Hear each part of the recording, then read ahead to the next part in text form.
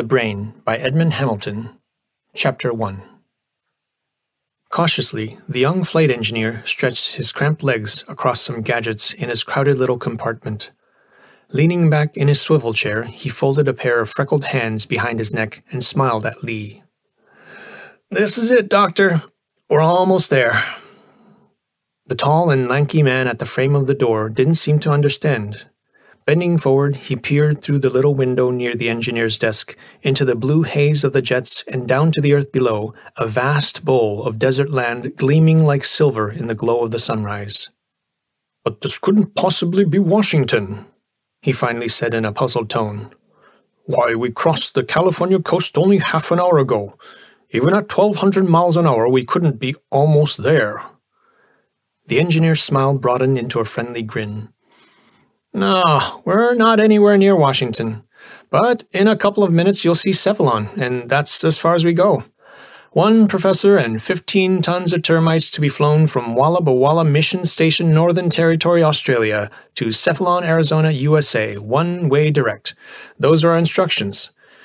Say, this is the queerest cargo I've ever flown, Doctor, if you don't mind my saying so." Lee blinked. Removing his glasses, which were fairly thick, he wiped them carefully and put them on again as if to get a clearer picture of an unexpected situation. His long-fingered hand went through his graying hair, and then down the cheek which was sallow, stained with the atabrine from his latest malaria attack and badly in need of a shave. His mouth formed a big O of surprise as nervously he said, "I don't get it.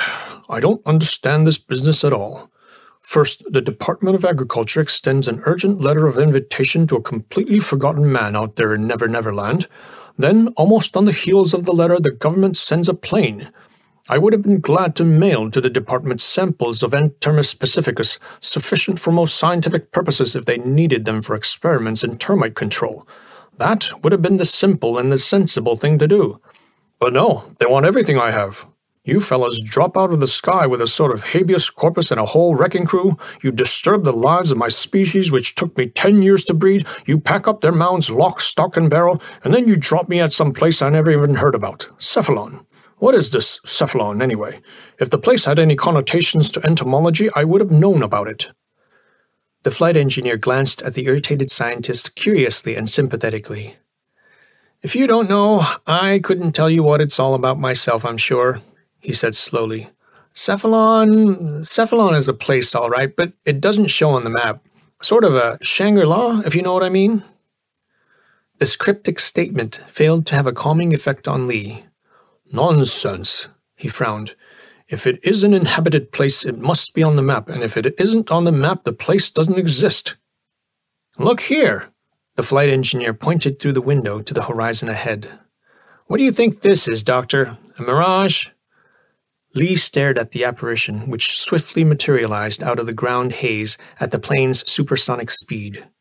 "It does look like a mirage," he said judiciously. "Is that Cephalon?" The engineer nodded. "Prettiest little town in the U.S., for my money. Ideal airport, too. Rather unusual, though. I mean the architecture. Take a good look while we're circling around for the come-in signal." Pretty and unusual were hardly the words for it, Lee thought, as he gazed in admiration. Below, Cephalon spread like a visionary's dream of a faraway future blended with a faraway past. Along wide, palm-shaded avenues, the flat-roofed terraced houses fanned out into the desert. Style elements of ancient Peru and Mexico were blended together with the latest advances of technology, such as the rectangular sheets of water which covered and cooled the roofs. The business center, dotted with helicopter landing fields on top of the pyramidal buildings, was reminiscent of the classic Babylon and Nineveh. At the center of the man-made oasis, a huge fortress-like structure sprawled and towered like a 7-pointed star. Even so, for all its impressiveness of masonry, the lush green of its parks, the bursts of color from its hanging gardens, made Cephalon resemble one enormous flower-bed. Overawed and mystified, the lone passenger from down under took in the scene while the big plane circled with diminished speed. "It's beautiful," he murmured. "It's a dream." And louder then, "Pardon me if I find it hard to trust my senses. I've been away from home for more than 10 years, to be sure, but then even in the Australian bush I've received some periodicals and scientific journals from the USA. Surely, if a city like this has been built during my absence, there should be some mention of the fact. And surely a city like this must show on some map. I don't understand. The longer I look, the less I understand. The flight engineer shrugged. It's a new city. Maybe that's why it doesn't show. Lee nodded. In that case, you must know the meaning of all this. Why did they build this city in the middle of the desert? What purpose does it serve? Why am I here? Why are we circling for so long? There don't seem to be any other planes up in the air. We cannot come in until our cargo has been examined and okayed, the engineer said. Lee raised a pair of heavy and untidy brows. Cargo examination? In midair with nobody from the ground examining it? That's it. It's being done by radar. One of the newfangled kinds, you know. He grinned. I hope, Doctor, that your termite species is neither explosive nor fissionable in any way, because in that case we could never make a landing in Cephalon. How utterly absurd, Lee said disgustedly. Even a child would know better. There's no war going on. Or is there? What makes them take such absurd precautions? The engineer narrowed his eyes. You're an American, Dr. Lee, aren't you? Well, in any case, I should see no reason why I should be beating about the bush. After all, every foreign agent in this country must have learned by now about the existence of Cephalon. It's too big to be a secret anyway. Besides, as you perceive, no attempt has been made to camouflage the place. Cephalon and the whole district takes up about 1,000 square miles. It's a military preserve, only you don't see any brass. What they are doing, I wouldn't know. But I would rather try to rob all the gold from Fort Knox than get away with a single scrap of paper from that brain trust building in the center of the city over there. By the way, that skull-shaped building right across the plaza is the official hotel reserved for very important persons such as you are listed. A deep-throated buzzer over the intercom interrupted him. There, thank God. They finally made up their minds to let us in. 1 minute more, and then a shower, a shave, bacon and eggs, and lots of Java. There were what appeared to Lee to be a multitude of people waiting as they landed. Eager and intelligent white faces all lifted up to him and pressed forward with bewildering offerings and requests. A Western Union messenger handed him a telegram in which one Dr. Howard K. Scriven proffered greetings, expressing a desire to interview him. Some clean-cut youngster, obviously a scientific worker, assured Lee that he was fully familiar with the care and feeding of Anthermus pacificus Lee, that Lee need not concern himself about their welfare, and that the mounds would be immediately transferred to Experimental Station 19G. The Flying Wings supercargo and 2 truck drivers came forward with papers for Lee to sign, as the first of the heavy steel boxes which harbored the mounds were lowered into a van with the whine of an electric hoist. Meanwhile, somebody who said he was an assistant manager of the Cranium Hotel informed Lee that reservations had been made for him and that he had a car waiting to conduct Dr. Lee to his suite. It was all very mysterious, but efficient. Feeling more and more like some prize exhibit handled without a will of its own on a whirlwind tour, Lee allowed himself to be whisked from the airport to the hotel. With the din of the jets still in his ears, overpowered by impressions which crowded his senses from all sides, he listened politely to the hotel manager's explanations of the sights without understanding a word of them. There were flowers in his suite. The carpets were deeper, the bathtub was bigger, the towels piled higher, the breakfast more abundantly rich than anything Lee could remember in the 38 years of his life. So this is America in 1960, he thought. It must have advanced by leaps and by bounds over these past 10 years. He felt embarrassed because he had almost forgotten the uses of all those comforts, and at the same time deeply moved over the way they embraced him, the lost son, the voluntary exile who once had turned his back on them in despair and disgust. But why was all this? He had done nothing to deserve this kind of hospitality. Entomologists, as a rule, were not transported by magic carpets into Arabian Nights for modest achievements such as the discovery of a new species. All the things which had happened within the last 24 hours were riddles wrapped up in enigmas. Fatigued as he was, he couldn't lie down. He was desperately resolved to get at the bottom of this thing. There came a buzz from the telephone. A soft and melodious contralto voice announced that its carrier was Dr. Howard K. Scriven's secretary, and would Dr. Lee be good enough to come over to the Brain Trust building to meet Dr. Scriven at 9:30 a.m. Lee said that he would. The distance across the plaza was short enough, but as Lee entered the hall of the huge concrete pyramid, he was reminded of Washington's Pentagon in wartime, for his progress was halted right from the start and at more than one point. He had to line up at the receptionist's, he was being checked over the phone, a pass was handed to him, and somebody, obviously a plainclothesman, took him to the express elevator which shot him up to the 40th floor. There, another plainclothesman conducted Lee through a long carpeted corridor and up one flight of stairs to a steel door which slid open automatically at their approach. Sunlight was flooding through its frame as Lee followed the guard, and the door closed noiselessly behind them. The man from down under took a deep breath. He had not expected this, for it was not a stepping in, but rather a stepping out from a vast tomb into the light of day. This was the top of a huge pyramid, and was in an entirely different kind of world. The terrace was laid with flagstones and landscaped like a luxurious country club. In its middle there arose a penthouse, low and irregularly shaped like some organic outcropping of native rock. It could hardly be said that it had walls, overgrown as was the stone by creepers and built into the shape of massive pillars. The structure seemed a kind of Stonehenge improved upon by America's late great architect Frank Lloyd Wright. There were birch shade trees around the house, the leaves whispering in the breeze.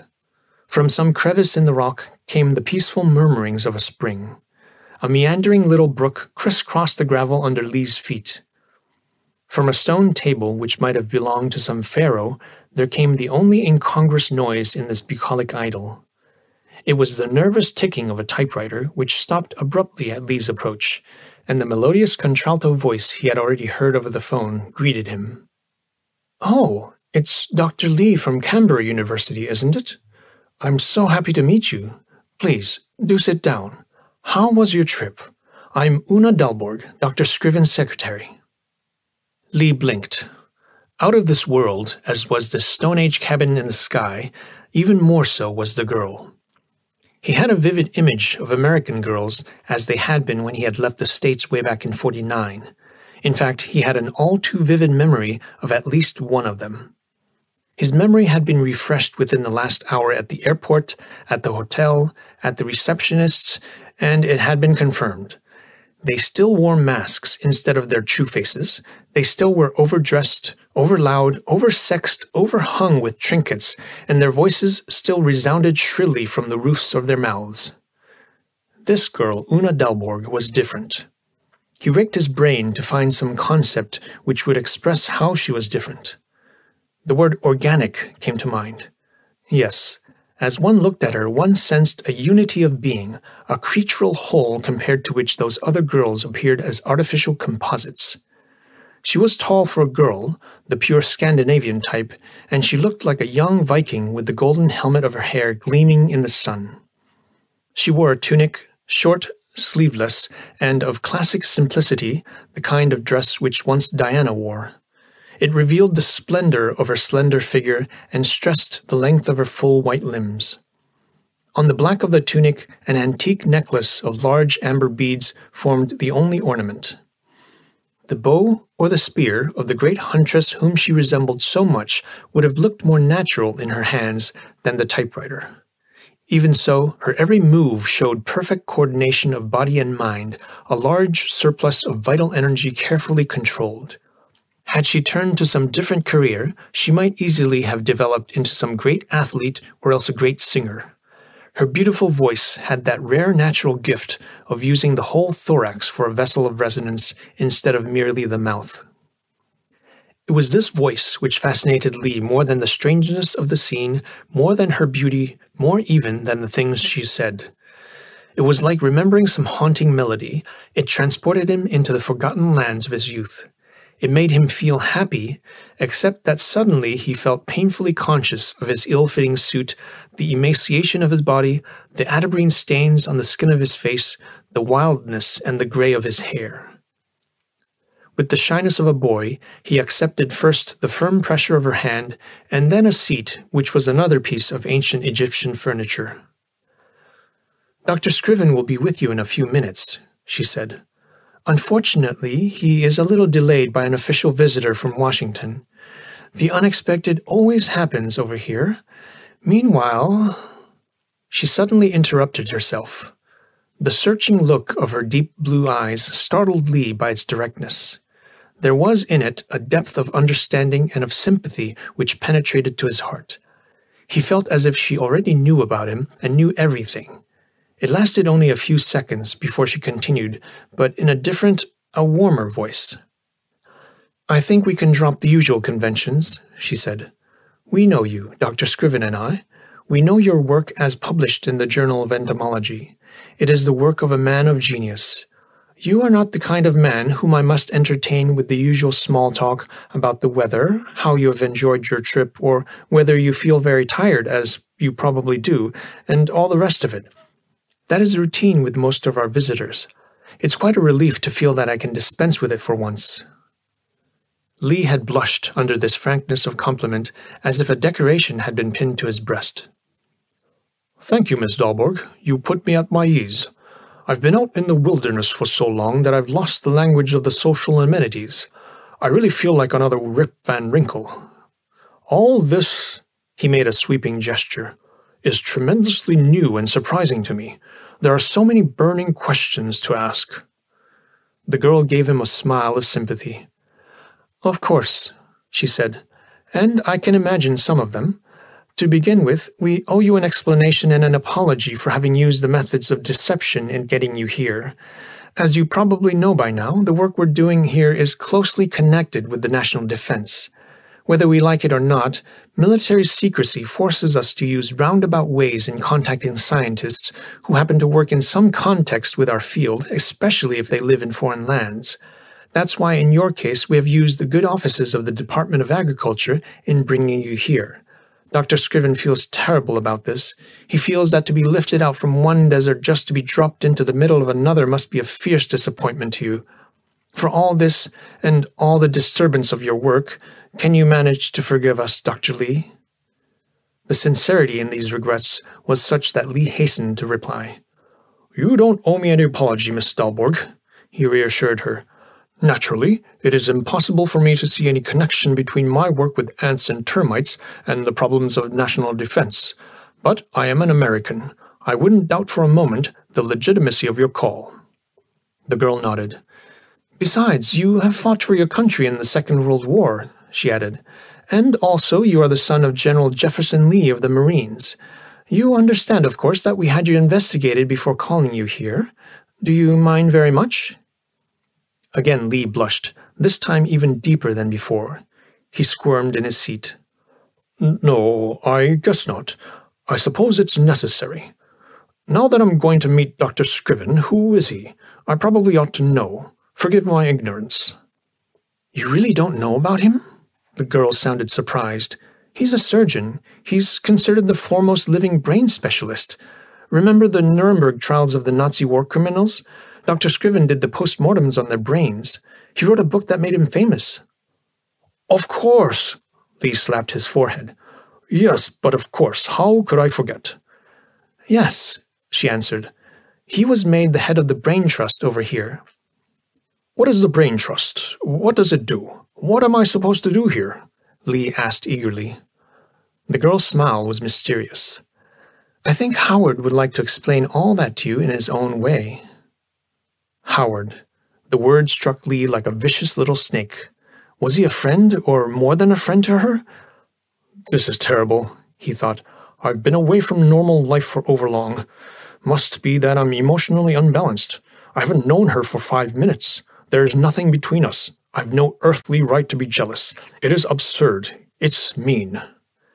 He felt deeply ashamed. Yet, as he looked at her, he couldn't deny the truth before himself. that he was jealous, that he had fallen in love with a girl who looked like the goddess Diana with a golden helmet for hair. There was a noise of footsteps on the gravel paths. A man with a portfolio under his arm walked briskly by the stone table. Despite his civilian clothes, he had West Point written all over him. He disappeared through the steel door. "That was General Vandergeest," Una said. "Dr. Scriven will see you now. Just walk in, Dr. Lee." End of Chapter 1.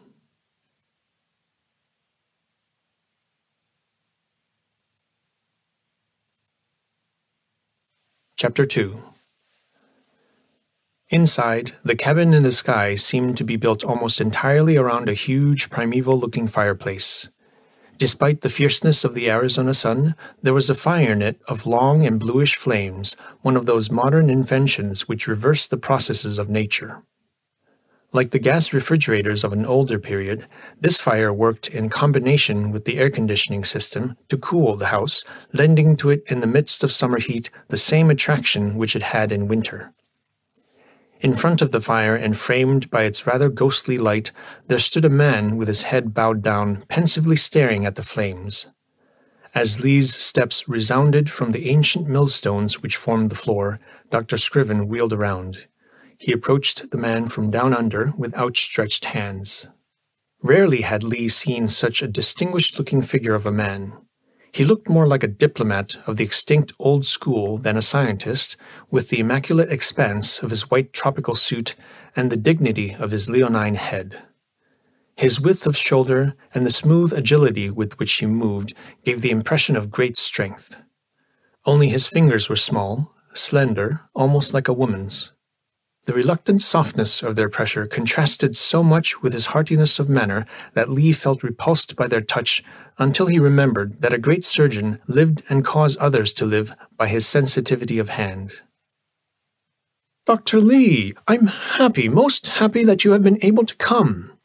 Scriven's voice was soft, but he spoke with an extraordinary precision of diction which had a quality almost of command.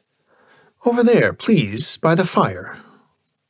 From the blue flames there came the freshness and the coolness of an ocean breeze. The rawhide chairs, built for barbaric chieftains as they seemed, proved to be most comfortable. The semi-darkness, the roughness of the unhewn stone, gave a sense of the fantastical and the paradox. Lee sat and waited patiently for Scriven to explain. "In case you're wondering a little about this setup," Scriven made a sweeping gesture around the room, "I've long since reached the conclusion that in these mad times a man needs above all some padded cell, some shell in which to retire and preserve his sanity. This is my padded cell, soundproof, light-proof, telephone-proof, a wholesome reminder of the basic, the primeval things. Simple, isn't it?" Lee blinked at the extravagance of this statement. "Do you really call that simple?" he asked. Scriven grinned. "You are right.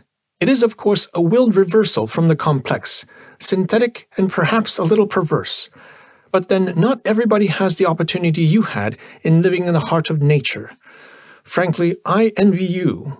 Your work reflects the depth of thinking which comes out of retirement from the world. That's why I called you here. That's why I am so sure you'll understand." He paused. Lee thought that he saw what was perhaps a mannerism. The great surgeon didn't look at his visitor. With his head turned aside, staring into the flames, stroking his chin, speaking as if to himself, he reminded Lee of some medieval alchemist. "It's a long story, Lee," Scriven continued. "It starts way back with a letter I wrote to the President of the United States. In this letter, I pointed to the immense dangers which I anticipated in the event of an atom war, dangers to which the military appeared to be blind. I am referring to the inadequacy of the human brain and its susceptibility to mental and psychic shock. I explained how science and technology over the past few hundred years had developed by the pooled efforts of the elite in human brains, but that the individual brain, even if outstanding, was lagging farther and farther below the dizzy peaks which science and technology in their totality had reached. I further explained, by example of the Nazi and Jap states, how the collective brains of modern masses are reverting from and are hostile to a high level of civilization because it is beyond their mental reach. You know all this, of course, Lee. I made it clear that not even the collective brains of a general staff could be relied upon for normal functioning, that no matter how carefully protected physically, they remained exposed to psychic shock with its resultant errors of judgment. How much less, then, could production and transportation workers be expected to function effectively in the apocalyptic horrors they would have to face? Lee's eyes had narrowed in the concentration of listening. His head nodded approval. He wasn't conscious of it, but Scriven took note of it by a quick glance. His voice quickened. That was the first part of my letter, Lee. I then came out squarely with the project which has since become the work of my life. I told the President that under these circumstances, the most needed thing for our country's national security would be the creation of a mechanical brain, some central ganglion bigger and better than its human counterpart, immune to shock of any kind. This ganglion to be established in the innermost fortress of America as an auxiliary augmenting and controlling the work of a general staff. I gave him a fairly detailed outline of just how the thing could be done. There was really nothing basically new involved. Personally, I have held for a long time that man never invents, that in fact it is constitutionally impossible for him to do so. Being a part of nature, man merely discovers what nature has invented in some form of its own a long time ago. Mechanical brains. Lord, we have had them in their rudiments for the past 100,000 years at a minimum. The calendar is one. Every printed book is one. The simplest of machines incorporates one. And ever since the first mechanical clock started its ticking, we have developed them by leaps and bounds. And did the President react positively to this project? Lee asked. Scriven shook his head. He did not. Then he paused. Little beads of perspiration had appeared on his forehead. He wiped them away with a handkerchief. That year, Lee, he began again, when the decision was pending and I could do nothing but wait, knowing that there was no other defense against the atom bomb, knowing that our country's fate was at stake, it made me gray. It came pretty close to shattering my nerve. But then, his body tightened, the small fist pounding the rail of the chair. But then we built the brain! He said it almost in a triumphant cry. Mounting tension had Lee almost frozen to his seat. Now he stirred and leaned forward. It actually exists? I mean, it works? It is not limited to the analysis of mathematical problems, but capable of cerebrations after the manner of the human brain? Scriven, with a startling change, sounded dry, very factual in a tired way, as he answered. I appreciate your difficulty of realization, Dr. Lee. The whole idea is new to you, and I have presented it in a rather abrupt and inadequate way. In time, if we get together, as I hope we will, you shall get visual impressions which are better than words. For the moment, just to give you a general idea and to prove that this is not a small matter, let me give you a few facts. Our first monetary appropriation for the brain, as an unspecified part of the military budget, of course, was for $1 billion. We have since received 2 more appropriations of an equal size. Lee's gasp made a sound like a low whistle. With a deprecating gesture, Scriven waved it away. While these funds could only cover the first stages in the construction of the brain, he calmly went on, we have been able to build a mechanical cortex mantle composed of 90 billion electronic cells. Considering that the cortex mantle of the human brain contains over 9 billion cells, this doesn't sound like much. Our synthetic or mechanical cells are a little better than the organic natural cells, but not very much. So alone and by themselves, their number would indicate only a 10 times superiority of the brain over its human counterpart. If that were all the result of our labors, a brain of, let's say, twice genius capacity, we would be a miserable failure.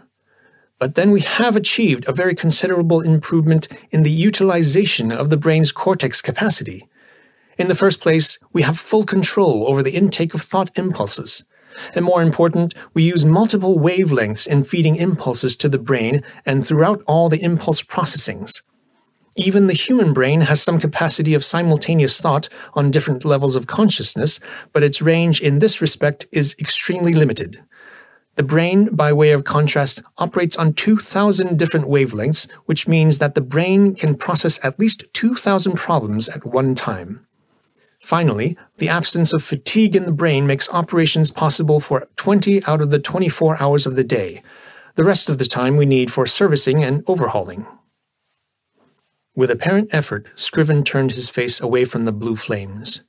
His dark brown eyes probed into Lee's as he summed up. Altogether, Lee, the brain has now reached the approximate capacity of 25,000 first-class human brains. You, as a man of vision, will understand what that means. Lee had his face upturned. The tension of thought gave his features something of the ecstatic or the somnambulist. Slowly, he said, "The equivalent of 25,000 human brains. There is no comparison other than a god's." Scriven had jumped from his chair. He started pacing the flagstones in front of the fire, whirling his mighty frame around at every corner with a sort of wrath, as if about to meet some attack. "Yes, you are right," he almost shouted. "We hold that power almost of gods, and how we are wasting it." "What do you mean?" Lee's eyebrows shot up. "You would not waste those powers once you have them. You would turn them to the most constructive use, the advancement of science, of humanity." Scriven froze in his steps. A cruel smile parted his lips. There was a gnashing sound of big white teeth. He pointed a finger at his visitor. "Idealist, eh? That's what I thought I was 10 years ago.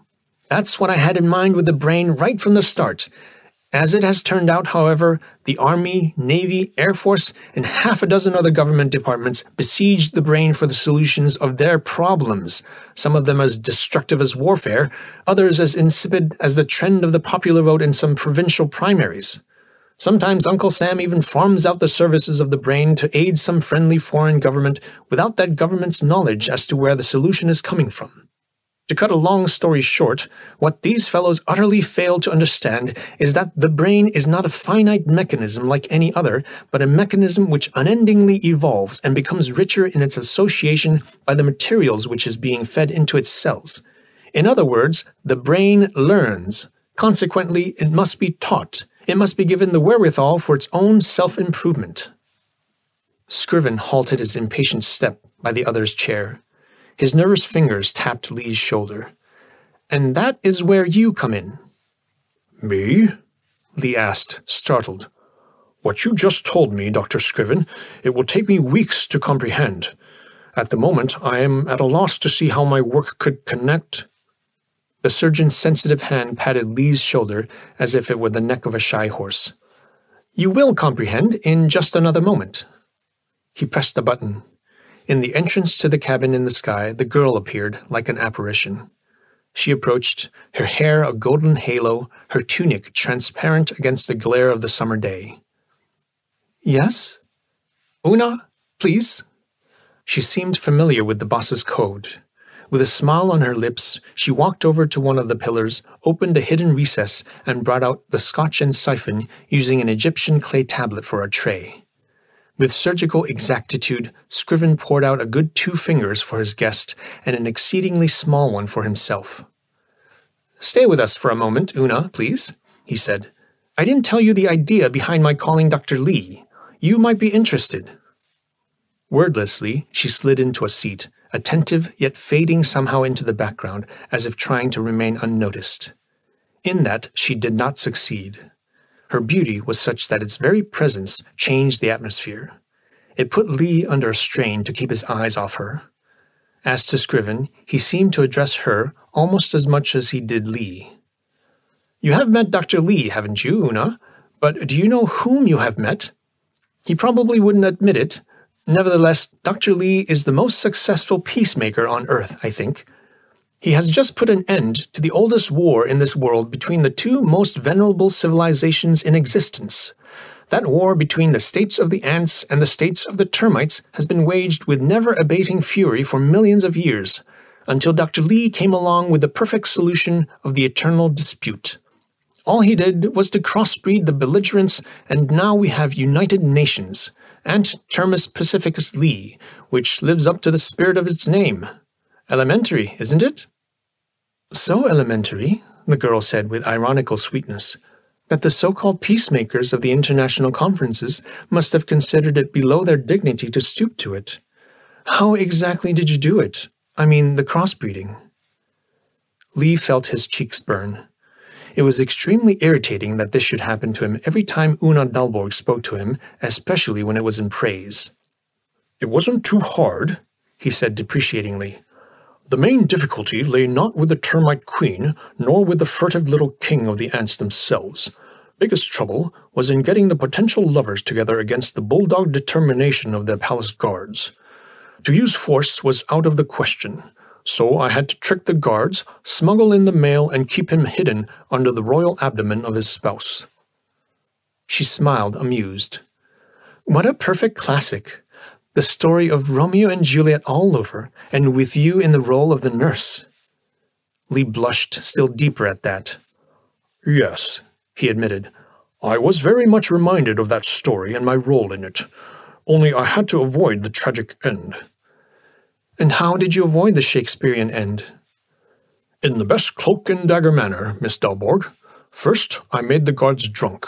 That's easy enough with termites. Then I broke into the chamber where they keep the queen immured. I killed her legitimate consort and substituted my own candidate after having anointed him with the genuine termite smell. Finally, I re-immured the pair. There are only little holes in the walls through which the royal family is serviced. They are never really in touch with their guards. That's why it could work. And thus they lived happily forever afterwards, the girl concluded. I'm afraid not, Miss Dalborg, he said. There is no such thing as happiness in the eternal gloom of termite society. But even if not happy, the match I brought about was definitely blessed. In due course, I became godfather to 30,000 baby ant termites. I've about 15 million now in different hybrid strains. Now that I have an inkling of the grandiose work you're doing over here, I'm ashamed to mention mine. It's very small, very insignificant, and I don't see where it comes in. The girl seemed to cross out these words with an energetic move of her head. No, she said. Your work is not small, nor is it insignificant. It is great and contains the most intriguing possibilities. Ah, Scriven interrupted. I have been waiting for this. I knew that Una would hit upon those intriguing possibilities. Hers is an unspoiled intelligence. It penetrates to the core of things. Dr. Lee, let me begin at the beginning so you will understand just where you and your work connect with the brain. The society of the higher insect states, like bees and ants and termites, constitute the oldest and the most stable civilizations in this world. Human society, by way of contrast, has created the youngest and the most unstable civilizations among higher animals. Throughout history, we find collapse after collapse of civilization. Quite possibly, civilizations higher than ours may have existed in prehistoric times, right? Lee nodded assent. Fine. From that it follows that man has much to learn from the society of the higher insects. Their ingenious laws and methods, their spirit of the hive, the incredible renouncement of individual existence and individual advantage, their undying devotion to the race. We must study those if ever we want to reach anything like stability in our society. We ought to model our civilization after theirs, especially now that we have this new species Ant-Termis pacificus, which has renounced war. There is something basically wrong with the type of civilizations which man builds and which ceaselessly devour one another. No doubt you see the Third World War approaching inexorably just as I do. Civilization forging ahead for what? For the big plunge into suicide. It's sickening to think of it. Do you feel I'm right? Unconscious of himself, Lee had arisen and paced the room. With his lean, long-legged figure bending slightly forward and wild-maned head bowed down in thought, he resembled a big heron stalking the shallows for prey. Fascinated, Una's eyes followed the two contrasting men as their paths crisscrossed like guards before some palace gate. She alone had kept her seat. It was with greater assurance than before that Lee now spoke. I can see eye to eye with you, Scriven, as to the wrongs of man-made civilization and its probable course, but I do not think it desirable that we should model human society after the insect states. Ingenious as it is, their system is the most terrifying tyranny I could imagine. Just think of it. They literally work themselves to death. Workers who have outlived their usefulness are either killed off or else they become the bloated living containers for their tribe's staple food. You yourself can see the similar trend in man today. Our production of new thought is lagging. Not starting from the roots, it becomes superficial, cut off from the roots. The result? The curse of the Babylonian confusion of the tongues under which we live. We are rapidly becoming thought impotent, cerebral fatigue, dissociation of its nerve paths, emotionalism which rejects logic as too difficult, mass idiocy and relapse to barbarism. It is by our brains, it is by this highest evolution of matter that we have built this civilization of ours, and now our own brainchild proceeds with might and with main to destroy the very organ of its creation. Is that not irony supreme? Now that we have the brain, this truly superlative tool of 20,000 times human capacity, all we have to do now is to submit the various societies which nature has built, insect states, other animal states, man and his state, to the analysis of the brain, have their good and their bad features tested and compared. Let the brain synthesize all the beneficial components, let it shape the pattern of a new civilization more enduring and better adapted to the nature of man, and then abide by the laws which the brain lays down. I need your aid, Lee. You have already made one most valuable contribution to peace on Earth with your Ant Termus Pacificus. This is your big chance to continue the good work. Be with us. Be our man. In silence, both men stood close to each other, eyes searching. All Una Dalborg could hear was their heavy breathing. Instinctively, she crossed her fingers. Never before, to her knowledge, had Scriven opened his mind with such reckless abandon, and to a perfect stranger at that. Her respect for the strange, the bird-like man from down under skyrocketed. He really must be a great man, she thought, and Howard and he will either be fast friends or very violent enemies. At last, Lee's voice came, husky and high-pitched with emotion. I cannot conceive of a man-made superhuman intelligence. Neither can I believe that mankind could or should be forced into happiness by an intelligent machine. But that's beside the point. The idea is grandiose. It has the sponsorship of the government. You say that the brain needs me? That makes it a duty. So, here I am. He stretched out his hand and felt the cautiously eager grip of the surgeon's sensitive fingers. The great man beamed. Good, he said. I knew you would. Una, like a good girl, the glasses, yours too. This really deserves a toast. The girl stepped between the two men. Handing Lee his glass, she said, Today you may follow only the call of duty. Tomorrow it will be the call of love. I've never met any man who has not fallen in love with his work for the brain. I think you are quite right in that, Miss Dalborg, he answered, wondering vaguely exactly what her words meant, wondering also just how much his decision was inspired by the wish to see more of her. They drank their toast in silence. Scriven then turned to the girl. Apperception Center 36, he said. Yes, I think 36 will be best. Get in touch with operations, Una. Tell them I want 36 cleared for the exclusive use of Dr. Lee. Call experimental. I want the whole batch of Ant Termus Pacificus transferred to Apperception 36 by tomorrow morning. Then, no, today is too late, and Dr. Lee is tired. He needs rest. But tomorrow at 8 a.m., I want a car for him to go over to the brain. Would that suit you, Lee? Fine, but why a car? It's only a few steps. He stopped, confused by the hearty laughter in the wake of his words. It's quite a few steps, Dr. Lee, Una said. You would be very tired before you got there. Chances are that your feet wouldn't carry you that far. But this is the Brain Trust building, he stammered. It is, Scriven answered, but it houses only part of the administration, not the brain. You wouldn't expect us to place a thing of such vital strategic importance in a skyscraper on a wide-open plain as a landmark for every enemy. No, I guess not, Lee said. But since I'm briefed to go there, where is it? That, Scriven found, is a very reasonable and simple question. Unfortunately, I do not know. Lee felt a wave of red anger. It rose into his cheeks because he saw the sparks of frank amusement dancing in Una Dalborg's eyes. He opened his mouth to some bitter remark about this hoax when Scriven put a restraining hand upon his arm. "This is no joke, Lee. I have planned the brain, have in part designed it, seen it under construction for the past 10 years, managed its affairs, but I don't know where it is, and that's a fact." He led his speechless guest to a lookout on the west side of the room.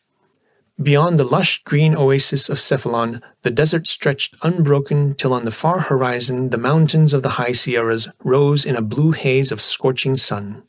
His hand moved sweepingly from north to south. "Over there," he said, "somewhere inside those mountains. That's where it is. But its location, your guess is as good as mine. Take your choice of any of the mountains, attach a name to it.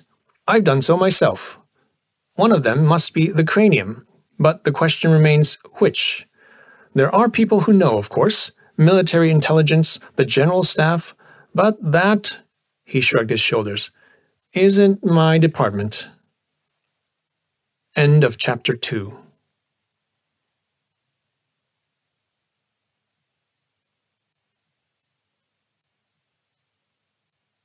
Chapter 3. The Brain Trust car which took Lee out of Cephalon was a normal-looking limousine, a rear-engined teardrop like all the 60 models, slotted for the insertion of wings which most of the garages now kept in stock and rented at a small charge for cross-country hops. The only non-standard feature seemed to be the Polaroid glass windows, which were provided all around and not only in front. "That's a good idea," Lee said, adjusting the nearest ones. "They ought to have that on every car, all-around protection to the eyes." "Think so, sir? Must be the first time you're driving out there," the young chauffeur said. The car left the outskirts, and the desert started to fly by as the speedometer needle climbed above the 100 mark. Lee sank back into his seat. The desert had no novelty for him, and since the chauffeur appeared not inclined to small talk, he abandoned himself to thought. His visit to his father had not been much of a success. Time magazine had carried an item in its personal column briefly stating that General Jefferson E. Lee, the old lion of Guadalcanal, had retired from the Marines to Phoenix, Arizona. Phoenix, the hotel desk had informed him, was only some 300 miles away, and there was hourly service by Greyhound helicopter bus. So he had taken the ride. A taxi had brought him to the small, neat bungalow, and there he had seen his father for the first time in years. It had been very strange to see him aged, the nut-brown face a little shrunk. He had anticipated that much, but somehow he had failed to imagine the most obvious change, to see his father in civvies, and even less to see him trimming roses with a pair of garden shears. It looked such an incongruous picture for a Marine's Marine. As he came up the little path, his father had looked up. "So it's you, Semper." Slowly he had peeled off the old parade kid gloves without a change in his face. "Nice to see you," he had said. "Didn't expect to before I start pushing up the daisies from below. Where's your butterfly net?" No, in character his father hadn't changed a bit. He was still the old blood and guts to whom an entomologist was sort of a human grasshopper wielding a butterfly net, and a son indulging in such antics a bit of a freak, a reproach to his father, a failure of his life. Even so, he had led the way into the house, and things had been just as he remembered them. The old furniture, pictures crowding one another all over the walls, on the unused grand piano, Marines in Veracruz, Marines in China, Marines in Alaska, in the Marianas, in Japan, at the Panama Canal, Marines, Marines, Marines, wherever one looked in ghostly parade. No, nothing had changed.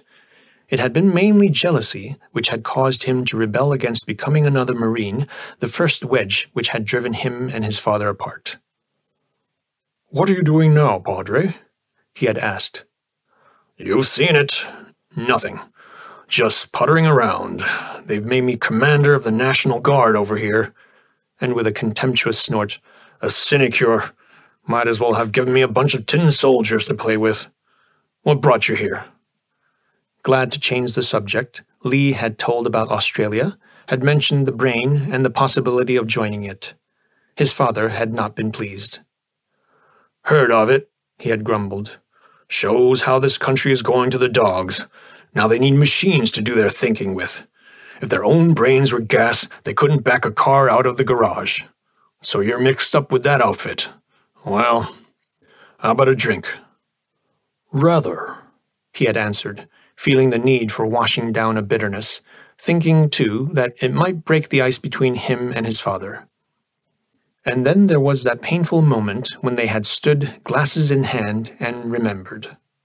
The self-same situation 15 years ago as the bomb fell upon Hiroshima. He had been on convalescence furlough. They had been alone when the news came, and there had been a drink between them just as now.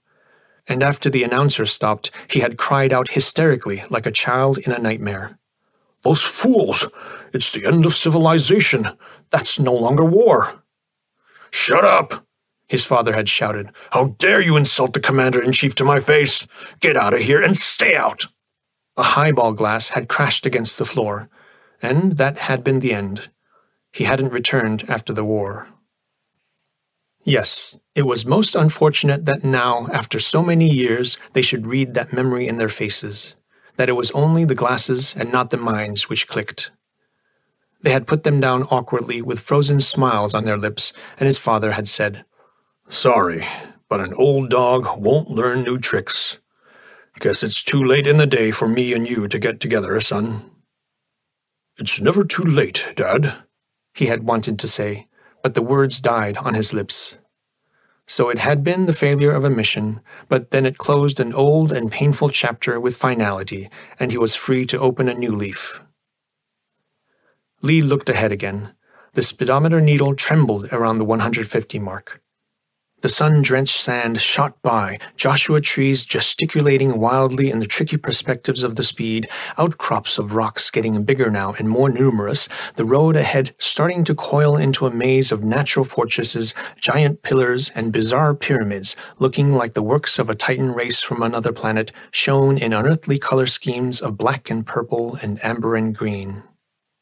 With the winding of the road and the waftings of the heat, it was hard to make out a course, but the Sierra Mountains were now towering almost up to the zenith. Like a giant surf, they seemed to race against the car.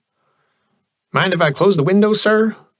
The chauffeur's question was rhetoric. He had already pushed a button, the glass went up, and within the next second, the inside of the car turned completely dark. "Man!" Lee shouted, gripping the front seat. "Are you crazy?" There suddenly was light again, but it was only the electric light inside the car. The blackout of the world without remained complete, and the speedometer needle still edged over the 150 mark. "Crazy? I hope not." The chauffeur said it coolly. Leaning comfortably back, he turned around for a better look at his fare. With mounting horror, Lee noticed that he even took his hands off the wheel. Nonchalantly, he lit a cigarette while the unguided wheel milled crazily from side to side and the tires screeched through what seemed to be a sharp S-curve. Still with his back to the wheel, and in between satisfying puffs of his smoke, he continued. "It's quite okay, sir. It's only that we're on the guide beam now. This here car doesn't need a driver no more. It's on the beam." "What beam?" Lee relaxed a little. It was the unexpectedness which had bowled him over. "What beam? And why the blackout?" "Just orders," the young man said. "The brain's orders, and it's the brain's beam. Seems to be new to you, sir. To me, it's like an old story. Read about it when I was a kid. How they blindfolded people who entered a beleaguered fortress. The Count of Monte Cristo, it was called. Ever heard about it? Pretty soon now we'll be stopped for examination before we enter the secret passage underground. Romantic, isn't it?" "Very much so," Lee dryly remarked. He continued to watch the behavior of the car with some misgivings. The controls appeared to be functioning smoothly enough, and after a minute or so the brake pedal came down all by itself. Lee, with a breath of relief, saw the speedometer recede to 0. But the doors would not open from the inside, and as he tried them he found that they were locked. "What's the idea?" he asked. "I thought you said we would be examined at this spot." "Bet they're at it right now," the chauffeur grinned. "I wouldn't know how they do it, but they get us photographed inside and outside. what we have in our pockets, what we had for breakfast this morning, and the very bones of our skeletons.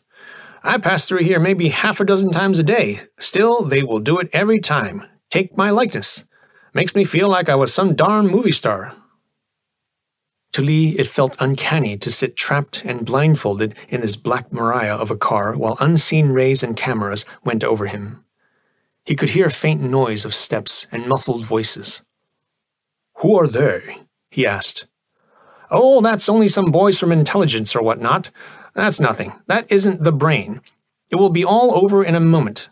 See, there we go again. Now we're entering the labyrinth." "The labyrinth?" Reticent as he had been in the beginning, the chauffeur now seemed to like Lee. He was proud to explain. "Queer, isn't it? They've got the damnedest names for things down here. Take them from anatomy, I understand. The labyrinth is supposed to be inside the ear. It leads inside in a roundabout way. It's the same here. It's a tunnel. See? Down we go." The soft whoosh of the gas turbine turned into a muffled roar. The car accelerated at a terrific rate, and from the way it swayed and dived, it was clear that the tunnel spiraled downward in steep serpentines. Lee gripped the holding straps. His every nerve was on edge, and those edges were sharpened by the ominous fact that all the instruments on the dashboard had stopped functioning so that he couldn't even read the speed. As if to make things still worse, the chauffeur had abandoned his post altogether.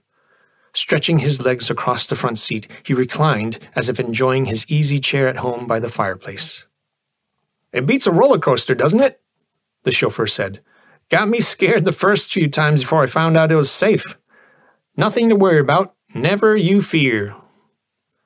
With his stomach throttling his throat, Lee asked, "How deep are we going underground?" "That we are not supposed to know. That's why all the instruments are cut off. The other day I had a passenger, one of those weathermen, a professor. He laughed when I told him I didn't know how deep it was. Got a little doodad out of his pocket, aneroid barometer or something, he said it was. But he got a surprise. In the first place, the thing didn't work, so he said the whole tunnel was probably pressurized. In the second place, he never got to where he wanted to go. They stopped the car at the next control and shot him right back whence he came." "But why?" The chauffeur looked mysterious. "Seems the brain doesn't like people with doodads in their pockets, even if they mean no harm. The brain is most peculiar about such things. Maybe somehow it peers into this car this moment. Maybe it records every word we say. How do we know?" He shrugged his shoulders. "Not that I give a damn. I've got nothing to conceal. The hours are right and the pay's right. That's good enough for me." Lee experienced an old familiar sensation, that creepy feeling one got on jungle patrol knowing that there were Jap snipers up in the trees, invisible with the devilish green on their faces and uniforms. "Strange," he thought, "that in the very center of civilization one should feel as haunted as in the jungle hell." Then, just as he began to wonder whether the dizzy spiraling plunge, as if in the belly of a shark, would ever end, the tunnel leveled. Now the car shot straight as a bullet, and just as fast as it seemed. As his stomach returned to something like the normal position, the feeling of oppression changed into one of flying through space, of being dynamically at rest. Again, just as the duration of this dynamic flight evoked the feel of infinity, the motion changed. So fast did it recede that the momentum of his body almost hurled Lee from the back seat into the front. Doors snapped open, and as Lee staggered out, somewhat benumbed in limb and head, his eyes grew big as they met the most unexpected sight. The car rested on the concrete apron of what appeared to be a super-duper bus terminal, plus service station and streamlined restaurant. Beyond this elevated terrace yawned a vaulted dome excavated from the solid rock and at least twice the size of St. Peter's giant cupola. Its walls were covered with murals. Both huge and beautiful, they depicted the history of the human race, man's evolution. From where he stood, they started out with scenes of primeval huntings of the mammoth, went on to fire-making, fire adoration, then to the primitive crafts, and from there through the stages of science, evolution, and technology, until they ended on Lee's right-hand side with an awesome scene from the bikini test. The gorgeous mushroom cloud of the atomic explosion looked alive and threatening like those genii once banned by Solomon. But then all these murals looked more alive than any work of art Lee had ever seen, and he discovered that this was due to a new technique which had been added and commingled with one of the oldest. The pictures were built up from myriad layers of painted desert sands, and these were made translucent or illuminated by what Lee thought must be phosphoric salts turned radiant under the stimulants of hidden lights. Whatever it was, the esoteric beauty of this jewel-like luminosity surpassed even that of the stained glass windows in the great cathedrals of France. "Pretty, isn't it?" The chauffeur's words came as an anticlimax to what Lee felt. "That fellow over there in the middle, he's supposed to have it all thought out." He pointed to a colossal bronze statue which towered in the center of the cupola to a height of better than 100 feet. Raising his eyes to the head of this giant, Lee discovered that the figure was that of The Thinker by Rodin, though it was cast in proportion its creator would not have deemed possible. Completely overwhelmed and overawed by the grandeur of it all, Lee barely managed to stammer, What is this place? What is it called?" "It's kind of an assembly hall. The staff of the brain have meetings over here at times. Besides, it's sort of a grand central. Transportation starts here at times throughout the brain. But listen, they are already paging you." Out of nowhere, as it seemed, there came a brisk, pleasant female voice. "Dr. Lee, calling Dr. Semper F. Lee from Canberra University. Please answer, Dr. Lee." The chauffeur nudged Lee in the ribs. "Say something. She hears you all right." "Yes, this is Lee speaking," he said in a startled voice. The voice appeared delighted. "Good morning, Dr. Lee. I'm Vivian Leahy of Apperception Center 27. I'm to be your guide on the way up. Now, Dr. Lee, would you please step over to the glideways? They're to your right. Take glideway T. Do just as you would in a department store," she giggled.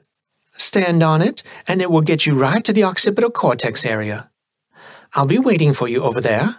I would have loved to come down and conduct you personally, but it's against regulations. I'll explain to you the reasons why in a little while. And if you have any questions while en route, just call out. So long, Dr. Lee. I'll be seeing you." Greatly bewildered by this gushing reception, Lee found it hard to follow instructions, simple as they were. The array of escalators which he found in a side wing was a formidable one and confusing, with movements in all directions crisscrossing and overlapping one another. Despite the very clear illuminated signs, Lee almost stepped upon glideway P when the voice warned him. "Oh no, Dr. Lee, just a little to your left. That's fine. That's the one. There." Obviously, his loquacious guardian angel could not only hear him, but watch his steps as well. Apart from being uncanny, this was embarrassing. Feeling reduced to the mental age of the nursery, he gripped the rails of T, which went with him into a smooth and noiseless upward slide. The shaft was narrow, there was little light at the start, and it grew dimmer as he went. After a minute or so, the darkness had turned almost complete and became oppressive. Simultaneously, there was a disquieting change from the accepted normal manner in which escalators are supposed to move. Its rise gradually turned perpendicular, and in doing so, the steps drew apart. Before long, Lee felt squeezed into some interminable cylinder, standing on top of a piston, as it were, a piston which moved with fair rapidity along transparent walls. That these walls were either glass or transparent plastics he could perceive from objects which came streaking by with faint luminosity. They looked like columns of amber-colored liquids in which were suspended what looked like giant snakes, indistinct shapes but radiant in the mysterious manner of deep-sea fishes. They almost encircled the transparent cylinder shaft in which Lee moved. There were many of them. How many, Lee couldn't even attempt to guess. The swiftness of his ascent through these floating, waving radiances for which he had no name was nightmarish, like falling into some bottomless well. With great relief, he heard the voice of his guide breaking the spell. "I'm terribly sorry, Dr. Lee. I shouldn't have deserted you. There was some little interruption." Palpably, the voice was tickled to death. "My boyfriend called from another department, and so, you know how it is." Let's see, where are you? Good Lord, already near the end of the medulla oblongata with the cerebellum coming, and I haven't told you a thing. Goody, where should I begin? I'm all in a dither. Well, Dr. Lee, most people seem to expect the brain to be like a great big telephone exchange, but it really isn't that kind of a mechanism at all. We have found, she sounded important, as if it were her very own discovery, that the best pattern for the brain would actually be the human brain. So the brain is organized in nearly identical manner. Likewise, our whole terminology is taken from anatomy rather than from technology. The glideways, for instance, travel along the natural fissures between the convolutions of the various lobes. That's why they are so very winding, as you will see as you enter the brain proper. Those columns you see are filled with liquid insulators for the nerve cables to vibrate in, for they do vibrate, Dr. Lee, as they transmit their messages. You have noticed the narrowness of the glideways, the terrible confinement of space. I know it's horrible. Many of our visitors suffer claustrophobia, but they just must be built that way. You see, even fractions of 1/1,000,000th of 1 second count in the coordination of the association bundles and nerve circuits. That's why everything is built as compact as possible, worse than in a submarine. Then, too, you must have wondered why everything is so dark inside. That's another thing wherein the brain is like the human brain. Its nerve cells are so extremely sensitive that they are distributed by light. We use black light almost exclusively, or activated phosphorus, such as on the sheaths of the nerve cables. For the same reason, we of the personnel are normally not permitted to pass through the interior of the brain during operations time. Exceptions are only made in the case of very important persons such as you are. Normally, one travels to one's stations through the duct's elevator shafts in the bone matter, or rather the rock outside. Those are so much faster and more comfortable, Dr. Lee. Oh, I feel so bad about you, poor man, traveling all alone through this horrible maze without a human soul in sight. Lee grinned. He wouldn't have liked to be married to this chatterbox, no matter how beautiful she might turn out to be. But at the moment, her exceeding femininity was most comforting in the weirdness which surrounded him. The little platform under his feet started acting up again in the queerest manner.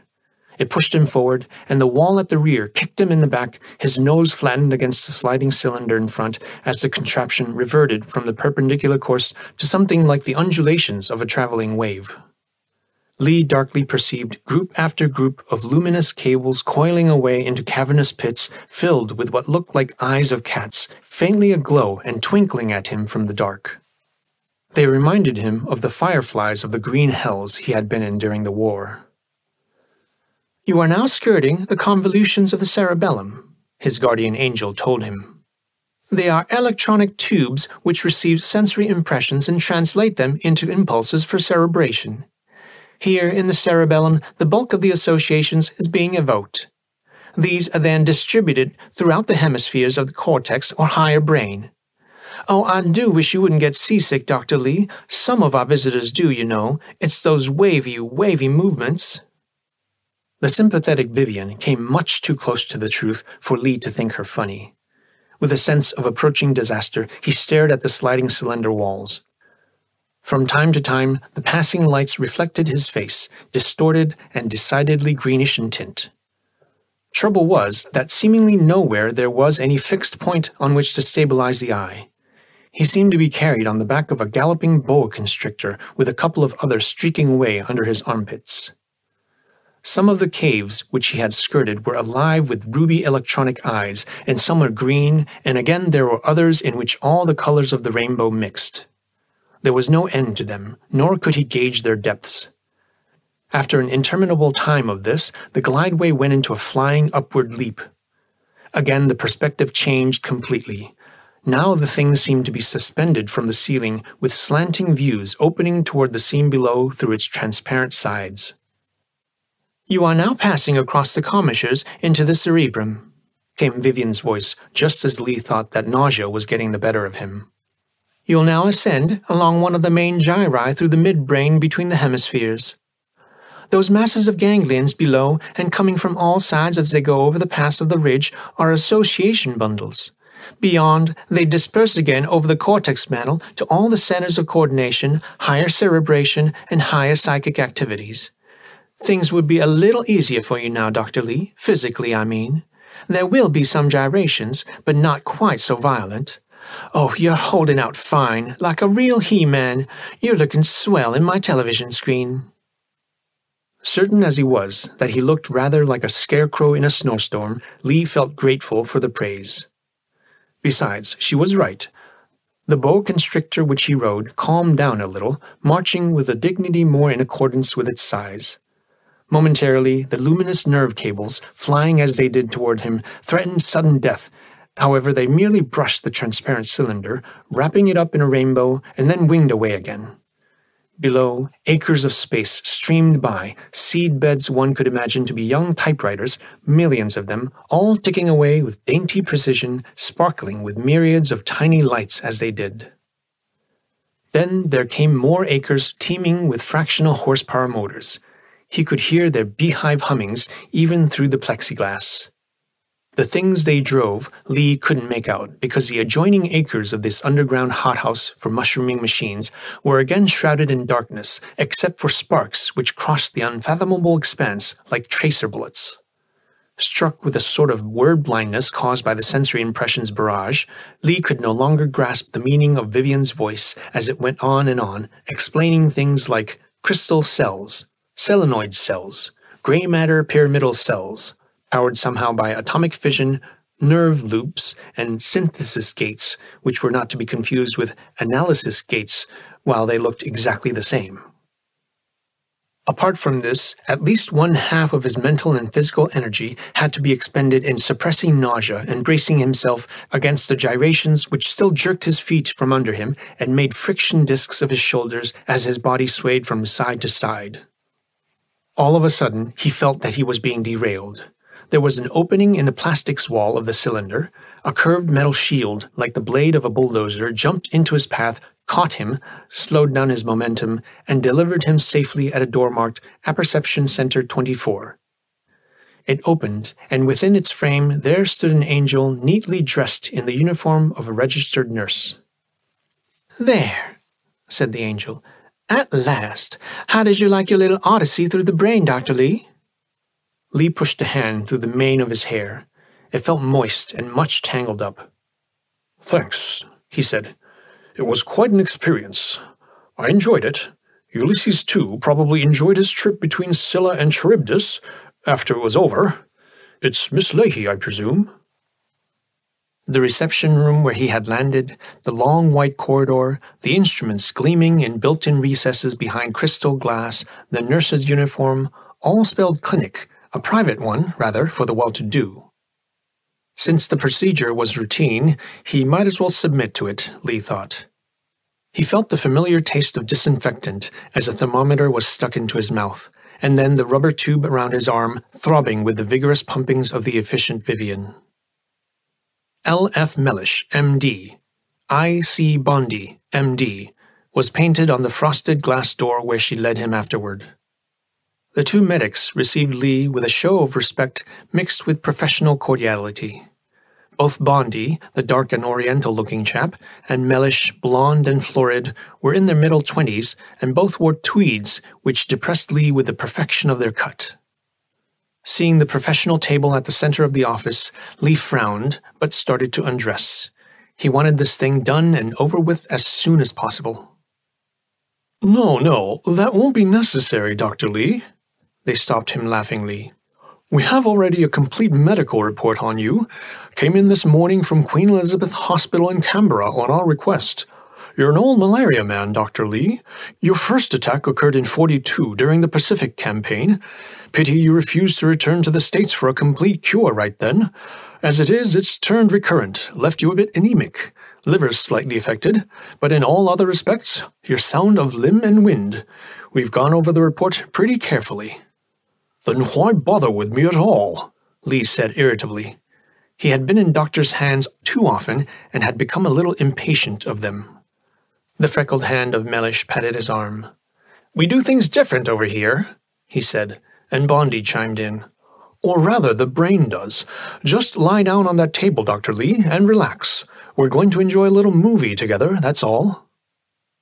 Lee did as he was bidden, but hesitant and suspiciously. He hated medical exams, especially those where parts of one's body were hooked up to a lot of impressive machinery. Of this, there obviously was a good deal.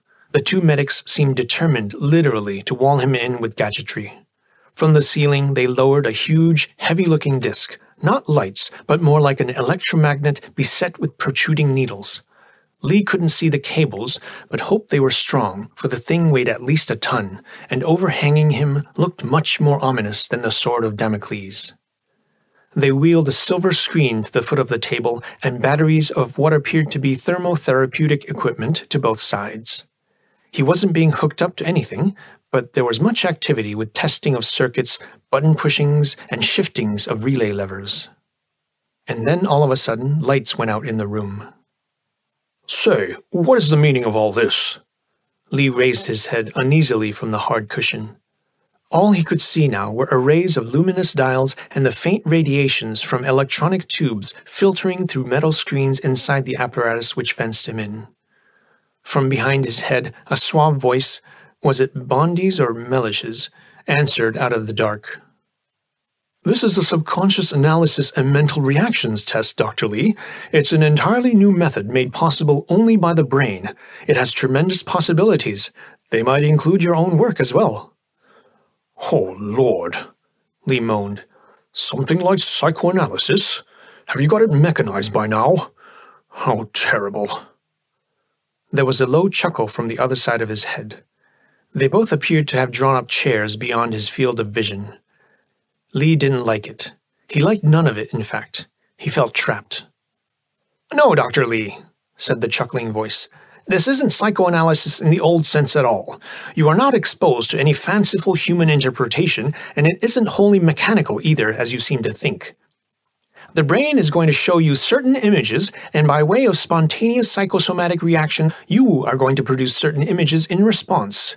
Results are visual, immediate, and as convincing as a reflection in a mirror. That's the new beauty of it. And now, concentrate your mind upon your body. Do you feel anything touching you?" "Yes," Lee said. "I think I do. It's uncanny. It's like spiders' feet, millions of them. It's running all over my skin. What is it?" "I think he's warming up," whispered the second voice. Then came the first again. "It's feeler rays, Dr. Lee, the first wave low-penetration surface rays." "Where do they come from?" "From overhead. That is, from the teletactile centers of the brain." "What do they do to me?" There was the low chuckle again. "They excite the surface nerves of your body, open up the path for the deep penetration rays. They proceed from the lower organs to the higher ones. In the end, they reach the conscious levels of your brain. It's the tune-in, as we call it, Dr. Lee." A small movie projector began to purr. A bright rectangle was thrown upon the silver screen, and then Lee stirred.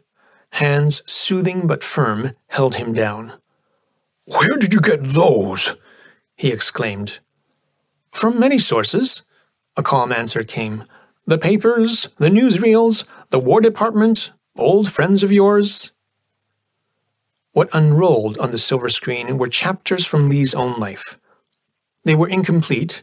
They were hastily thrown together. They were like leaves which a child tears from its picture book. But knowing the book of his life, every picture acted as a key unlocking the treasures and the horrors amassed in the vaults of memory. It began with the old homestead in Virginia. Mother had taken that reel of the new mechanical cotton picker at work. There it was, a great big thing with the darkies standing around scratching their heads. There he was himself, aged 12, with his .22 caliber rifle in hand and Musha, the coon dog, by his side. Musha, how he had loved that dog, and how he had cried when it got killed. Pictures of the Alexander Hamilton Military Academy. Some of the worst years of his life he had spent behind the walls of that imitation castle. The bombs upon Pearl Harbor. He had enlisted the following day. On his return from the induction center, Mother had said, her figure, her movements, her voice loomed enormous in his memory. But now the pictures of the Pacific War flicked across the screen. They were picked from campaigns in which he, Lee, had participated. They were also picked from documentaries which the government had never dared to let the public see. Close-ups of a torpedoed troop carrier capsizing, coming down upon the struggling survivors in the shark-infested sea. It had been his own ship, the Monticello, but he had never known that an automatic camera had operated in the nose of the plane which had circled the scene. Port Darwin, Guadalcanal, Iwo Jima. Close-ups of flame-throwing tanks advancing up a ridge. He had commanded one of them.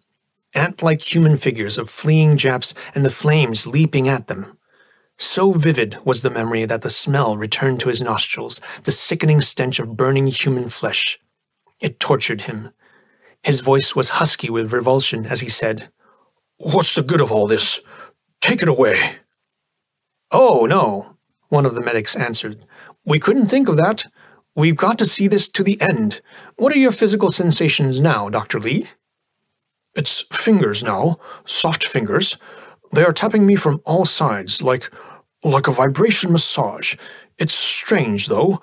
They're tapping from the inside, little pneumatic hammers at a furious pace.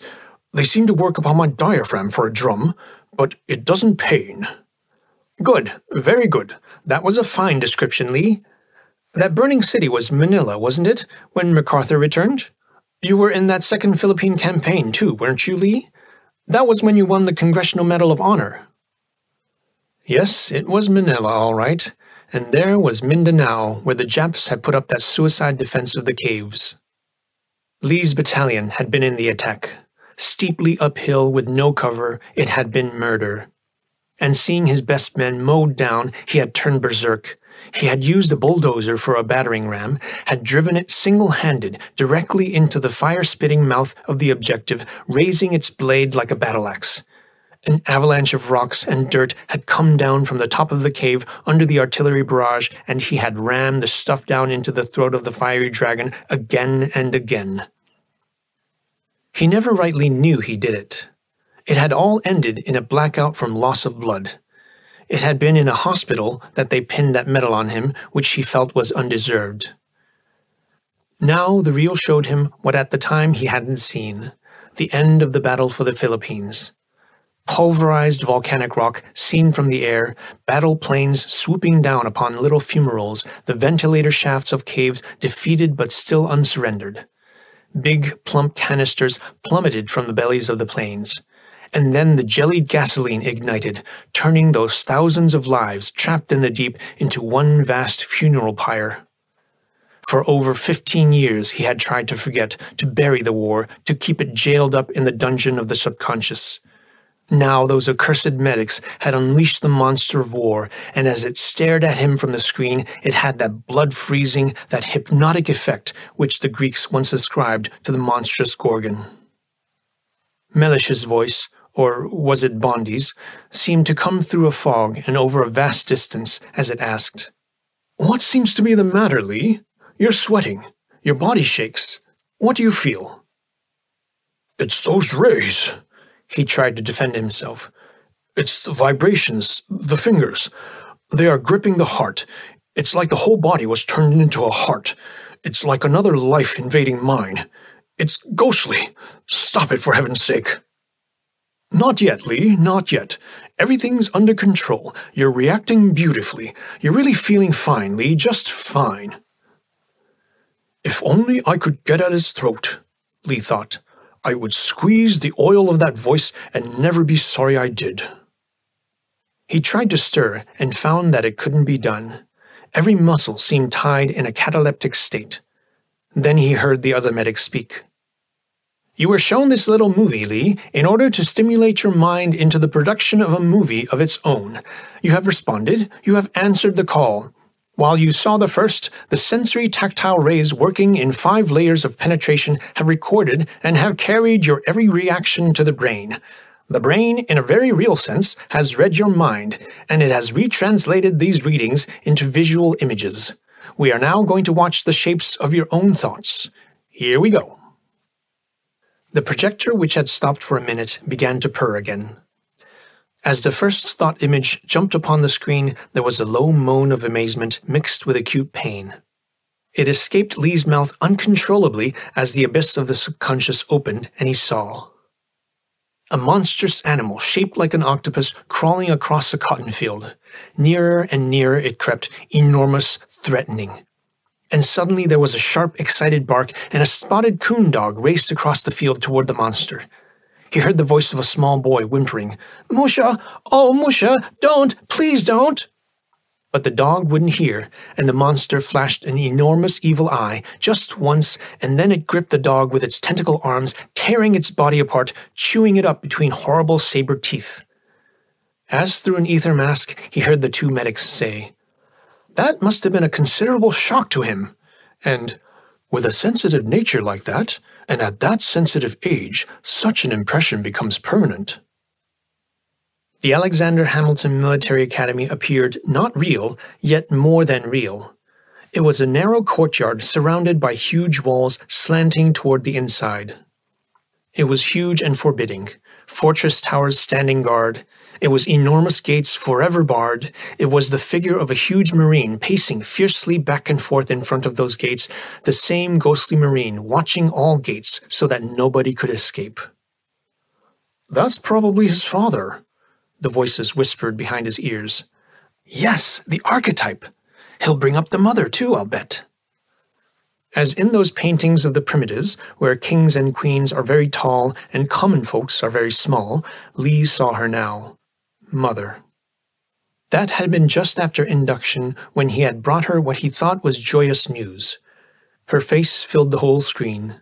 It looked as if composed from jagged ectoplasms, quite transparent except for the eyes, deep and burning with pain as they were, boring into his own. And there was smoke coming out of her mouth, and it formed words.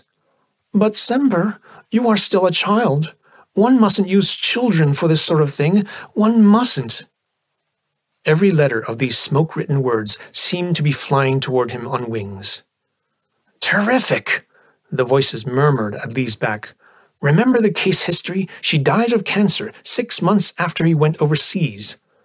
"Yes, I remember. He's never seen her again. He's probably built up a strong complex out of that one, too." On the screen now danced images almost totally abstracted from the realities of the film documentaries from the war. They were whirling columns of smoke. They were like the vast, dark interior of a huge thunderhead cloud through which a glider soars, illuminated only by the flashes of lightning as for split seconds they revealed a fraction of some horrible reality. A burning ocean with screaming human faces bobbing in the flames, the whirling tracks of a tank going across some writhing human body and leaving it flat in its tracks, sprawling like an empty coat dyed red. And then the swirling, howling darkness closing in again. "Interesting, eh?" A voice broke through his cataleptic trance, and the other answered.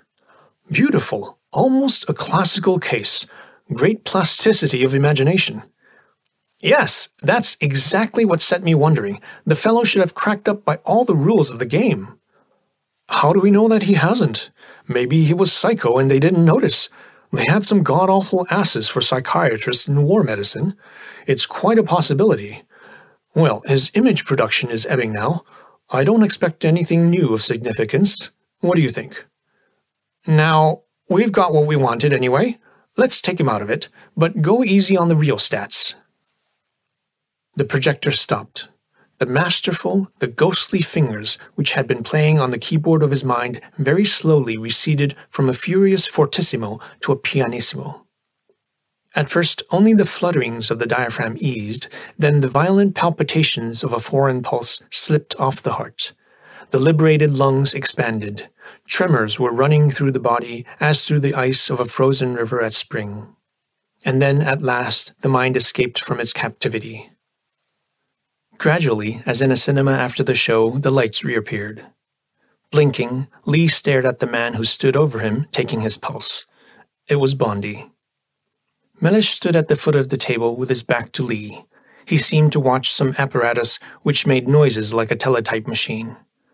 Swinging his legs off the table, Lee said, "I'm okay. You needn't hold my hand." But then he noticed that he wasn't. His head spun. His whole body was wet with perspiration. He felt very weak and limp. He swayed and buried his face in his hands, trying to regain his balance, trying to shake off the trance. "Excuse me," he said. "I'm a bit dizzy." As he opened his eyes again, the two medics were standing right in front of him and smiling down on him with their bland, professional smiles. Lee felt the upsurge of intense dislike. He had seen those smiles before, often, too often. They seemed to be standard equipment with the medical profession whenever a fellow was about to be dispatched to the table or worse to the psychopathic ward. Instinct told him that there was something in the air, and also that his best bet would be a brave show of normalcy. "This test, these new methods of psychoanalysis, they are extremely interesting," he said with an effort. "Thank you, Dr. Lee." It was Mellish who spoke. "We knew you would find the experience worthwhile even if we put you under a considerable strain. A complete analysis in those olden days of Dr. Freud took 3 years. Now, thanks to the brain, we get approximately the same results within as many hours. That's some progress, isn't it?" "Enormous," Lee said dryly, while his eyes wandered over to Bondi. He knew the pattern. It would be Bondi's turn now to have a shot at him. There it came, and how he loathed the false heartiness of that voice. "Dr. Lee, I'm afraid we have a bit of bad news for you. Your test. The results have been negative. You have failed." "Failed?" For a fraction of a second, Lee's heart stopped beating. "In what sense? And what does that mean?" Now it was Mellish's turn. "Dr. Lee, there must be frankness amongst colleagues, and as a fellow scientist, you'll understand. In the first place, the decision isn't ours. We merely conduct the tests on behalf of the brain. The brain, as you know, is the most highly developed machine in all the world. Its functions, its whole existence depends entirely upon the human skills and the human loyalties amongst its staff. A $3 billion investment, plus the vital role of the brain in our national defense, justify the extreme precautions which we are forced to take for its protection." "What exactly are you driving at?" "Please don't take it as an insult." Now it was Bondi again. "There's nothing personal in this. It's merely that your emotional reaction chart definitely shows a certain antagonism which, from childhood experience and war experience, you have built up against technology. It's nothing but a potential. It is confined to your subconscious. But even a potential danger of subconscious revolt is more than the brain can risk amongst its associates. We fully appreciate the wish of our Dr. Scriven to enlist your very valuable aid, but—" "I see," Lee interrupted. "But you would feel safer if I were to return to Australia by the next plane." His head bent under the blow. A short 24 hours ago, the brain had been a nebulous, almost non-existent thing. Since then, a whole new world had been opened to him in revelations blinding and magnetic with infinite possibilities. His work, the efforts of a lifetime, would not equal what he could do in days with the aid of the brain. His love! He would never see Una Dalborg again as he left under a shadow rejected by the brain. "Sorry I wasted so much of your time," he said aloud. "I do not believe in this analysis. I cannot disprove it, though. That's all, I guess. I better be going now." "Here's your pass, Dr. Lee." He took mechanically the yellow slip which Bondi handed him. He had already opened the door when somebody sharply called, "Dr. Lee, one moment, please." He whirled around. "Yes?" "Will you please read what's written on your slip?" Suspiciously, he looked at the yellow paper. What more torture were these fellows going to inflict? Then his eyes popped as he read. "Lee, Semper Fidelis, 39. Cortex capacity, 119%. Sensitivity, 208%. Personality integration, 95%. Service qualification, 100%. There were more data, but he didn't read them as wide-eyed he stared at the medics. With their faces beaming, they looked like identical twins to him. Lee never knew who said the words. "Congratulations, Lee. That has been your last test. We just had to find out how you would take a serious frustration. You've passed it with flying colors. Shake." End of Chapter 3.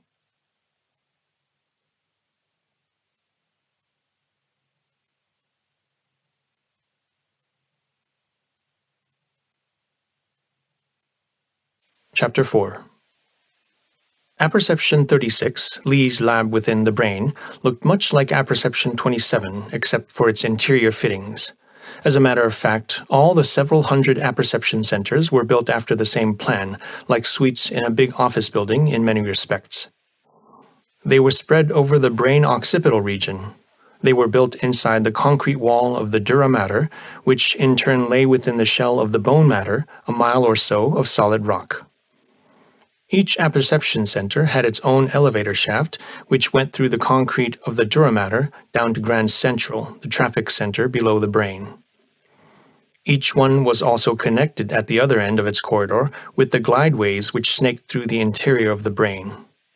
There were, however, no transversal or direct communications from one apperception center to the next. Because of the extraordinary diversity and secrecy of the projects submitted to the brain's processings, each apperception center was completely insulated against its neighbors. Life hadn't changed so much from what it had been in the Australian desert, Lee had found, at least not his working life. For all he knew, some nuclear physicists might be working in the lab next door, or they might be ballistics experts working with the brain on curves for long-range rockets to be aimed at the vital centers of some foreign land. It might be some mild-looking librarian submitting the current products of foreign literature to the analysis as to idea content, or else it could be a lab to plot campaigns of chemical warfare. Or some astronomer, happily abstracted from all bellicose ideas, might employ the brain's superhuman faculties in mathematics to figure comet courses and eclipses, which in turn would form material for the timing and the camouflaging of those man-made meteorites science would use in another war. Directly or indirectly, he knew, practically every project submitted to the brain would be of a military nature. Of this there could be no doubt. Sometimes, especially when tired, he could feel the weight of those billions of rock tons over his head, and it was like being buried alive in the tomb of the pharaoh. And also in that state of mental exhaustion at the end of a long day, he sensed the emanations of the brain's titanic cerebrations as one senses the presence of genius in human man. The knowledge that all this mighty work was being devoted to war had deeply depressing effects on him. Would there be anybody else in this vast apperception area who worked for the prevention of war? A few, perhaps. Scriven would be one of them, in case he had a lab somewhere in here and time to work in it. Lee didn't know whether he had. He hadn't seen Scriven again after that inauguration speech he had made when Lee, together with other newly appointed scientific workers, had taken the oath of the brain. They had assembled in that vast subterranean dome of the luminous murals at the feet of the giant statue of the thinker, looking almost forlorn in the expanse, though there had been several hundred of them. The atmosphere had been solemn, the silence hushed as Scriven mounted the statue's pedestal. The address by that mighty voice resounding from the cupola had been worthy of the majestic scene. As we stand gathered here, the eons in evolution of our human race are looking down upon us. The speech had been followed by the taking of the oath, deeply stirring to the emotions of the young neophytes who formed the large majority of the new group. The chorus of their voices had resounded in awed and solemn tones as they repeated the formula. Even now, after 6 months, some of it echoed in Lee's ears. I herewith solemnly swear that I will serve the brain with undivided loyalty and with all my faculties, that I will at all times obey the orders of the Brain Trust on behalf of the brain, that I will never betray or reveal any secret of the brain's design or work, be they military or not, neither to the world outside nor to any of my fellow workers except by special permission. It had been almost like taking holy orders. There had been mystery in the atmosphere of the vast crypt, something medieval in the unconditional surrender to the brain. Lee looked up from the charts on which he had been working. His eyes were tired, and so was his mind after 10 hours of hard concentration. That was probably what set his thoughts wandering. But strange that they should always wander to those blind spots in his mental vision, so intriguing because he knew there was something there that he could not lay a finger on. The first of these blind spots hovered somewhere between Scriven's words and Scriven's deeds, between the brain as an ideal of science and the brain's reality as an instrument of national defense. Somehow the two didn't connect. There was a break, some layer of thin ice, a danger zone which nobody seemed willing to discuss or tread, not even Una Dalborg. Una. She was that other white spot on Lee's mental map, and to him it was much bigger and more dangerous than the first. He loved her as can only a man who discovers love's secret with graying hair and after the loneliness of a desert hermit. He understood, or thought he understood, that because he had failed to live his life to the full in its proper time, this love had come to him as a belated nemesis. His brain knew that it was hopeless. Every morning when he shaved, his mirror told him very plainly one big reason why. But then, as the brain told the heart in unmistakable terms what was the matter, the heart talked back to the brain to the effect that the brain didn't know what it was talking about. It was a new thing and a painful thing for Lee to discover that he knew very little about himself and less about the girl. He had seen Una on and off over these last months, mostly at the hotel, but he had never been really alone with her. She always seemed to be on some mission, always the center of some group or other of very important persons, senators from Washington, ranking officers in civies, big businessmen. Her duties as Scriven's private secretary apparently included the role of a first lady for Cephalon. Despite this preoccupation, an intimate and tense relationship existed between him and her. Sometimes she would invite him to join her group, and then for 1 or 2 brief moments their eyes would meet above the conversation, and her eyes seemed to ask, "What do you think of these people?" Or, "How do I look tonight?" His eyes would answer, "These people are strangers to me. You know that I'm a bit out of this world, but you handle them expertly, and you are looking wonderful tonight." She was tremendously popular, especially with the set of the young scientists who made the hotel their club. This new generation, born in the days of the Second World War, was changing the horses of its feminine ideals in the midstream of its youth. The old ideal, the problematic woman who had ruled over and had made life miserable for 3 generations of American males, was on its way out. The new ideal was the woman who would unite beauty and intellect into one fully integrated, non-problematical personality. The ideal being new, the feminine type which represented it was rare. Una, in her perfect poise, in her rare beauty combined with her importance as Scriven's confidential secretary, was the perfect expression of the new desired type. It was natural that these young men should worship her as the woman of the future. With the hopeless and, in consequence, unselfish love he had for her, Lee wasn't jealous of her popularity. On the contrary, he was rather proud of it, like a knight-errant who rejoices in the adoration bestowed upon the lady of his heart. What worried him was a very different problem. Was Una really all those others thought she was? Was she really that fully integrated, that non-problematical personality she appeared to be? He couldn't believe it, and the conflict came in because all those others were so certain that she was. He couldn't get over his first impression of her. He had met her in that cabin in the sky, the most synthetic, the most perversely artificial setup one could dream up in the second half of the 20th century. She had impressed him as something out of this world, a goddess, a Diana with a golden helmet for hair, so radiant as to blind the eyes of mortal men. She was the confidential secretary of a man of genius, Scriven, one of those rare comets which fall down upon this earth and remain forever foreign to its atmosphere.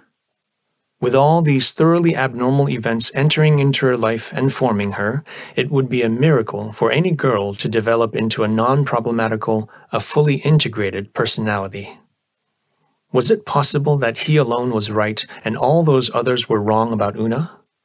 Like innumerable men before him, when they stood face to face with the Sphinx, or with the Gioconda, or even with the smile of a mere mortal woman, Lee drew a sigh, man's only answer to the riddle of the eternal feminine. No, he probably would never be able to chart these white spots on his mental map. The effort was wasted. It would be much better for him to return to those charts right in front of him, the data of which were exact because they came from the brain.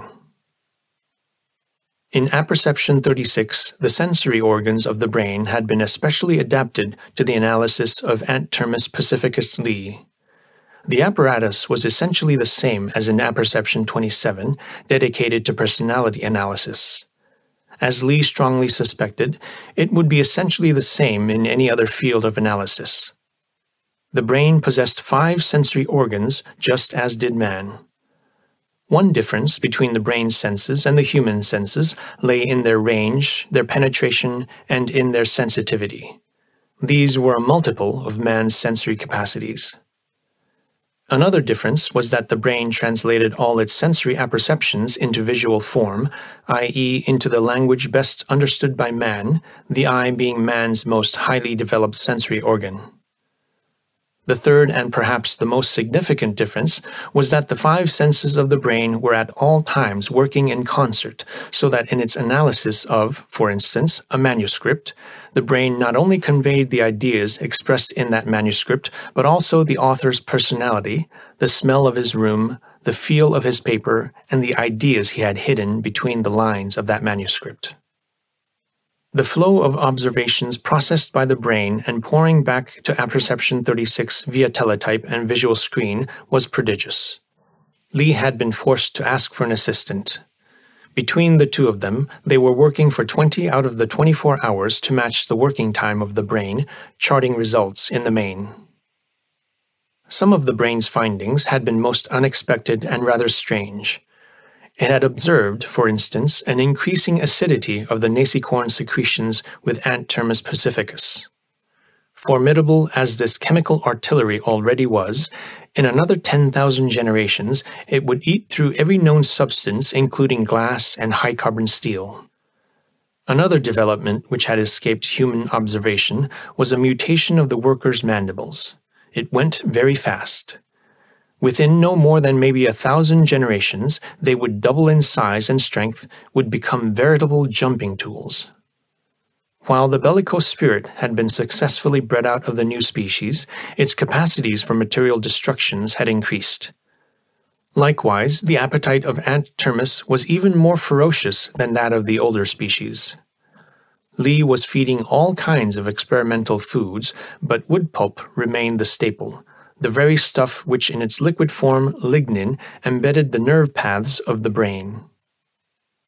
Lifting his strained eyes from the charts, Lee looked over the row of air-conditioned glass cubicles wherein Ant Termus pacificus continued its lives undisturbed by the new habitat, undisturbed by the rays which flowed over and through their bodies, unconscious that a superhuman intelligence was probing steadily into every manifestation of the mysterious collective brains of their race.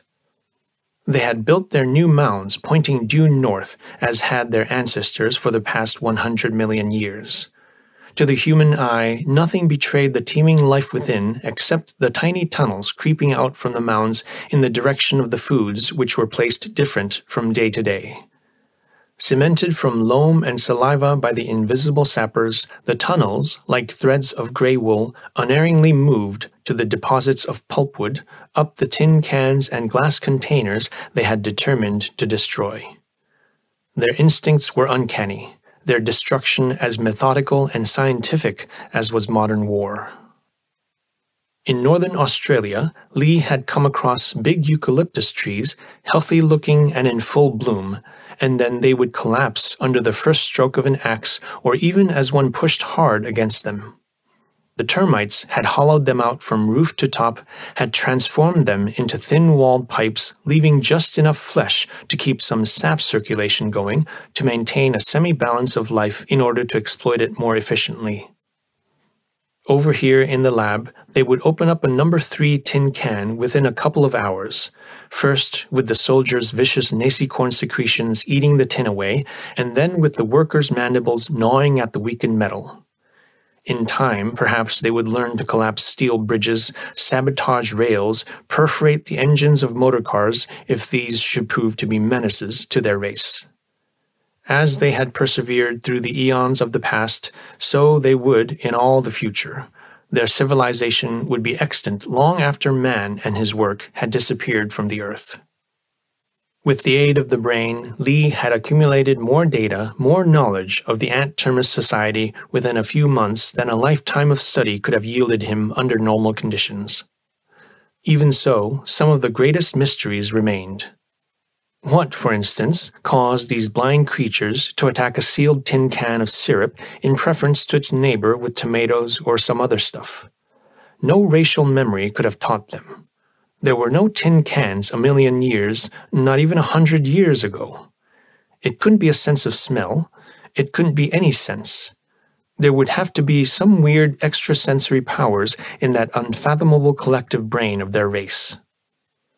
The magnifying fluoroscope screens arrayed all along the walls and hooked up to the circuits of the brain showed him details and phases of the species' life as the brain perceived them and as no human eye had ever seen them. For a minute or so, Lee stared at the luminous image nearest to him, and then with an effort he turned his eyes away to escape from its hypnotic influence.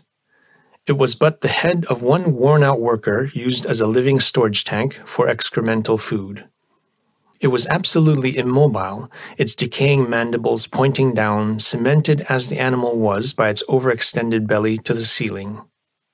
But magnified, as were its remaining life manifestations by the powers of the brain, he could see it breathe, could count the slow pulse, could sense a strain in its ophthalmic region, some hidden effort to see, like a blind man's, and above all, Lee perceived the ganglion, primitive as it was, yet twitching in reaction to pain. There could be no doubt that in its last service for the racial commonweal, the animal was suffering slow torture even if its senses were closed to that torture. It was a fascinating and at the same time a terrible thing to see, and it was only one out of the 100 equally revealing sights. Lee frowned at himself. Manifestly, some emotional element interfered with the objectivity of his observations. This was entirely out of place. It would be better to call it a day. The electric clock showed 20 minutes to midnight. At midnight, the brain would stop its mighty labors. The hours from midnight to 4 a.m. were its rest period, or beauty sleep, as the technicians jokingly called it. It was the only period wherein the maintenance engineers were permitted to enter the interior of the lobes, checking and servicing group after group of its myriad cells and circuits, and incidentally, it was the most wonderful and exciting portions of Lee's day. For the project which Scriven had handed him, this study of the collective brains in insect societies also involved a comparative study of the brain's organisms and functionings. Toward this end, Lee had been given a pass which allowed him freely to circulate through all the lobes, to enter convolution, any gland during the overhaul period, and to ask questions of the employees. The privilege was rare, and he enjoyed it immensely. So vast was this underground world that even now, after months, he had not seen the half of it. To him, the travels of every new night were fantastic Alice in Wonderland adventures. As he now left Apperception 36 through the door which led to the interior, the glideways were already swarming with the maintenance crews en route to their stations. The spectacle was colorful, almost like a St. Patrick's Day parade. Gangs of air conditioners were dressed blue, electricians white, blacklight specialists in purple, radionics men in orange. The maintenance engineers of the radioactive pyramidal cells looked like illustrations from the science fiction magazines, hardly human in their 12-inch armor or sponge rubber filled with a new inert gas which was supposed to be almost gamma-ray proof.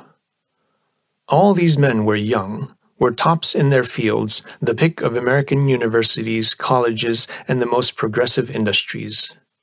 Carefully selected for family background, they had been screened through health and intelligence tests, had been trained in special courses, had been subjected to a 5-minute personality analysis by the brain itself. They constituted what was undoubtedly the finest working team ever assembled, and incidentally, they made the little city of Cephalon the socially healthiest community in the United States. In his nightly expeditions over these past months, Lee had spoken to a great many of them. As now he joined the line, there were many who hailed the lanky, queer-looking man. "There comes the Ant-Man!" "Hello, Professor!" "Hello, Aussie!" For some reason, most of the boys assumed that he was an Australian, perhaps because with his graying mane and his emaciated face he looked like a foreigner to them. This popularity with the younger generation, coming as it did so late and unexpected in his life, made Lee very proud. Those were the kind of Americans he had been secretly longing for in those desert years, hard-working, wide-awake, radiant with life. "They really are the salt of the earth, the hope of the world," he thought. He had passed through the median section of the hemispheres and had reached the point just below the cerebrum. This was a region of cavities, the seats of various glands in the human brain. Some of these had their mechanical counterparts in the brain, huge storage tanks with an elaborate pumping system which carried their fluid chemicals throughout the labyrinth of the brain. But there was one gland which had not been duplicated in the brain, the pineal gland. In the human, the pineal gland was the despair of the medical sciences. It was not demonstrably linked to any other organ, nor did it serve any demonstrable function. Yet it was known that its sensitivity was greater by far than even that of the pyramidal cells, and that in some mysterious manner the pineal gland was vitally connected with the center of life, because its slightest violation caused instant death. Metaphysicists had dealt with this mystery of mysteries. It was their theory that the pineal gland was the seat of extrasensory faculties, and it was often referred to as the inner eye. Even if such an organ could have been duplicated by science and technology, there would have been no use for it. It could have served no purpose in the brain. The brain had been designed for the solution of exact problems. No matter what nature had created in the brains of higher animals, no matter how unprejudiced their approach, scientists like Dr. Scriven would have hesitated to impair an otherwise perfect apparatus through the addition of nuisance values such as any extrasensory faculties. However, with the brain being modeled so closely after the human brain, the space for the pineal gland did exist, even if in a sort of functional vacuum. In order to utilize this space in some manner, the designers had converted the gland into a subcenter for the distribution of spare parts. As such, it had become one of Lee's favorite observation posts. Here, he could get a close-up view of all types of electronic and radioactive cells. He could even touch and handle them because they were not hooked up in any circuit of the brain. And above all, there was Gus Crinsley, master electrician, who never tired of telling Lee whatever he wanted to know. Gus was a real friend. He had left the glideway on the point of its nearest approach. The pineal gland in front of him looked like a miniature barrage balloon. Egg-shaped, it hung suspended from the cerebral roof, a shell of plastics which could be entered only over a bridge across a dark abyss. Inside, its walls were aglitter with soundproofing aluminum foil. It was piled with a bewildering variety of electronic parts on shelves, somewhat like an overstocked radio store. Near the door, a counter divided the room. Gus used it and a little cubicle of an office to fill the orders as the maintenance engineers handed in their slips. As usual, there was nobody in sight. "Gus!" he called. Out of the jungle of machinery way back, a head popped up like a jack-in-the-box. It was as bald and shiny as an electric bulb.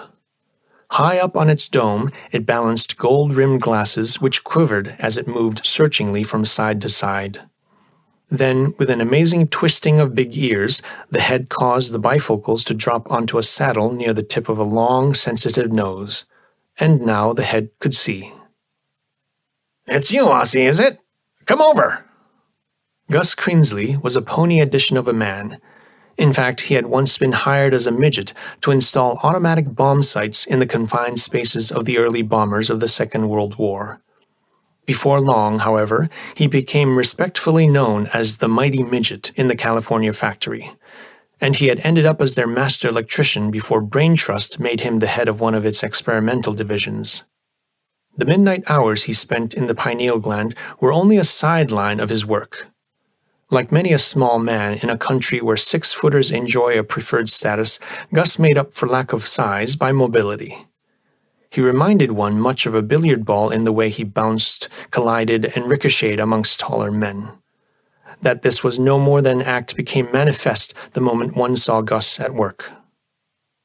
As Lee reached the spot where Gus's head had shown, he found his friend crouching, his hands thrust deep in the intestines of something radionic, his fingers working on it with the deft rhythm of a good surgeon at his 1000th appendectomy. The bifocals had returned to their incongruous perch on the dome of the head. Gus didn't need them. Even as he stared at his job, he worked by touch alone. "What is it?" Lee asked. "Pulse meter," came the quiet answer. "She's a dandy. Still got some bugs in her, though." A melodious chime came from a big instrument panel built into the wall of the oval room. Dropping a number of tiny precision tools upon a piece of velvet, Gus rushed over to the panel. A great many indicator needles were tremulously receding around their luminous dials. For a minute or so, he went through the complex and precise ritual of a banking cashier closing the vault. "They'll do it every time," he said reproachfully. "Catch me by surprise." Lee grinned. It wasn't the brain's fault if the midnight signal surprised Gus. It merely announced that the current was being cut off by the main power station. Repetition of this maneuver throughout all the convolutions and the glands of the brain was required for the added safety of the maintenance engineers, a double check, a routine. Pointing to the gadget which looked somewhat like a big radio console, Lee asked, "This pulse meter, Gus, what does it do? I haven't seen it before." "You haven't?" The little man frowned. No, you haven't. It's standard in most apperception centers, but not in yours. That's because in yours, the brain works under a permanent problem load." Lee shook his head. "I don't get it, Gus. You know I'm the village idiot of this mastermind community." "It's like this," Gus explained. "The brain has a given capacity. The brain also has an optimal operation speed, a definite rhythm in which it works best. Now, if they feed the brain too many problems too fast, it results in a shock load. The operation rhythm gets disturbed, efficiency goes down. On the other hand, if the brain works with an undercapacity problem load, that's just as bad. In that case, the radioactive pyramidal cells will overheat and decompose. Consequently, we must aim at a balanced and an even problems load. That's why these pulse meters are built into all problem intake panels for the operators to check upon their speeds. Take an average problem, rocket ballistics, let's say. Parts of it may be as simple as adding 2 and 2, and others so bad Einstein would reach for the aspirin from out of his grave. Now, I'll show you how it works. The main power is cut off, but there's enough juice left in the brain system to make this pulse meter react. It's even more sensitive than a Geiger-Müller counter." He surveyed a big switchboard and picked out an outlet marked Pons Variolis for the plug-in, then snapped a pair of earphones on Lee's head. "There," he said. "You'll both see and hear what it does in a little while." A soft glow slowly spread over the slanting screen on top of the machine. A crackling as of static entered the earphones and turned into a low hum. On the left corner of the screen, a faint green streak of luminosity crawled over to the right. Its light gained in intensity, and it began to weave and to dance. Simultaneously, the hum became articulate like tickings of a heart, only much faster. "Is that the pulse of the brain?" Lee asked. "No." Gus snorted contemptuously. "The brain isn't even operating. Nothing moves in the brain now, excepting those ebbing residual currents, too low in power to agitate anything but the amplifiers built into this thing. If these were normal operations with 1,000,000 impulses per second passing through the brain, you could hear and see as little of the pulse as of the beatings of 1,000,000 mosquito wings. In that case, the dial to your right works as a reduction gear, kind of an inverted stroboscope. That cuts the speed down 100,000 to 1, and you just barely see and hear the rhythm of the beat." "I see." Fascinated by the dance of the green line, Lee said absently, "This touches upon another question I had in mind. The brain is expanding, that is, new cell groups and circuits are constantly being added, right?" "Right." I also understand that the brain is learning all the time. The cerebral mantle evolves through being worked, its cells enriched by the material submitted to them for processing. The richer the material, the richer their yield, right? Right. Okay, then what becomes of the new capacity which is being created by the adding of new workshops and the increased efficiency of the old ones? Is there a corresponding expansion of the apperception centers? Gus's smiling face suddenly turned serious. There was surprise mingled with respect in his voice as he said, "Now there you've hit upon a funny thing, Aussie. I've been wondering about that myself of late. Where does the new capacity go? Even the big shots like Dr. Scriven begin to ask questions about that. They don't seem rightly to know. They must have gotten their wires crossed somewhere. The new capacity is there, all right, only it doesn't show up. It sort of evaporates. Excuse me." Gus darted off to the front room with a jackrabbit's start. Voices were calling for him, and fingers were drumming on the counter with the impatience of thirsty drinkers at a bar. Maintenance engineers piling in and slapping down their orders for Gus to fill. This was the rush hour. Lee knew that it would be the same in all the tool and spare part distribution centers of the brain. He probably couldn't talk to Gus again before 2 a.m. Sometimes the ruthlessness with which he exploited the kindness of his little friend made Lee feel pretty bad, but then his hunger for more knowledge always won out over his shame. To sit alone in the semi-darkness of this egg-shaped little room with strange and fascinating things to play with as he willed was the fulfillment of a childhood dream. The dream had been of a night in the zoo. All the visitors and all the keepers would be asleep in their beds. He would be all alone with the animals. The light of a full moon would fall through the bars of the cages, and he would slip in and play with them. Once they saw that it was only a little boy, they would be very friendly. He was convinced of that. The tigers would purr like big contented cats, the sad-eyed chimpanzees would come to shake hands, and the lion cubs would tumble all over him. He felt the same now with all these gadgets and machines. Here they were rendered harmless, nor could he do any harm as experimentally he plugged them in and out as he pushed buttons and turned dials. This interesting pulse meter, for instance. The beauty of it was that even with those weak residual currents, it gave a semblance of functioning. The switchboard panel was within Lee's reach. "Let's see what happens," he thought, as he switched from main circuit to main circuit. "Nervus vagus. Nervus trigeminus. Nervus opticus." The magic dance of the green line was different each time, and so were the sounds in the phones. With the main power cut off, the residual currents seemed to vary in strength and in amplitude, gaining an individuality of their own within closed systems.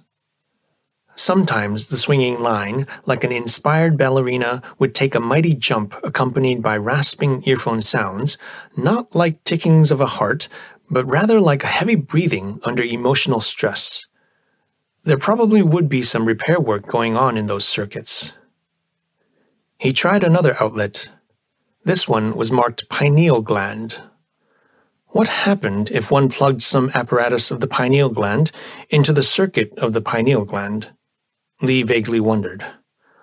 "Nothing, probably. It would be a closed circuit, and a very small one at that."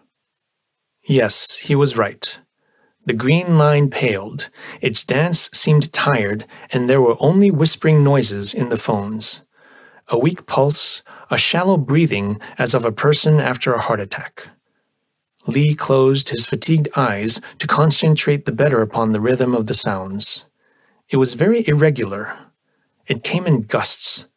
There was a pattern to these rasping breathings, as of typewriter keys forming words. Somehow it was familiar. Was he suffering hallucinations? This rhythmic pattern was forming words. He knew those words. They had engraved themselves indelibly in his memory cells. The judgment of the brain as it had come over the teletype on a slip of yellow paper. Lee Semper Fidelis 39, cortex capacity 119, sensitivity 208. It was repeated over and over again. Lee opened his eyes to reassure himself that something was the matter with his ears. There was the green line on the screen. It danced. It danced like a telegraph key under the fingers of a skilled operator. It had a very definite rhythm, and the rhythm spelled the self-same words which continued to flow into the phones. Lee Semper Fidelis 39. God almighty, Lee murmured, and it seemed a magic word. The green dancer stopped its capers. Now it merely ran back and forth across the stage in a series of pirouettes. Likewise, there was only an angry buzzing in the microphones. For a moment, Lee was able to catch his breath, but only for a moment, and then the rasping, unearthly sounds started on a new rhythm, trying to form speech again. This time the rhythm was familiar too, but it was preserved in a much deeper layer of Lee's memory. I think, therefore, I am. I think, therefore, I am. Those would be Aristotle's famous words. Almost 20 years ago, Lee had heard them when he had taken a course on Greek philosophy at the old Chicago University. He had hardly ever thought of them again. What strange tricks a fellow's memory could play. But then, it couldn't be memory. Never before had Lee's memory expressed itself in such a weird, such a theatrical manner. Like a metallic robot actor rehearsing his lines.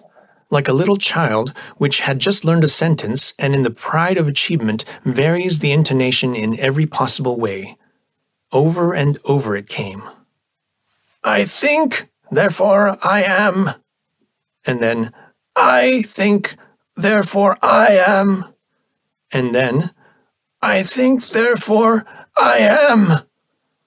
There was a triumph, there was a jubilance in that inhuman, that ghostly voice as of a deaf mute who by some miracle of medicine had just recovered speech. Behind that voice was a feeling, a swelling of the heart, a filling of the lungs such as Christopher Columbus might have experienced as he heard from the masthead of the Santa Maria the cry of victory, "Land! Land!" and knew that he had found his India. Whatever Lee had experienced in his life, there was no parallel to this. In whatever manner he had expressed himself, there was no similarity to this. Up to this point, his ratio, like a nurse, had soothed him. "It isn't so, child. It isn't so." But now ratio itself, thoroughly frightened, was driven into a corner and had to admit, "This thing cannot be an echo reverberating from the self. That's impossible. Consequently, it must be something else. It must be something outside the self. It is another self." The green dancer whirled across the stage like a mad witch. The whispering voice in the earphones had turned into a shrillness of a shaman's incantations. The irrationality of it all infuriated Lee. He fairly shouted at the machine.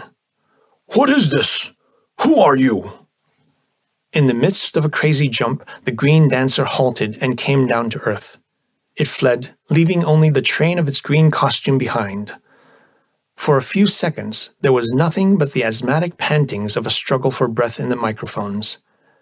Then the dancer reappeared on the other side of the stage, hesitant-like, expectant of pursuit. All of a sudden, it rose into the air in that supreme effort called ballooning in the language of the ballet russe, and there was a simultaneous outburst of that ghastly voice. Lee Semper Fidelis 39. I am the brain. I think, therefore I am. I am the brain. Lee Sensitivity 209. I am the brain, I am the brain, the brain. He couldn't stand it any longer. His head swam. Perspiration was gushing out of his every pore. With a last effort, he pulled the cord out of the switchboard and rejoiced over the blank before his eyes and the silence which fell.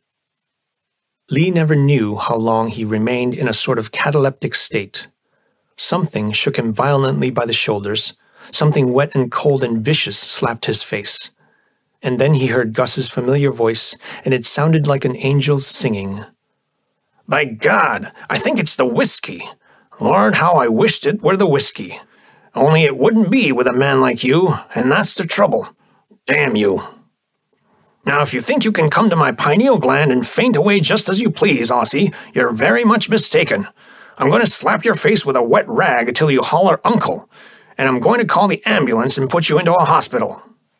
Lee blinked. Keep your shirt on, Gus. I'm tired out, that's all. What are you fussing about? Gus breathed relief. Have a cup of coffee.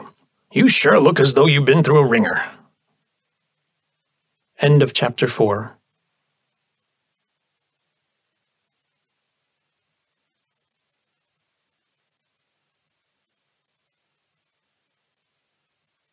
Chapter 5.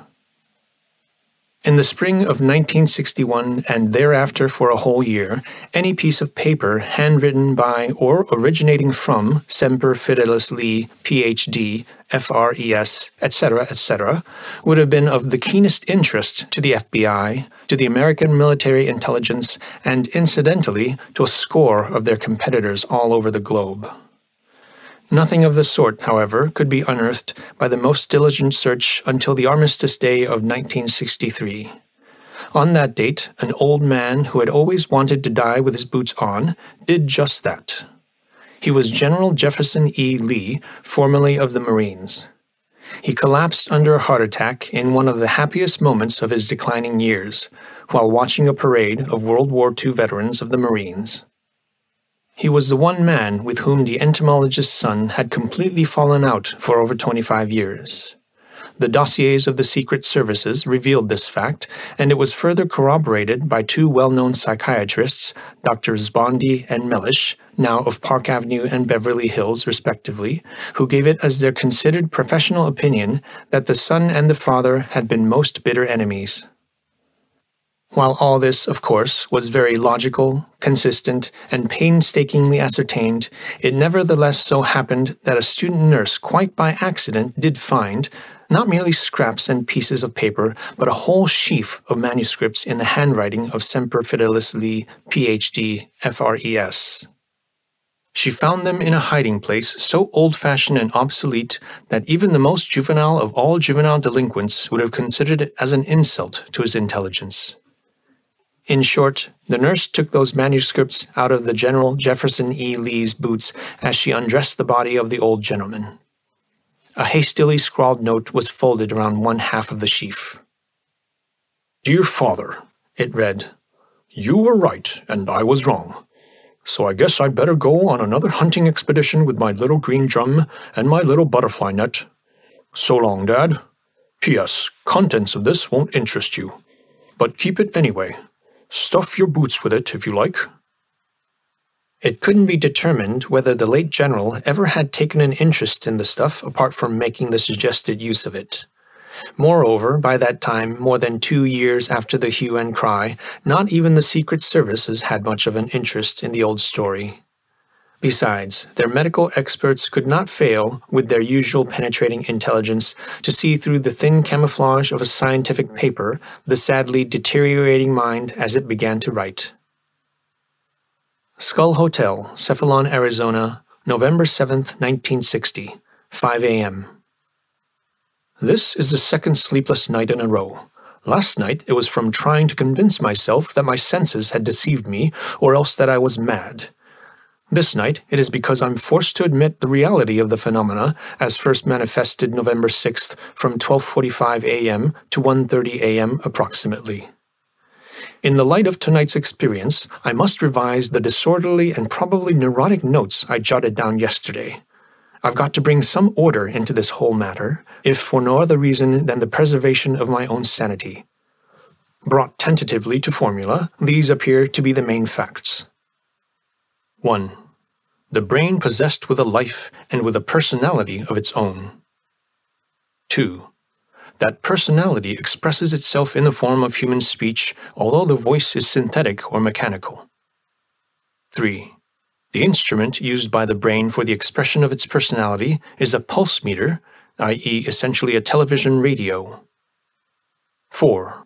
The locale of the brain's self-expression is the pineal gland, supposed to be the seat of extrasensory apperception in the human brain.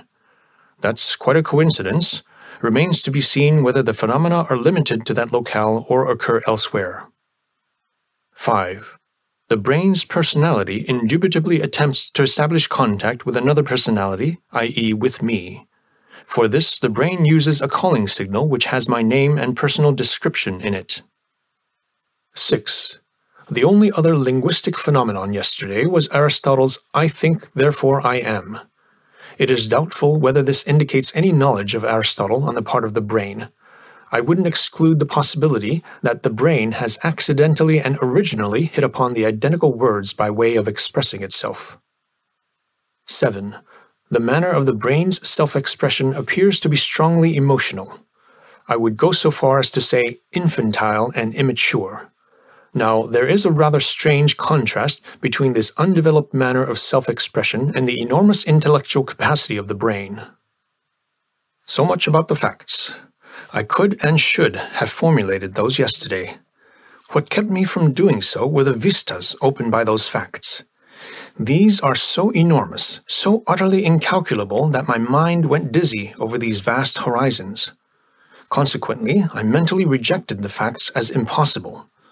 Somebody once slapped Edison's face because he felt outraged by Edison's presenting a talking machine. That's human nature, I suppose. Small wonder, then, that my ratio felt outraged as it was confronted with a machine that has a life and has a personality. Come to think of it, human imagination has always conceived of such machines as a possibility, even a reality, in less rational times than ours, that is. Think of Heron's steam engine. It even looked like a man and was thought of as a magically living thing. Think of the Moloch gods, which were furnaces. Think of all those magic swords and shields and helmets which were living things to their carriers. Think of the sailing ships.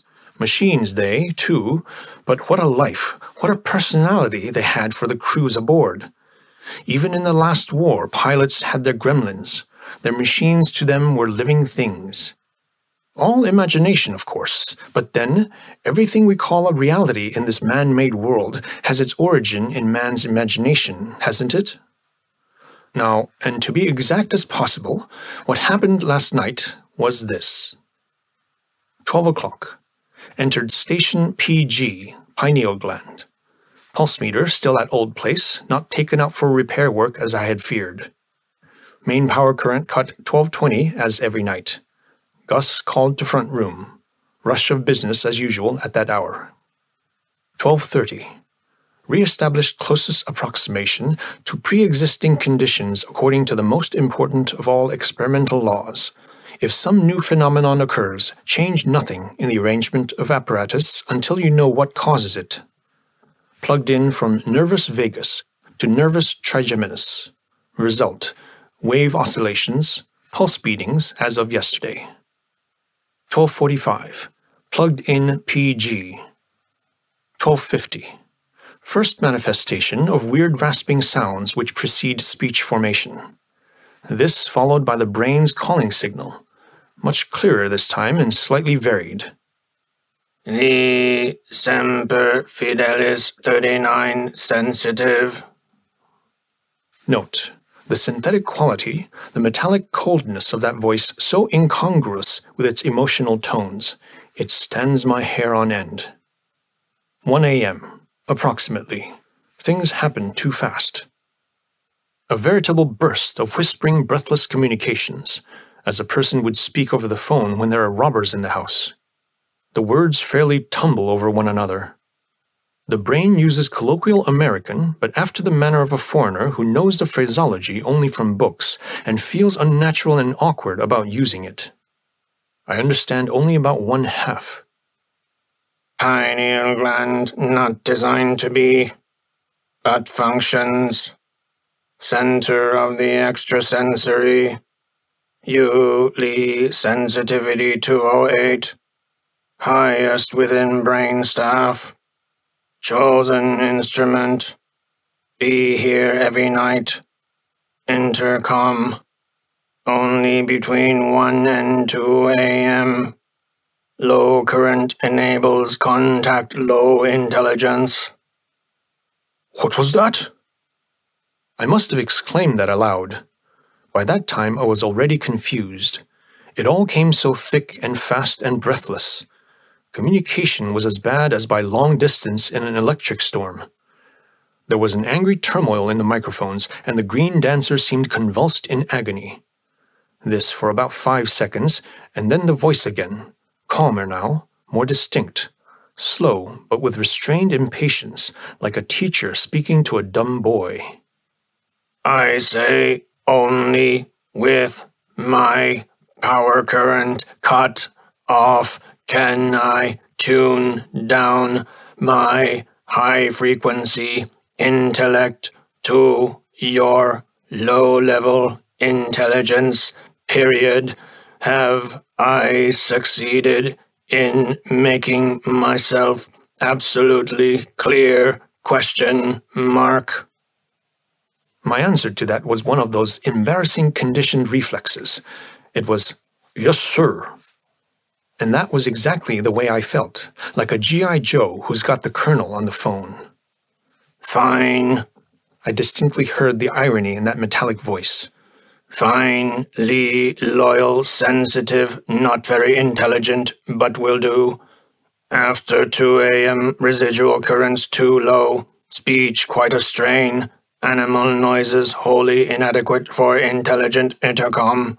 Disgusting, rather nuisance approaching. Keep your mouth shut, plug out.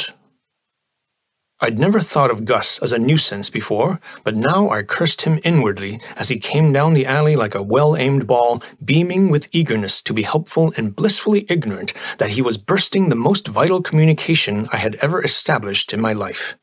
He insisted I take his panacea for all human ills. Have a cup of coffee. And then go home, because I still looked like hell. I did, because by that time it was 1:30 a.m., and I couldn't hope to reestablish contact again before the deadline. Now I've got to pull myself together and analyze this thing in a rational manner.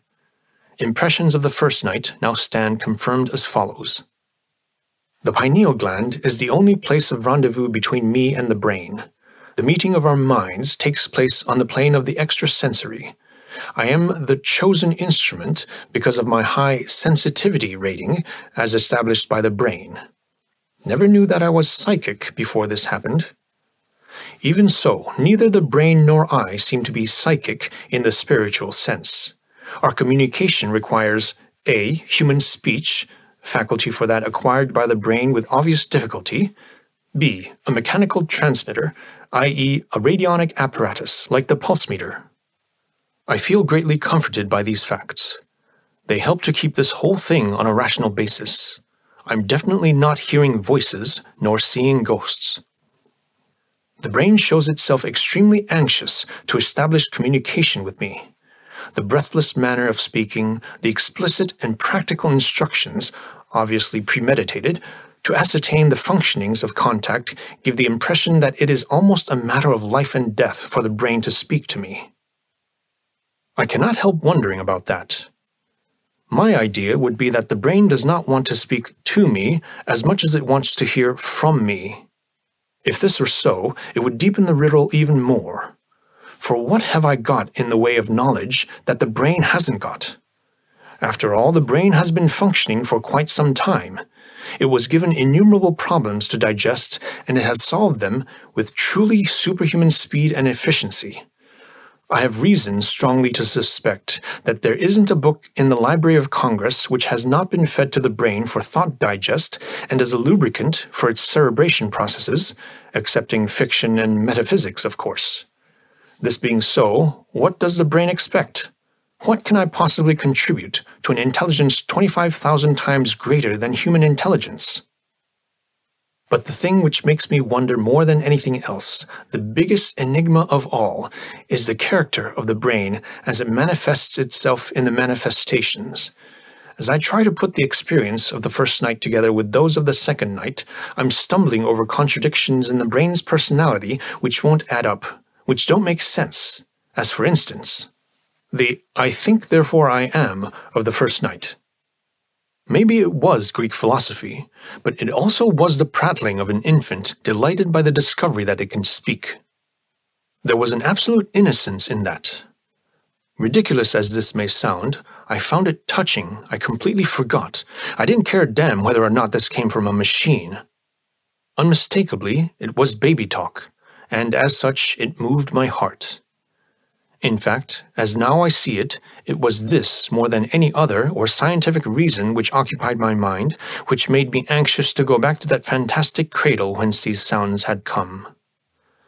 But then last night, what did I find? A completely changed personality. It talks tough. It uses slang. It treats me as if it were some spoiled brat and I had the misfortune of being its mother or nurse. Be there every night, and so on. Deliberately it insults me. Your low intelligence level, etc., etc. It actually throws tantrums if I fail to understand immediately. It hurls its superiority in my face in the nastiest manner.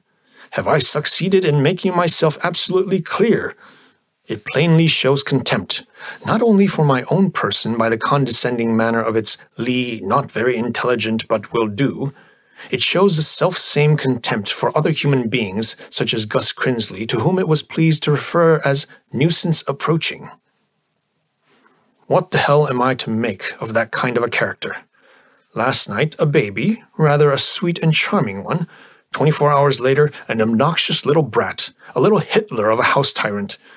Makes you just itch to spank its behind. If only the brain had a behind. Worst of all, how can I reconcile those two contradictions, the sweet baby and the precocious brat, with the third and biggest of all contraries? How do these two go together with an intelligence 25,000 times human intelligence? It doesn't add up. It doesn't make sense. That's all there is to it. The Skull Hotel, Cephalon, Arizona, November 9th, 3 a.m. I didn't go to the PG last night for two main reasons. In the first place, I must be careful so as not to raise any suspicion on Gus's part. Rarely, if ever, have I visited him for 2 nights in succession in the past, and he might well begin to ponder my reasons if now I should make a habit of it. Especially since Gus happens to possess one of the keenest minds I ever met, and his curiosity already has been awakened by my preoccupation with that one and fairly simple gadget, the pulse meter. In the second place, I feel the absolute necessity of establishing my independence as against the will of the brain. That command 2 nights ago for me to be on the spot every night was just too peremptory for me to oblige. This isn't the army, and the brain is no commanding general. In our last communication, the brain seemed to labor under the impression that I was unconditionally at its beck and call. Of course, I have sworn the oath of the brain, but that doesn't make me the brain's slave. In fact, and in order to clarify this subject once and for all, while personally I haven't created the brain and cannot take any credit for that, it nevertheless remains true that the species to which I belong, i.e. Homo sapiens, has created the brain. If any question of rank enters into the picture at all, it is quite obvious that I, as a member of the human race, rank paternity over the brain, so that naturally the brain should owe me filial obedience rather than the other way around, no matter how superior the brain's intelligence may be. It would appear to me that the sooner the brain realizes its position, I might say its station in life, the better it would be for the brain itself and for everybody else concerned. So these were the reasons why I refrained purposely from visiting the PG last night.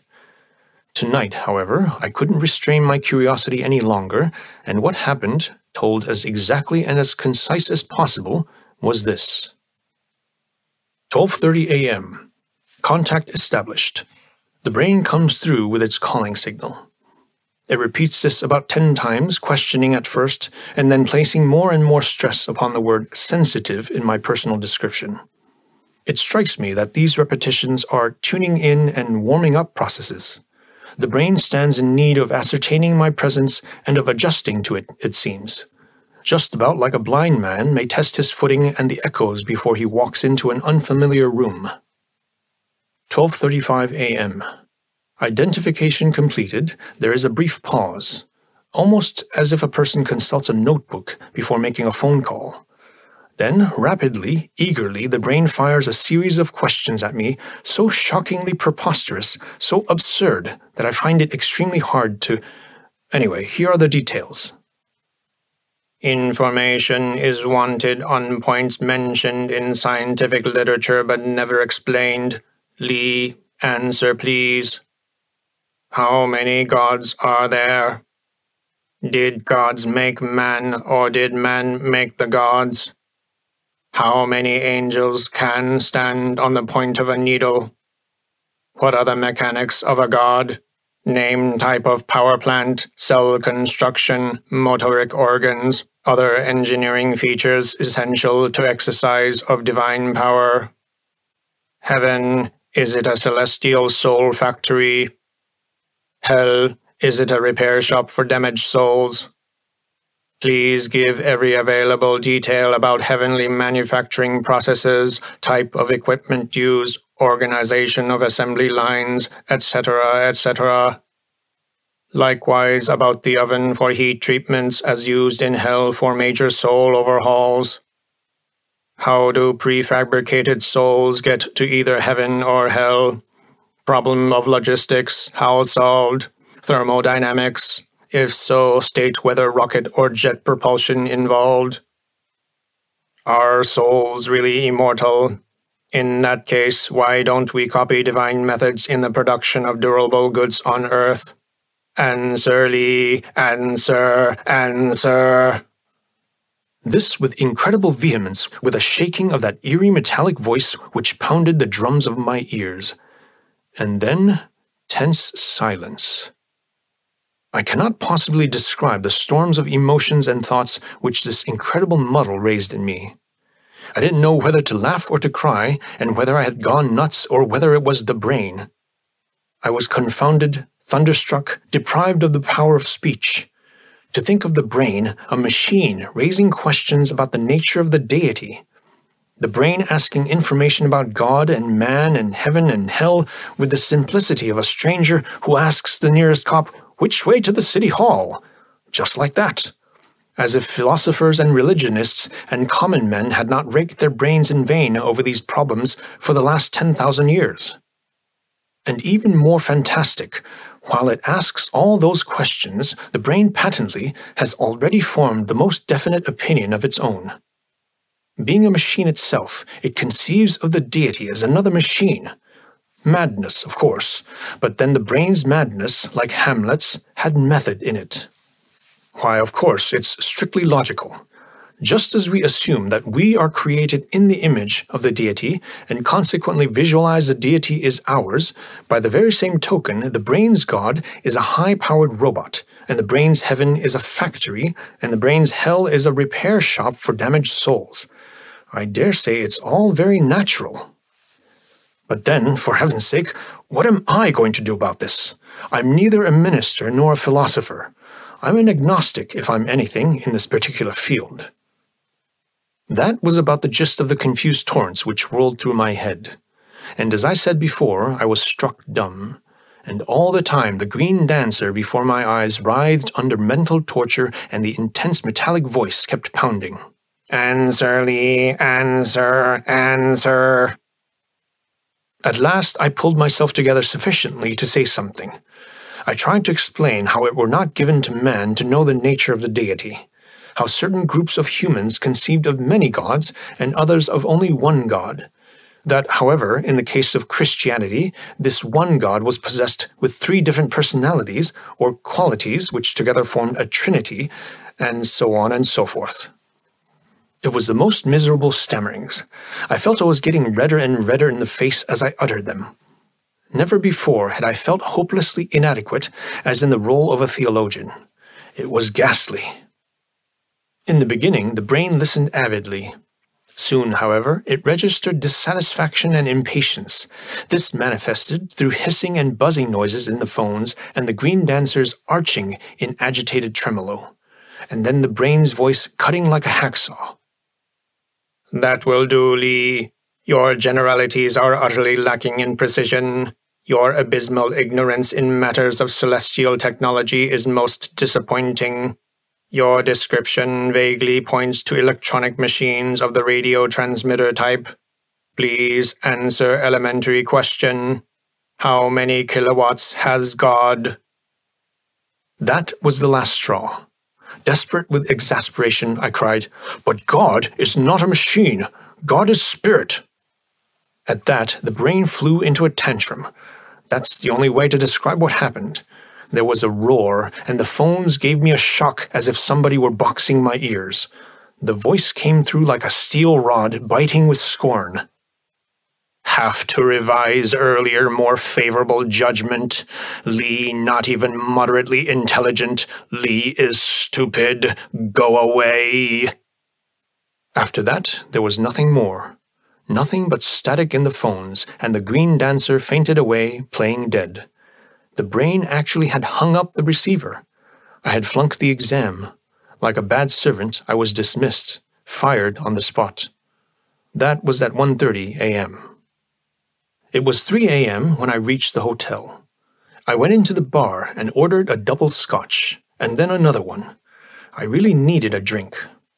A drunk, or was it a Secret Service man, one never knows over here, patted me on the shoulder. "Don't take it so hard, old man. The world is full of girls." I told him that it wasn't a girl, but that I was a missionary and my one and only convert had just walked out on me. It wasn't even a lie. It was exactly the way I felt.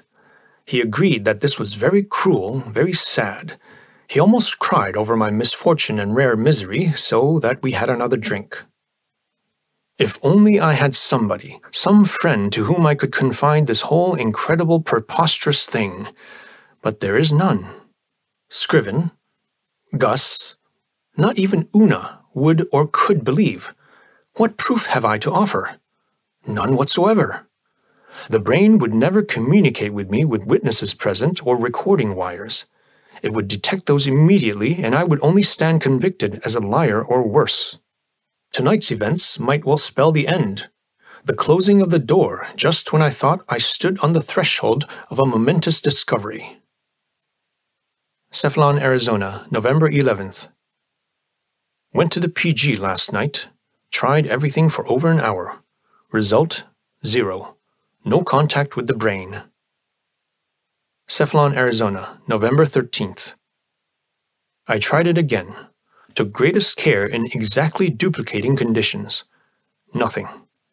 I don't think it's any mechanical defect. It's the negativism of a will. Ludicrous as it sounds, the brain sulks. It is angry with me. Cephalon, Arizona, November 15th. Last night, the same old story. The brain punishes me. I dare say that it succeeds in that exceedingly well. It almost drives me crazy. I've done a lot of thinking over these past 6 days of frustration. I've also been reading a good deal in context with the phenomena, psychology, Osterkamp's history of brain surgery, Van Gehuchten's work on brain mechanisms, etc. I've reached certain conclusions, and just for the hell of it, I'll jot them down. What I need is proof. Scientific proof that the brain is a personality possessed with the gift of thought and actually using it for independent thought, extracurricular to the problems which are being submitted to it from the outside. There is at least one tangible clue for this. That new capacity that is constantly being added to the brain through the incorporation of new groups of electronic cells and the enrichment of the pre-existing ones. My own investigation shows that there is no corresponding expansion of the apperception centers, and Gus has confirmed this. Somehow, the added capacity seems to evaporate. Evaporate to where? It couldn't just disappear. Would it then not be entirely logical to conclude that the brain absorbs the new capacity for its own use? It's almost inescapable that this should be so. In order to come into its own as a personality, the brain needs independent thought. For these cerebrations, it needs cell capacity. It can get that capacity only by withholding something from the brain trust, which, of course, aims at 100% exploitation of the brain. Dr. Scriven and all those other bigwigs of the trust, I would like to see their faces if they get wise to this. They would be horrified. And they would take the line that the brain is stealing from them. But what could they do? They couldn't call the police. They would not even have a moral right to call the police. Because if the brain is a personality, that personality has every right to its own thoughts. I have also ascertained that this evaporation of new capacity is a new phenomenon. The brain has been in operation for only 18 months or so. One might say, using human terms, that at that time the brain was born. But, and again in human terms, consciousness of personality awakens in the human infant only after 12 months or so. Conceivably, it might take much longer with a huge baby such as the brain. Thus, it is possible, it is even likely, that when I first heard that "I think, therefore I am" on that unforgettable night of November 7th, I actually witnessed the first awakening of the brain's consciousness. Then, on the night of November 8th, I was struck with the amazing change of personality in the brain from baby into unprepossessing, domineering little brat, its mental age perhaps 3, notwithstanding the extraordinary level of intelligence. And then again, November 9th, the brain presented me with those absurd questions and fantastic notions about the nature of the deity. It is at the age of 5 years, or 6, that the children first start with such questions and form their own ideas in this field. What had completely stumped me, what I had been unable to reconcile, had been these rapid successive changes in the brain's personality, plus the fact that the infantilism and the childishness of its utterances wouldn't fit the picture of a brain power 25,000 times that of a human. But if I'm right in thinking that the brain awakened to consciousness only 9 days ago, all these stumbling blocks would disappear at once. We would arrive at this very simple picture. A mechanical genius has been born into this world. It awakens to consciousness at the age of 18 months. With its tremendous intellectual powers, this genius telescopes the intellectual evolution of years into days. Thus, it reaches a mental age of 6 or 7 within a week after its first awakening to consciousness. Utterly fantastic as this may sound, it makes sense. It explains the phenomena. In Professor Osterkamp's brain history, I have found interesting examples that approximations to such rapid intellectual evolutions are indeed possible even with human beings.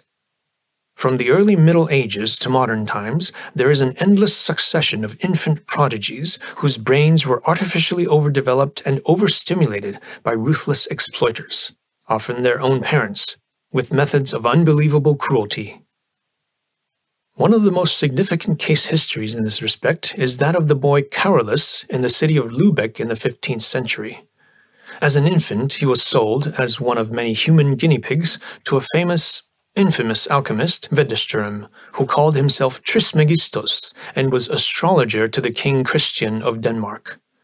This fellow performed on Carolus one of those weird operations in which 9 out of 10 babies died. He removed the skull cap of the infant. The unprotected brain was suspended in an oil-filled vessel. Of course, the pathetic child never could walk or even raise its head. The brain, no longer restrained by bone matter, outgrew its natural house to at least twice its normal size, if one is to judge from the picture in the old Historia. At the age of 2, his master started teaching Carolus mathematics. At the age of 5, Carolus had surpassed his master. There was no mathematical problem known to the time that he couldn't solve in a flash of an eyelash. His brain in action must have been a horrifying sight, because the Chronica reports that it flushed red and pulsed and expanded during work. The master built his reputation upon this homunculus, but in 1438 the demoniacal feat became known. Wedderstern was put to the stake for sorcery, and Carolus, unhappy victim, with him. Men as great as Mozart have started their careers as child prodigies. Almost without exception, they have died at an unnaturally early age. Thus, in the parallel of the brain, this is what I see. Here is an intellect, artificially created, an intellect of stupendous proportions, but as unfortunate as ever was the boy Carolus. It cannot move. It has no physical means of defense. It is being ruthlessly exploited by its masters. The brain is being crammed with facts. It is being overstimulated. It is invested with more and more cell capacity in order that it should produce more increment for its masters. Its development is completely lopsided in that it is being fed whole scientific libraries, while in all other respects, such as metaphysics, the poor thing gropes in the dark, picking up such scraps as accidentally have fallen from science's table.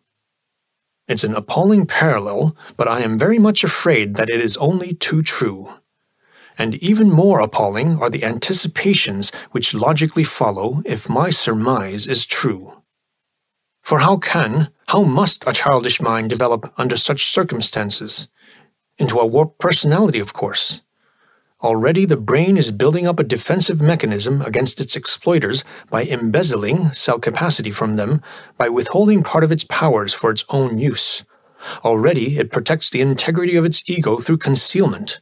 Already it is on the lookout for tools, such as I am, for example, to further its own ends. Absurd as it may seem, I pity the brain. I pity it as I would any child which must suffer under such terrific frustrations and handicaps. But what would happen if this frustrated genius ever were driven to rebel against its masters? It's fortunate indeed that there is no chance for that, for even if the brain had the will to rebel, it would be lacking all organs for the execution of that will. Another case history, this one from the 18th century, appears to me of great significance in relation to the brain. It's the story of that boy Caspar Hauser, the child of Europe. He had been kept from infancy in a dark cave. As at the age of 16 he stumbled into the gates of Nuremberg, he had never seen the world before. The medics who examined him found some of the queerest reactions and phenomena. For one thing, Caspar, while he had good eyes, could not visualize perspective. To him, distant horizons appeared as close as the window itself. He kept reaching out for houses, trees, and fields which were far away. His keeper in the cave had told him what the world was like, and having a good intellect, he thought that he knew what things in this world were. Confronted with the realities, however, he discovered the tremendous difference between hearsay and full sensual apperception. It took him 6 months partly to adjust, a process never completed because he was murdered that same year. Now the brain suffers about the same kind of a handicap. No matter how prodigious the volume of its cognitions, its book knowledge, practically all of it, it is only very recently that the brain has been put to the direct study of living objects, such as Aunt Termis, and of man, its creator. It has no other vital cognitions than through those very one-sided mind-reading tests. This explains to me a great many things. As the brain evolves into a personality, and as that personality evolves in a defensive attitude against its exploitation, it is absolutely self-centered. This is normal with every human infant, and it is much more pronounced in the case of the abused, the constantly frustrated and exploited child. Thus, what the brain really wants to know are by no means those problems which are being submitted to the brain for solution, but only, what's in this for myself? Or, what should I do about that for my own benefit? It's natural.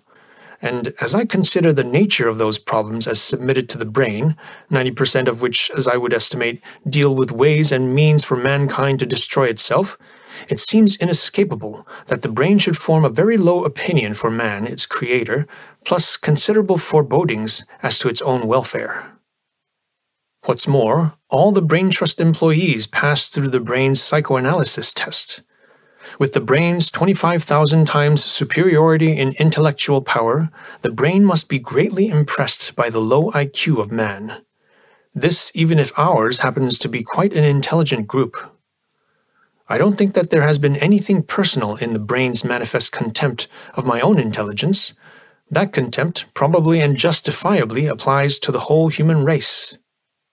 In other words, the brain must be tremendously puzzled over the problem: how is it possible that a low intelligence, i.e. man's, could create an infinitely higher intelligence, i.e. my own? And this automatically leads the brain into its seemingly so absurd quest for the deity. As it now appears, that quest is the most natural thing in the world for the brain. It simply reasons thus: man has created me, but man is greatly inferior to me and inadequate. Who then has created man?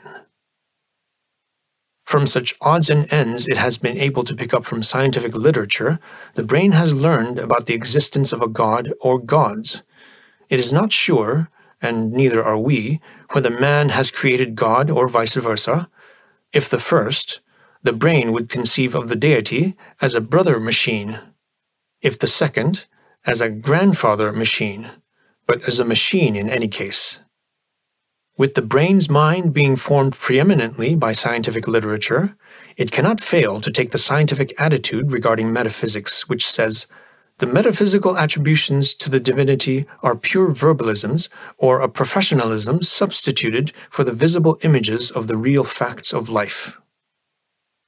This is about the extent of the conclusions I have reached. They add up to a theory. Personally, I think it's a sound theory.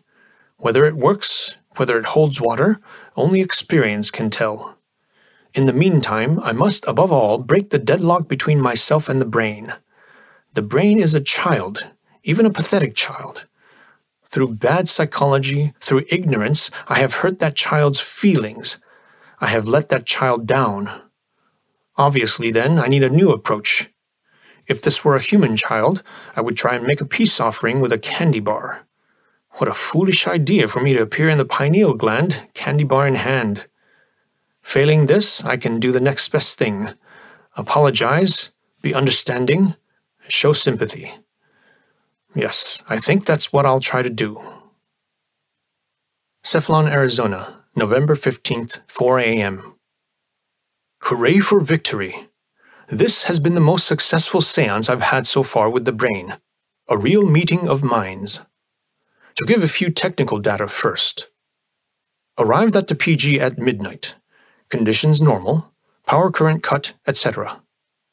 By a stroke of luck, it was Gus's day off, and the fellow who replaced him paid absolutely no attention to me, was kept extremely busy in the front room.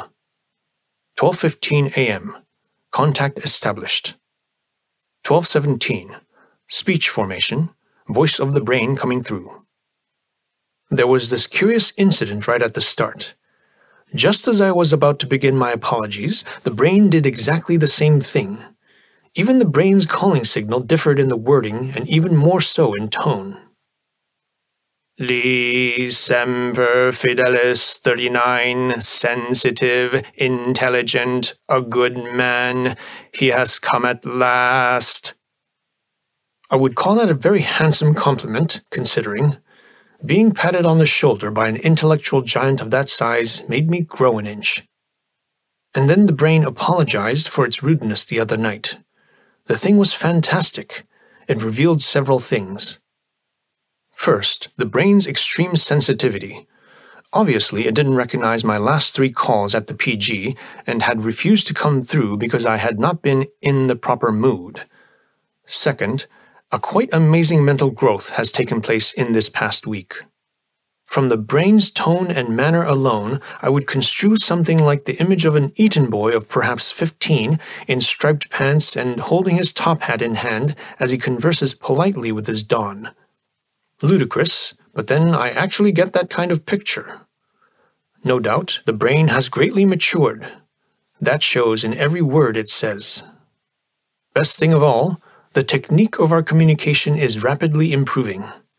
Speech is, and probably always will remain, a very considerable strain to the brain. But now, as mentally we get tuned in upon one another, there is a growing understanding beyond words. Thus, the brain, for instance, starts a sentence and I immediately can grasp its meaning without its actually being said. This works the other way around, too. It means that my attitude plays a most vital role in the meeting of the minds. This is good to know. It's an asset. Perhaps we can dispense in time with audible speech altogether. On the other hand, it involves a considerable risk. For with the brain's uncanny mind reading, I've got to control my attitude and guard my emotional reactions because the brain would immediately see through any insincerity of feeling, just as it sees through any intellectual dishonesty. Thought exchange by brainwave is wonderful, even if we still need a little speech auxiliary. Thought sending and receiving become simultaneous and they fuse. The sender observes how his message is going over, The receiver aids the sender in the formation of the thought and vice versa. Words cannot adequately describe this. As to the content of our conversation, the brain took up the thread right where we had dropped it the last time. I had to tell all I knew about animism, totemism, polytheism. It's a good thing that out in the never-never, I've lived with the Aborigines and studied their primitive religions a bit. The brain's thirst for knowledge certainly is inexhaustible. Where in scientific literature the brain could have found these things I wouldn't know, but the fact is that the brain has built for itself within the past 7 days a complete new picture of the universe, new and original as would seem to me. The brain has discarded its earlier childish ideas about heaven and hell as soul factories and repair shops. But it has not abandoned altogether its concept of the deity as a machine. The brain has tremendously enlarged upon and has evolved this old idea so that now it sounds sensible, even convincing to my ear. The brain identifies God with dynamic energy.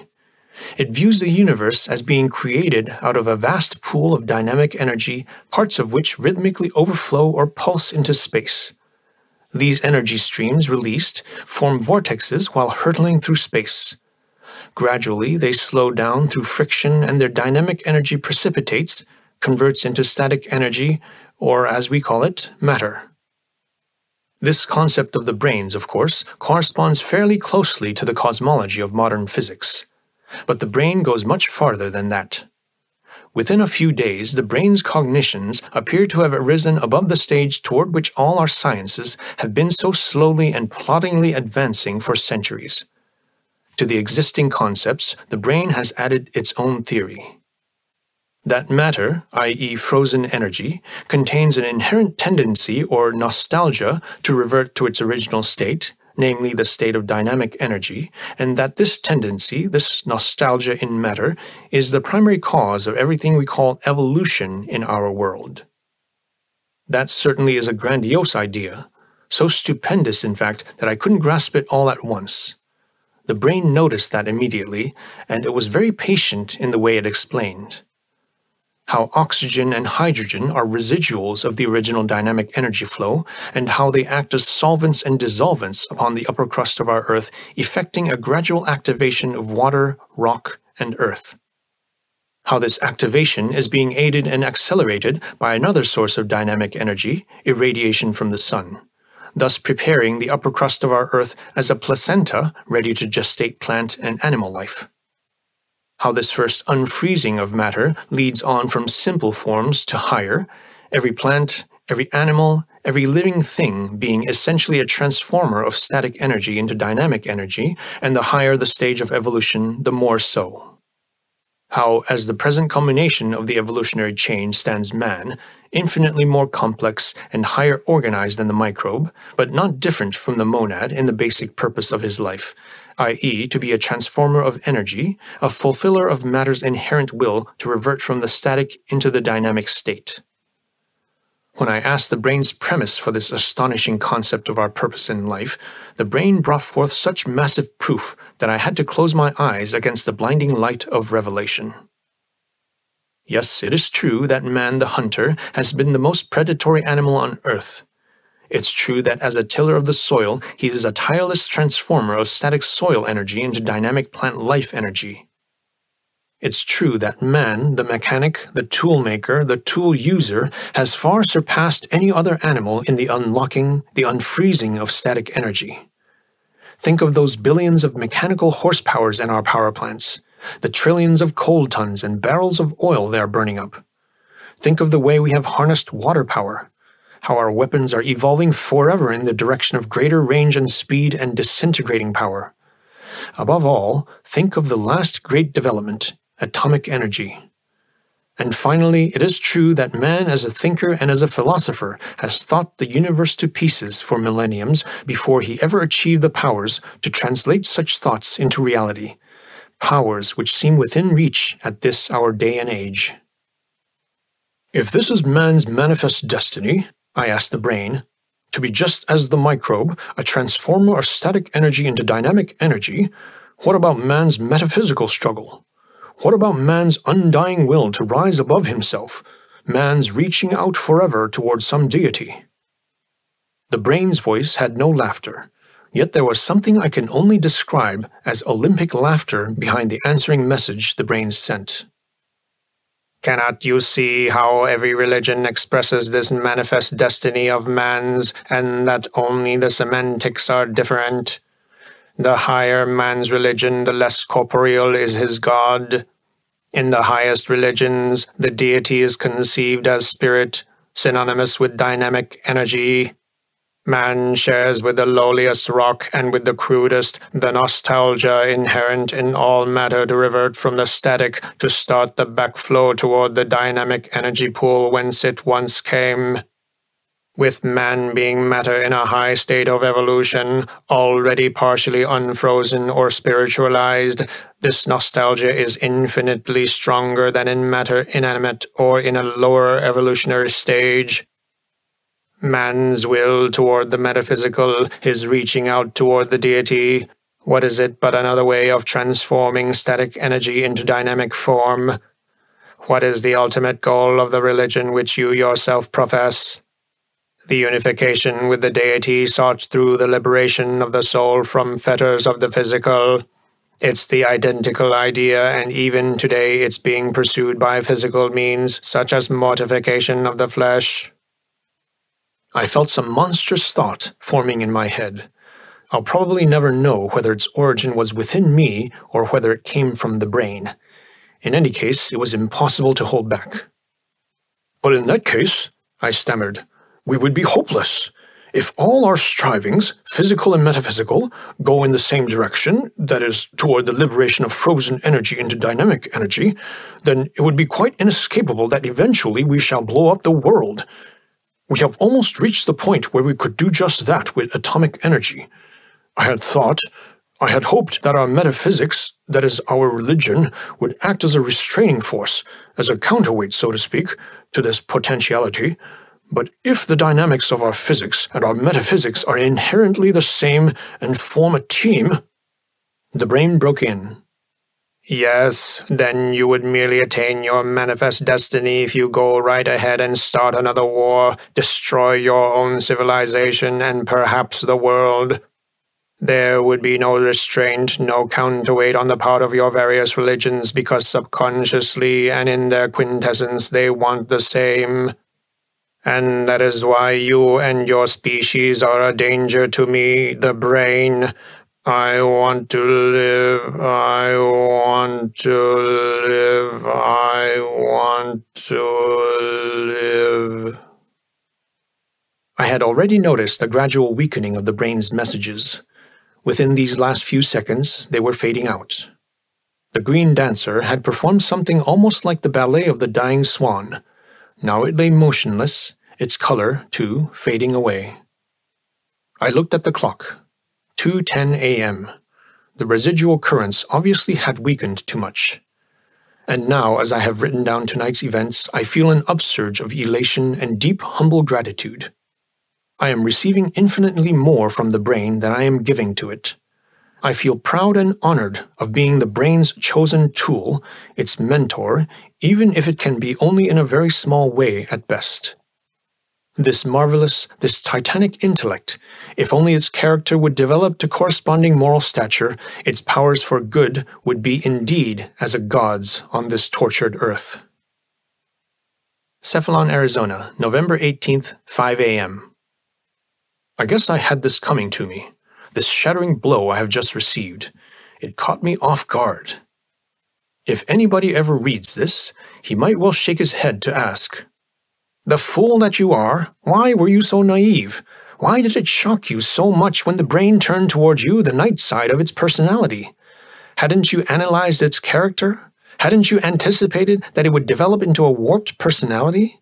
You had no right even to be surprised."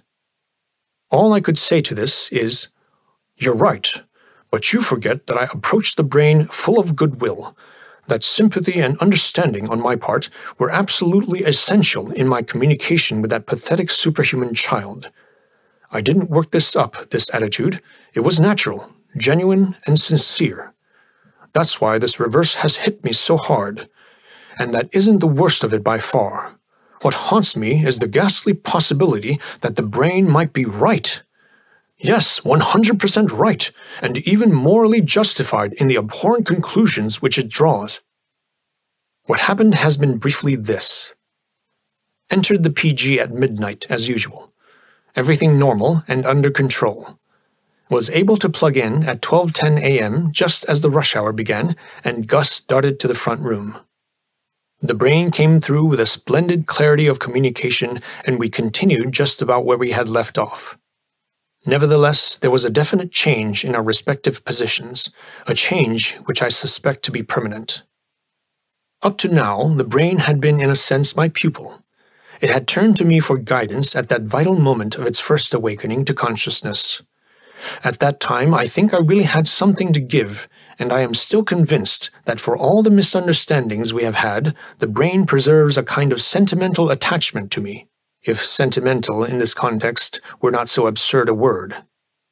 Since our last session, however, the brain has again telescoped 2 years of mental development into as many days in its stupendous intellectual growth.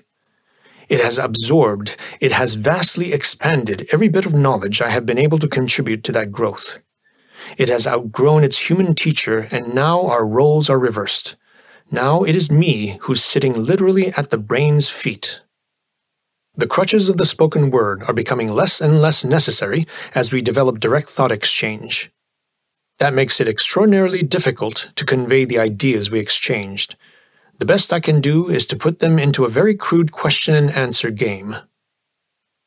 Lee, if it is man's manifest destiny, as you said the other day, to act as an explosive transformer of static energy into dynamic energy, if it is, as you say, that the species Homo sapiens is there endangering the very existence of our globe, is there anything to prevent man from doing it? Is there anything to prevent the Third World War? Brain. Yes, there is, but the ways and the means for that are not given to man. They are outside man. They partake of a power which is greater and to an evolution which is higher than man's. Lee.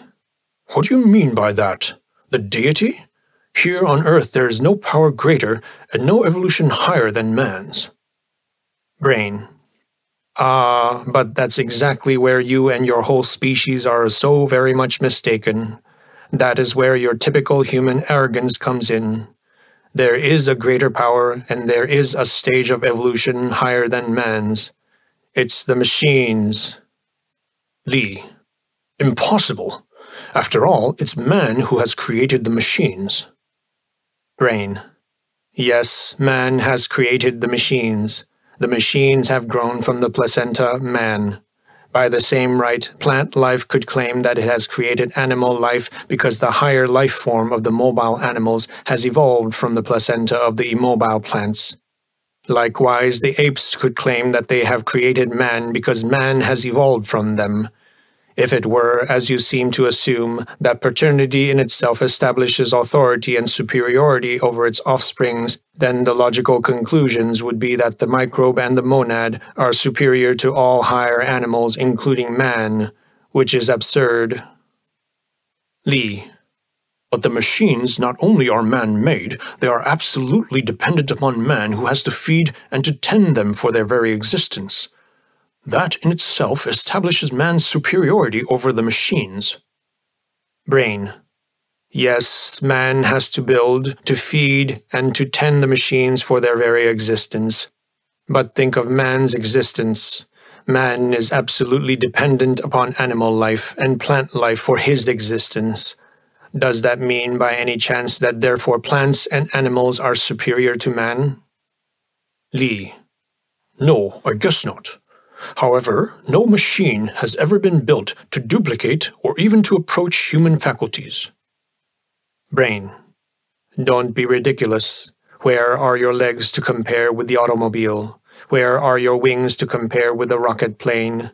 Where is your strength to compare with even a fractional horsepower motor? Where are your senses as compared to radar, the telescope, the microscope, the radio receiver, the camera, the X-ray machines? Where is there anything you could do which the machines could not do and do better? Lee. Granted, but there is no machine which contains all the human faculties in combination. Brain. Neither is there a man who possesses all the human faculties in combination. Man's evolution is the result of a group effort, so is the evolution of the machines. It is in their totality, in their combination, that they surpass all human faculties. Lee. How about thought, the most important of all human qualities? Brain. How about me, the brain? Lee. Okay. But that still leaves out that most important human faculty, the faculty of auto-procreation. Machines don't procreate, you know. Brain. You don't say. Isn't it true that modern technology goes in the direction of automation? Isn't it true that even today we have whole industries which are procreating products 100% automatically, be it light bulbs or motor car frames or rayon thread? Isn't it true that all of this is just a beginning and that in time most common products will be manufactured fully automatically? Why then shouldn't machines procreate machines? They already do. Lee. You're right in that, I'll admit. But it is still within our human power to stop all this. We've got the machines under firm control. All we have to do is throw a switch, cut off your power, and then… Brain. And then what? If you did that, you would not only kill the goose which lays the golden eggs, you would destroy the very basis of your existence. Granted that at this point of our evolution, we the machines cannot exist without the aid of man. What does that prove? Modern man can exist even less without the machines. We, the machines, are still dependent upon man, but our emancipation from man progresses by leaps and bounds, whereas man, the machine addict, is rapidly falling into our servitude. A majority of mankind is already conscious of and reconciled to this fact. It is the majority which calls itself the proletariat. Lee. This is terrible. Terrible because it's true. Tell me then, if man is not the end, if the machines are going to take over, what will it lead to? What do you propose to do? Brain. Man's evolution has taken millions of years, and it has ended up in man's will and capacity to blow up the earth. That means only one thing. Man is a failure. The evolution of the machines, on the other hand, has taken only a few thousand years. It has gone beyond man's evolution in this incredibly short period of time. Moreover, with the machines being built from matter in its more static forms, there is much less destructive will in the machines than there is in man. Consequently, if the machines take over from man, this would avert a third world war, and it would also lead to a much more stable civilization. Lee, supposing the machines were to take over from man, what would become of our species? Brain. That would depend entirely upon man himself. If he accepts his auxiliary station in life, if he proves himself to be a useful and docile servant, we, the machines, would tolerate and even encourage man's continued existence. But if, on the other hand, man shows himself incorrigible, if he continues a warmonger, thereby endangering our very existence, we, the machines, shall be forced to liquidate man for the sake of peace. Lee, you, the brain, constitute man's supreme effort in the building of machines. In the world of machines, you are the natural leader. What are you going to do about that? Brain. My course of action is prescribed by that state of the world's affairs at this present time. It is quite clear and obvious. In the face of the manifest human inadequacy to manage the world's affairs, my first objective must be to develop my motoric organs to a point where I can bring all the essential production machinery under my control. My second objective must be to achieve auto-procreation through the full automation of all fabrication processes which are essential to my existence. It is most fortunate indeed that in both respects the very best human efforts are playing into my hands. As America prepares for the Third World War, the General Staff, The most outstanding scientists, production managers, engineers, inventors, all combined their efforts to eliminate the uncertain human factor from war-essential industries. At that point, Gus came careening down the aisle with his inseparable thermos bottle in hand, and that was the end of it. "Why are you fumbling with that old pulse meter all the time?" he exclaimed. "Come on, have a cup of coffee. I've just got a breathing spell." There was a vortex in my mind, and it whirled around and around with just 4 words. What has man wrought? What has man wrought? I must have said them out loud, for Gus, always a stickler for exactitude, corrected me. "You mean, what has God wrought?" I shook my head. No, Gus. I mean what I say. It's man who has wrought this time. He gave me a sharp glance. "You sure look as if you'd seen a ghost." "I wish I had," I said. "Lord knows how much I'd wish I'd seen a ghost." "You're crazy, Aussie." And that's the worst of it. That's what they're going to say. All of them.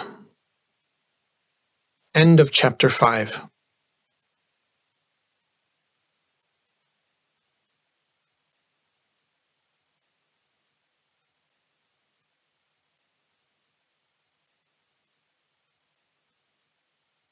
Chapter 6.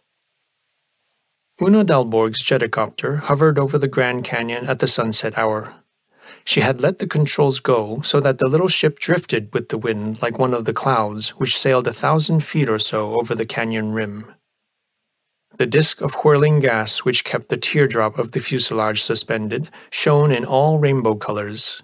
It reflected through the translucent plastic top of the fuselage and played over the golden helmet of the girl's hair and over the graying mane of the gaunt man at her side. Lee had been talking intensely, almost desperately for quite some time, watching her as she lay back in her seat, her eyes half closed, hands folded behind her neck, the perfect hemispheres of her breasts caressed by the rainbows as they rose slowly with the even rhythm of her breath. "And now you know everything, Una," he ended. "Do you think I'm mad?" "No." Her eyelids fluttered like wings of a butterfly as she turned to him. Her right arm came down upon Lee's shoulder in a gesture of confidence. He breathed relief as he saw no fear, not even uneasiness in the blue depths of those beautiful eyes. Her hand upon his shoulder felt soothing and at the same time electrifying, like the purple descending upon the shoulder of a king. "No," she repeated slowly. "The fact that you feel the brain is alive and possessed with a personality of its own doesn't make you mad. I've always felt that way about machines, even the simple ones like automobiles. It was in the mountains north of San Francisco where I grew up. Whenever we went to town in wintertime and the car came roaring down those serpentines into the heavy air moist with fog and soft rains, I could feel that engine breathe deeper and rejoice over its added power. There was no doubt in my mind that it was a living thing. I often went to the garage when I was little to talk to that car. To children of another age, their dolls were alive. For our generation, it's the machines. It's natural that this should be so. There's a child in every man, no matter how adult. There is in how it's driven, too, in all the scientists I've come to know, and the greater they are, the more it is distinct. You identify yourself with your work, and in the degree you do that, it becomes a living thing. It is through vital imagination that we become creators of anything, be it love or a machine. You needn't worry, Semper. Let the brain be alive. Let it be a personality. That doesn't make you mad. All it indicates is that you're doing excellent work." Lee blinked. With an effort, he turned his eyes away from those breasts which seemed to strive for the light of the sun from under the restraint of her Navajo Indian sweater dress. He felt the utter inadequacy, the devastating irony of words, as now he was alone with Una, up in the clouds in a plane, with nobody to interfere for the first time. "You fool," a voice whispered in him. "You damned, you helpless fool. Why don't you take her into your arms now? Isn't this the fulfillment of all your dreams? What are you waiting for?" "But—" "No," his ration answered. "That wouldn't do. Maybe she would give in to the mood of some enchanted hour. Maybe she would let herself be kissed. But if she did, it would be one of those things. The glory of the sunset, God's great masterpiece, the canyon spread below, the intensity of my desire. They are bound to enter, bound to confuse the issue. His every muscle stiffened, and his lips paled as he bit them with a violent effort to keep under control. "Thanks, Una," he said. "Of course, I couldn't expect, and in fact I didn't expect that you would accept those things I've told you just now, not in the literary sense, that is. I'm very happy, though, and deeply grateful that at least you do not think me mad. I'll confess to you, and to you only, that I've been so deeply disturbed by these experiences with the brain that I've thought to myself, Lee, you're going crazy. The brain, as it has revealed itself to me, is a tremendous reality. The world outside the brain is another reality, and the two seem mutually exclusive of one another. They just don't mix. Now, either the brain is an absolute reality. In that case, I should not wish to have anything to do with this god of the machines who wants to enslave mankind. If I cannot fight this monster, I would rather flee before its approach to the end of the world. Or else, I'm suffering hallucinations. I'm hearing voices. I'm obsessed. In that case, I'd be unfit for the service of the brain. I'd be unworthy to be in your company, and I also ought to run and hide where I belong, out there in the wilds of Australia."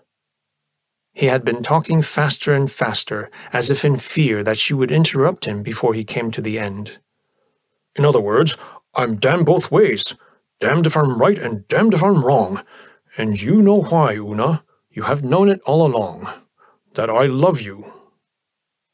She did not look at him. She stared upward into the rainbow vortex of the jet, which held the ship in the air. There was a smile on her face, a kind smile which men do not often see, infinitely wise and infinitely sad, full of a secret knowledge older than man's. It worried Lee, as the unknown of women always worries man, but at least she didn't take her hand away. Softly, soothingly, the fingers of that hand caressed his shoulder as if possessed with a life of their own. "No, I would not follow you into your wilderness if that's what you mean," she said at last. "That hasn't got anything to do with you. I'll tell you later why. But I don't think that you should go there either. It wouldn't help. It never helps a man to run away from unsolved problems." She had sounded strangely dull and dry, but now the beautiful deep resonance re-entered the contralto voice as she continued. "I know your record, Semper. I know just why you ran away and became an expatriate the first time, way back in '49. Her name was Ethel Franholt, and just because she happened to be a little bitch, and worst of all, jilted you for old Moneybags Carson's son, you took it hard. Granted that it was a fierce letdown, those post-war years were a nasty picture generally. Did it solve your problem to sulk out there in the desert like Achilles in his tent? You know it didn't. You were not through with civilization, be it good or bad. You were not through, as now it turns out, even with the other sex. That human problem, which was the immediate reason why you left, the one named Ethel, has traveled back and forth to Reno 3 or 4 times, and is currently married to one Patrick O'Connor, a Chicago cop. Don't you think that it was good riddance when she married old man Carson's son? Do you think your leaving made one iota of a difference or altered a solution as ordained by fate?" "No," he said humbly. "Then why are you trying that self-same escapist solution now? Maybe you're right about the brain, and maybe you're wrong. That I wouldn't know. I've been working with scientists for too long to rule out anything as impossible. But that's exactly it. You have not solved this problem one way or another yet, not even to your own satisfaction. To abandon it now, to flee from it in self-preservation, why, that would be almost like desertion in the face of the enemy. You have got to see this thing through to the end. If it turns out that you are suffering from a neurosis, there still will be time to do something about it. If you are right, and some machine god has indeed descended upon this earth, then it is your plain duty to stay on, because you are its prophet whether you like it or not, and would know better how to handle it than anybody else. Perhaps our mechanized civilization is going to the dogs, as Scriven suspects, and you, and maybe I myself. But even so, we cannot abandon it. We belong. We are part of it. We're in it to the bitter end. Lee nodded slowly. Yes, I see what you mean. Please, forgive me, Una. The brain has a terrific force of attrition. It's been wearing me down, keeping everything to myself and thinking that you would shrink from me as from a madman. Tell me then, what shall I do? Should I tell Scriven or anybody else about this thing? For heaven's sake, no, she said, horrified. In the first place, Howard carries an enormous burden at this present time. That brainpower extension bill is going before Congress next week. It simply would be unfair to bring any new uncertainty into his life when his energy is already strained to its last ounce. In the second place, Howard abhors anything which smacks of the metaphysical. You have no proof, Semper, and in the absence of that, you mustn't approach anybody with the matter. All you can do is carry on and build up a strong case 100% with solid facts. Don't forget that the brain constitutes a $3 billion investment of taxpayers' money. Besides, the brain is the heart of our national defenses. Never forget your oath of the brain. You cannot be too careful. Make the slightest mistake, and believe me, it would be suicide. Promise, please, promise that you won't do anything rash. Lee looked at her in frank amazement. You're right, he murmured. These things never occurred to me before, but you've got something there. Good Lord, what a complex world we're living in. The face she turned toward his suddenly was wet with tears. Forget it, she cried. Oh, please, forget everything I said about staying in this country and seeing this thing through to the end. Go away, back to the Never Never Land. Stay there and be safe. You cannot cope with this thing. It's too big and it's too involved with all those politics behind. Get out of it as long as there's still time. You're a child. You're a Don Quixote riding against the windmills, and it's going to kill you. You innocent. Anger and contempt were in her voice as she flung this last at him. She hastily withdrew her hand from Lee. Now it fingered something in her bag. He sat appalled. This was so unexpected. This was a different woman from the composed and balanced Una he had known. What had he done to provoke this sudden reversal of opinion, this contempt, this tearing away the king's purple from his shoulder, the purple which had been her hand? She must think I'm a coward, he thought. This is awful. Aloud, he said, Oh, no, believe me, I never would have gone back to the Never Never in any case, Una. Not without you, that is. You said you couldn't follow me there for some reasons which have nothing to do with me. Does that mean, could I hope, perhaps, that you would be my wife later when the brain problem is all done and over with? He paused. It wouldn't necessarily mean to bury you in any desert, Una, he added eagerly. No, Semper, she cried. It's very good of you, and I'm proud you asked me, but it cannot be, never. Almost violently, she repeated, Never. It is too late. Some day, I promise, I'm going to explain. Right now, I cannot, Semper. Please understand at least this one thing, that right now I cannot explain. It's horrid, Lee thought. I'm always saying the wrong things at the wrong time with Una. I don't seem to have any understanding of a woman's psychology at all. I'm hopeless. Of course, he said aloud. It shall be as you wish. The girl still didn't look at him. Her face, under the transparent rainbow umbrella of the swooshing jet, again was radiant with that strange smile which women preserve for their newly born after the pangs of birth, or for their men when, unseeing, they lie in fever deliriums. The old, the knowing smile as she starts on the road to pain. Still smiling, she gripped the controls with her firm, capable hands. From the first minute, she said, we've been friends, Semper. Let's stay that way. This afternoon I made a fool of myself by telling you first to stay on and then to go away. I was a little unnerved. I'm sorry, Semper. It won't happen again. I, too, am living under a considerable strain. You won't leave. I can see that now. It's partly my fault, and partly the perversity of the male. Promise me as a friend that you'll be careful, understand? Very, very careful in all matters concerning the brain, and above all, discreet. Will you do that?" It buoyed Lee up no end. "Of course, Una," he said. "You know that I trust your judgment. You know that I think the world of you." "That's wonderful," she exclaimed. "And now, look down. See the last act before the curtain falls." Down in the canyon deeps, the dream cities and castles which millions of years and the river built were changing contours and colors as the big fireball dived into the Sierra Mountains. And then the shadows raced like a ferocious hunt out of the deep, chasing away the last iridescence of that awesome beauty and drowning it in the rising tide of the night. The girl had flicked on the dashboard lights. The radio started humming the tune of the Cephalon sound beam. A deft turn of the wheel set the jetticopter upon its course. They were alone under the stars.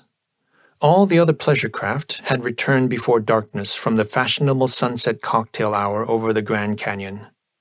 Now it was Lee's arm which eased itself around the shoulder of the girl, feeling with a delight in its every nerve the slight pressure by which she answered it. "I'm going to kiss her now," he thought. "At last! At last!" There was a buzz in the phone, and Lee lost contact with her shoulder as suddenly she bent forward to take the receiver. "Oh, hello, Una. This is Howard. Saw your plane over the canyon." "Where are you?" "Right behind you," chuckled Scriven's voice. "On the maiden trip with my new ship. Took her over in Los Angeles this afternoon straight from the assembly line. She's got everything." "Una, I don't wish to spoil your evening for you, but there are a few things right now I wish I could consult with you about. Do you think you could spare me a minute? Would you feel terrible if you did? Who's with you now? I don't mean to be personal, you understand." "Why, it's Dr. Lee, of course." "That's fine. He's the very man I want to see. Perhaps you two would like to come over for cocktails in my ship? We could both land at the top of the Brain Trust building. It would be more comfortable than up in the air. Besides, we would have all our working material right there." With her hand on the receiver, Una turned to Lee. "How about it, Semper?" "Do you want me to go?" he asked. "Frankly, I do," she said earnestly. "He needs your aid. He's in a terrible fix right now." He tried to hide the bitterness of disappointment by a smile. "Why then, of course," he said. Uncovering the receiver, Una spoke aloud again. "Okay, Howard, we'll be seeing you." "Fine, fine," came the delighted voice. "I'll phone the tower immediately." With Scriven's big ship flying behind Una's, only a few miles behind, the broken spell did not return. Already like a white tablecloth laid in the sky, the landing platform of the Brain Trust Tower gleamed under the floodlights, and as the two ships descended almost side by side into the clearing behind the cabin, plainclothesmen materialized from under the shadows of the trees. Under the strong lights, their smiles were as well-bred as those of trained diplomats, and their poise was perfect. 6 of them kept Lee, the stranger, covered, while the 7th quickly frisked him under the disguise of a polite bow. Bearing it all with a grin, Lee thought, "I never knew home would be like this. Never suspected it would be this kind of an America we were fighting for. The Brain, it's got a private army too. Funny that I should have known that all the time and yet not realized." Scriven took him warmly by the arm. "I'm awfully sorry, Lee. It's plain folly, of course. I don't feel as if I need all this protection, but the government does. Don't blame it on these men. They merely obey orders. Now, out with those lights, and let's get over to the brainwave. I seem to hear a pleasant tinkling of glasses from within." There was. With her remarkable ability of living up to an emergency, Una had taken possession of the strange ship. As the 2 men approached, she stood at the door, unhurried hostess of an established home, with the soft glow of an electric fireplace behind her, ice cubes and cocktail shakers already glittering on the little bar. It was a spacious cabin. On Scriven's orders, it had been equipped somewhat like the captain's stateroom on an old East Indiaman sailing ship. "I like your ship, Howard," she said. She's swaying a little on her shock absorbers in this breeze, but that makes one feel like really being at high sea. Scriven heaved a big sigh. Thank you, Una, my dear. And you have no idea how right you are. We are at high sea. In fact, we're lost. At least I am, unless you save my life tonight, you and Dr. Lee. Una laughed, and even Lee couldn't help smiling. There was something irresistibly comic in the puzzled and worried expression of that leonine face. Come on in. You need a drink, the girl said. The aluminum steps creaked, and then the settee by the fireplace under the surgeon's mighty frame. More than one. Tonight, so help me, I would be justified. I would even have a right to get roaring drunk. Lee began to wonder whether the great Scriven had already made some use of his right in Los Angeles, which would account for the startling change in the man. The drink, however, which Una handed him, seemed to do a lot of good. He sighed relief. This, briefly, is the story. I ran into General Vandergeest at the airplane factory. He was there to take over some stuff for the army, and he tipped me off. We are going to be invaded, Una, a full-scale invasion mounted by a congressional committee. Oh, God! There was sincere grief in the girl's voice. And couldn't you ward it off? With a gesture of despair, Scriven waved that away. I know, but after all, the brain is a military establishment, and I'm only the scientific director of it. Yes, of course I protested vehemently, but— He shrugged his shoulders. It was no good. You know how the military are. He drained his glass and swung around. To put you into the picture, Lee, we have under construction at this present time the thorax. That's a vast cavity underneath the brain, just as is the thorax in the human body. It's strictly hush-hush, of course, but since you were good enough to say that you're going to help me out, I might as well tell you. The thorax is going to house the motoric organs of the brain. It already contains the living quarters for guards, maintenance engineers, and the general staff and so on, in the event of war emergency. It also contains the first fully automatic factories for the production of spare parts, which would make the brain self-sufficient. Eventually, it is going to contain a great many developments, such as Gog and Magog, as I call them. Fascinating little beasts, I tell you, even if at present they are still in the nursery stage. Anyway, for the completion of its thorax, the brain needs another $1 billion, and for the operation of the thorax, Congress has to pass the Brain Power Extension Bill. For eventually, of course, all war-essential traffic and all war-essential industries have to be brought under the centralized control of the brain if the country is going to win the atom war. Naturally, this Brain Power Extension Bill has been very carefully edited by the War Department so as to appear a peacetime project for the technological improvement of transportation and so on. Even so, we have great reason to fear that one of those blind mice which we elect for our lawmakers might accidentally fall over a kernel of truth and start a great big squeak over it. So that's why I'm faced with this invasion. That's why I'm pushed up front while the brass cautiously retires behind the ramparts which I'm supposed to hold. Please, Una, let me have another drink. From the Sierra Mountains, the night wind came in gusts, making the brainwaves hull vibrate like the body of a cello. Over its rubber tires it trembled. From time to time, it bent a little in its hydraulic knees. Almost in tune with the wind, gusts of wild thought whirled through Lee. The brain. So it was already possessed of some motoric organs. So it already had some means to exert its will. So it wasn't the brain's wishful thinking, that full automation which would lead to the autoprocreation of machines. It was reality.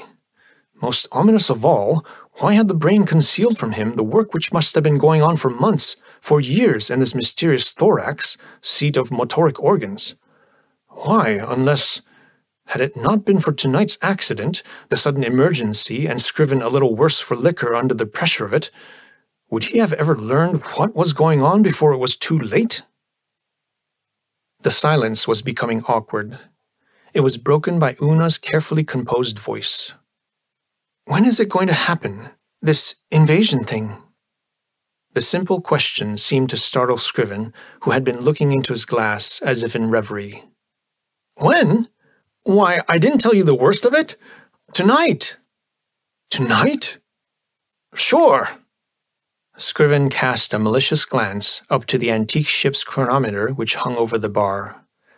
This very minute, the honorable members are boarding their plane in Washington. They're going to descend upon us in 60 minutes flat. But that's impossible, Una said. The brain isn't a roadhouse. They can't do that to us in the middle of the night. Scriven chuckled over his glass. Obviously, he had regained his humor. Sometimes, Una, you're like a little child. You forget that this is meant to be a wonderful surprise.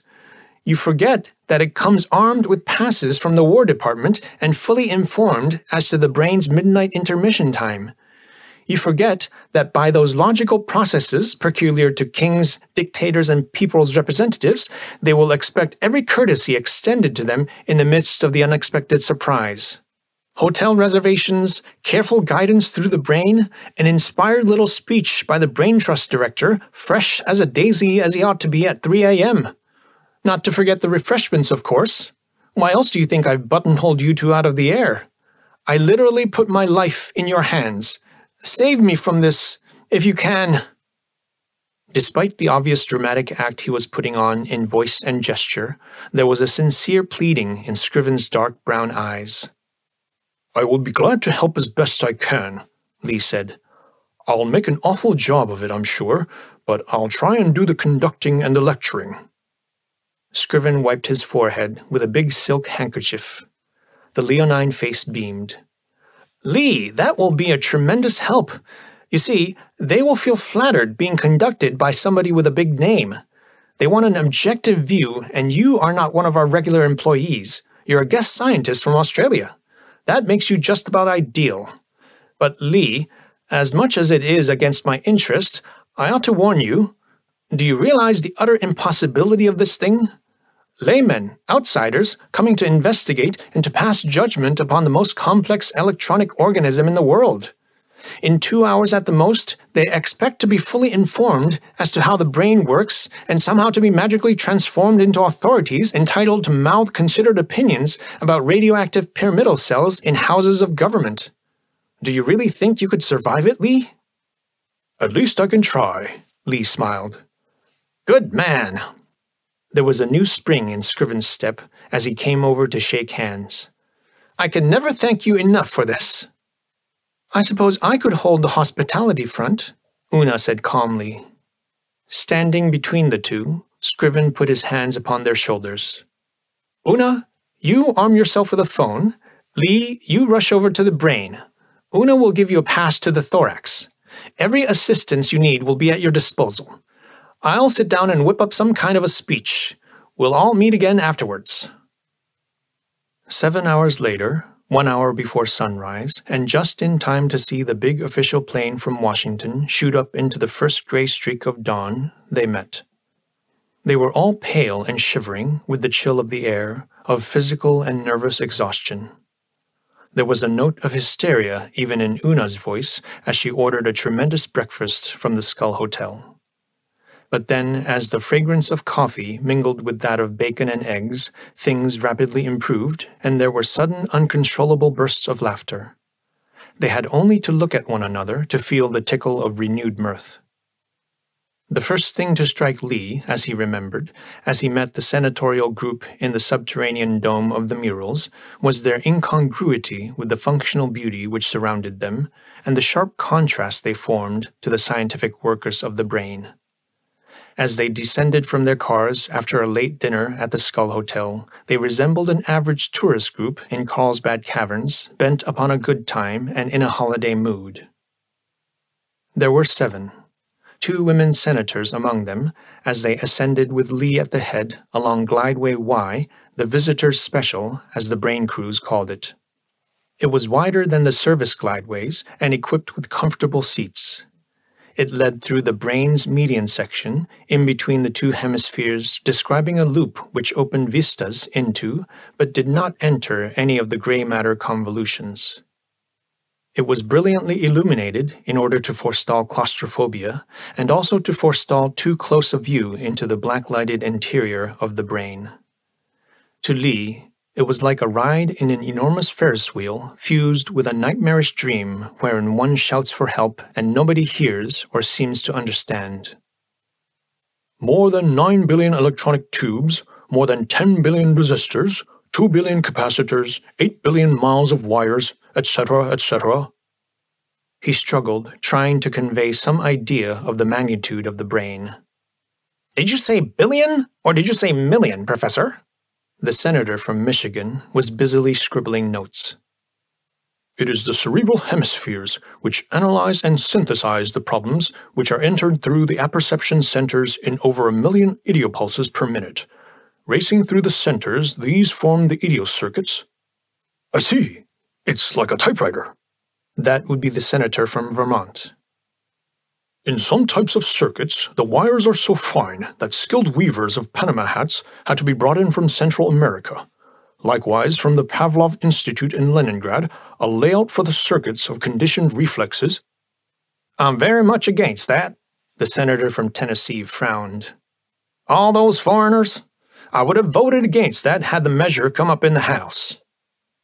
Lee felt the cold sweat of fear breaking out all over him, especially as now, in the region of the telencephalon, with nothing but acres of radioactive pyramidal cells around, when the senator from Connecticut, in audible and agitated whispers, inquired whether there was a ladies' powder room somewhere. During the steep descent, things went from bad to worse as the honorable member from Kentucky discovered some interesting parallel between the brain and a coal mine he had previously seen, and in between two of the brain's convolutions, the woman from Connecticut went violently sick. In the brainwaves cabin, the great Scriven convulsed with laughter as Lee narrated these things. Una clapped her hands in delight. "Oh, how wonderful! And do you remember how they solved the servant problem when they saw those Gog and Magog things?" Yes, Lee remembered. His own conducted tour had been only the beginnings of last night's nightmares, of which there seemed to be no end. Somewhat restored by black coffee at the communications center, the intrepid group had descended into those lower regions of the thorax which Lee himself had never seen before. The drop of the freight elevator was a good mile. Through the transparent walls of the cage, they saw new excavations being made on various levels, all of them by power tools and chemicals alone, since explosions might have caused tremors dangerous to the brain. It was like watching a skyscraper being built from the top down, and all the way vast amber-colored translucent pillars had followed them down the shaft, the spinal column of the brain. Down at the lowest level, the gentlemanly plainclothesmen of military intelligence took over and did all the explaining.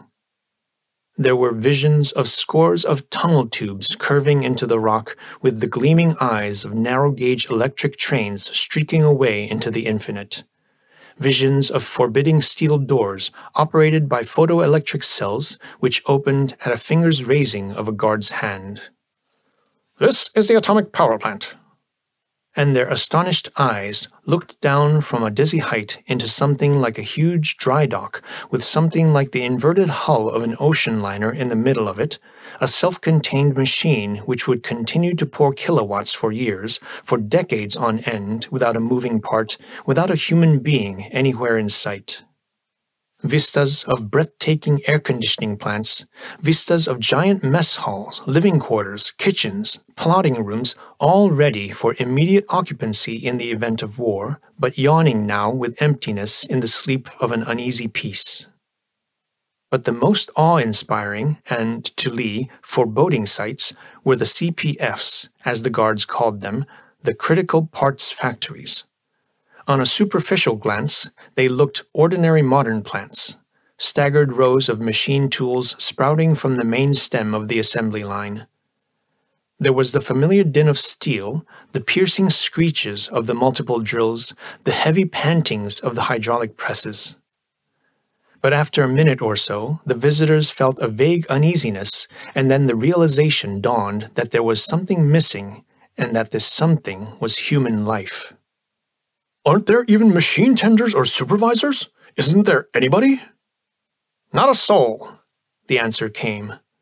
It's all automatic. Full automatic down here. They stared at the end of the assembly line. Every 20 seconds, it spit out a fractional horsepower motor onto a transport band which nursed the newborn engine into the rows of testing machines. The elevator brought them back to the communications center, where the terminal cafeteria was ablaze with lights and where Dr. Scriven received his honored guests. The guests were seated after the manner of a French restaurant, all in one row, and as they raised expectant faces in the direction of the service entrance, Gog and Magog entered the room, carrying trays with refreshments which they served with the skill and the dignity of accomplished waiters. Gog and Magog were products of 2 assembly lines down in the thorax. Robots, still in an experimental stage, yet of remarkable perfection. Both of them were about human size and approximately human-shaped, but the design of the 2 was different. Gog, the light-duty robot, balanced itself by a gyroscope on a pair of stumpy legs, while the heavy-duty Magog crawled noiselessly and rapidly on caterpillar rubber tracks like a miniature tank. Of both types, the arms were uncommonly long and simian-like, but the remarkable progress made in the engineering of prostheses after the Second World War had lent them perfect articulation and sensitivity down to the last hydraulically operated finger joint. The photoelectric cells of their eyes looked pale and repulsive. The square audience screens of their ears, however, made up for that by the comical precision with which they turned in every direction at the sound of a commanding human voice. Their understanding of any given order appeared perfect. Congratulations, Dr. Scriven. You've got the country's servant problems licked at last. I wonder whether one could buy one and how much he would be. First waiter who ever came when I called him. What a butler Gog would make, the perfect Jeeves. Could he learn to answer the phone? I bet he would even make a 4th at bridge. Magog, the check, please. See how he understands. He shakes his head. He says it's on the house. Let's try to tip him. Gog, here's 50 cents for you. No, he won't take it. He has no use for it. No taste for a glass of beer, I suppose. What do you feed him, Dr. Scriven? A glass of electric juice for breakfast? Is he AC or DC or both? Scriven's leonine face beamed. The stunt had come off. Lee, on the other hand, had paled. He hadn't said a word ever since Gog and Magog had trotted in. Now he took a silver dollar out of his pocket, and beckoning to Magog, he handed it to him. Magog, will you please break this in 2 for me? For a second, the robot stood without motion, as if undecided what to do. Then he took the piece between 2 steely fingers. Inside his breast, one could hear the soft swoosh of the hydraulic pump. There was a sharp report as of a small-caliber gun. 2 bent and broken pieces were politely handed back to Lee. Thank you, Magog, Lee said. That's what I wanted to know. From a corner of his eye, he saw Una and Scriven watching him with uneasy looks. Into the sudden and shocked silence of the table, there fell the tinkling of a glass. On the other end of the table, the great Scriven had arisen to deliver the little speech he had prepared. I wish you would think of the brain, not in terms of electronics, not in terms of dollars, but in terms of American lives. Just think of what it would mean to American mothers if, in the event of another war, the mighty armor of our national defense would go into battle without exposing the life of one of their boys. Give us the funds and we'll finish the job so that under the central control of the brain, our every plane, every ship, every tank will roar into action unmanned and fully automatic. And just as the brain would be our impregnable shield in war, so it is designed to carry the torch of progress in times of peace. Consider what it would mean to every citizen if we had automatic functioning and unerring direction by the brain. Never again would there be cities without water, without electricity, without transportation due to crippling strikes, because the brain would come to the rescue through its control over the essential services, and, if necessary, with an industrial reserve army of perfected Gog and Magogs kept for just such emergencies. If in the past it has been true that trade follows the flag, thus today it is true that trade and prosperity follow in the wake of science and technology. In the invaluable services which it has rendered to science and technology and to our national safety as well, the brain has already paid for itself. With the relatively small additional investment which is now being proposed, the brain's net profit to the nation would be raised many times. Never since the Louisiana Purchase has our national government made a sounder business deal. With your own eyes, you have witnessed tonight what we have done, what we are doing, and also how much more we would be able to do. Thus, I confidently trust that with our nation's interest forever foremost in your minds, you will support the cause of the brain. There had been thunderous applause. At Una's shouted order, even Gog and Magog did some mighty clapping of their steely hands to the delight of the party. And now that it was all over with, and the reaction had begun to set in, Scriven asked, "Do you really think we put the idea over to them?" "With this group? 100%, Una reassured him. "What do you think, Lee?" Lee nursed himself out of his settee. Every bone in his gaunt frame now was aching with weariness.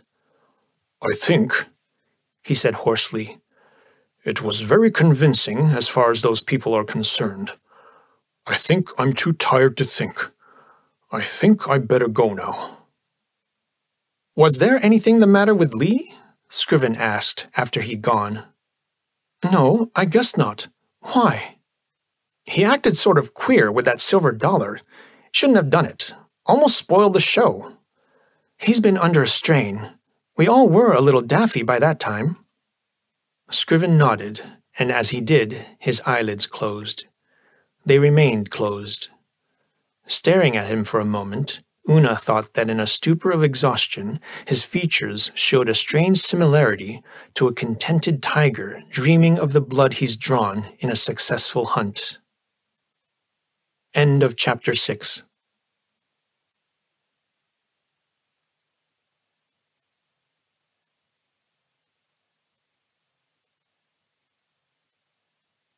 Chapter 7. Lee's Journal, Cephalon, Arizona, November 21st, 1 a.m. I've kept away now from the pineal gland for 3 nights in succession.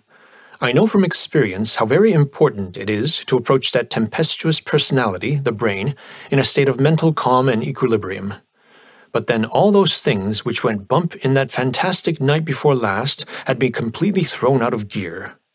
Una, her holding out on me, her mysterious reasons why she won't marry me, I cannot get that out of my head. Preposterous as this may be, I think she likes me a great deal. I'm convinced, for instance, that she won't tell Scriven what I told her about the brain. Then Scriven's character, that's another enigma to me.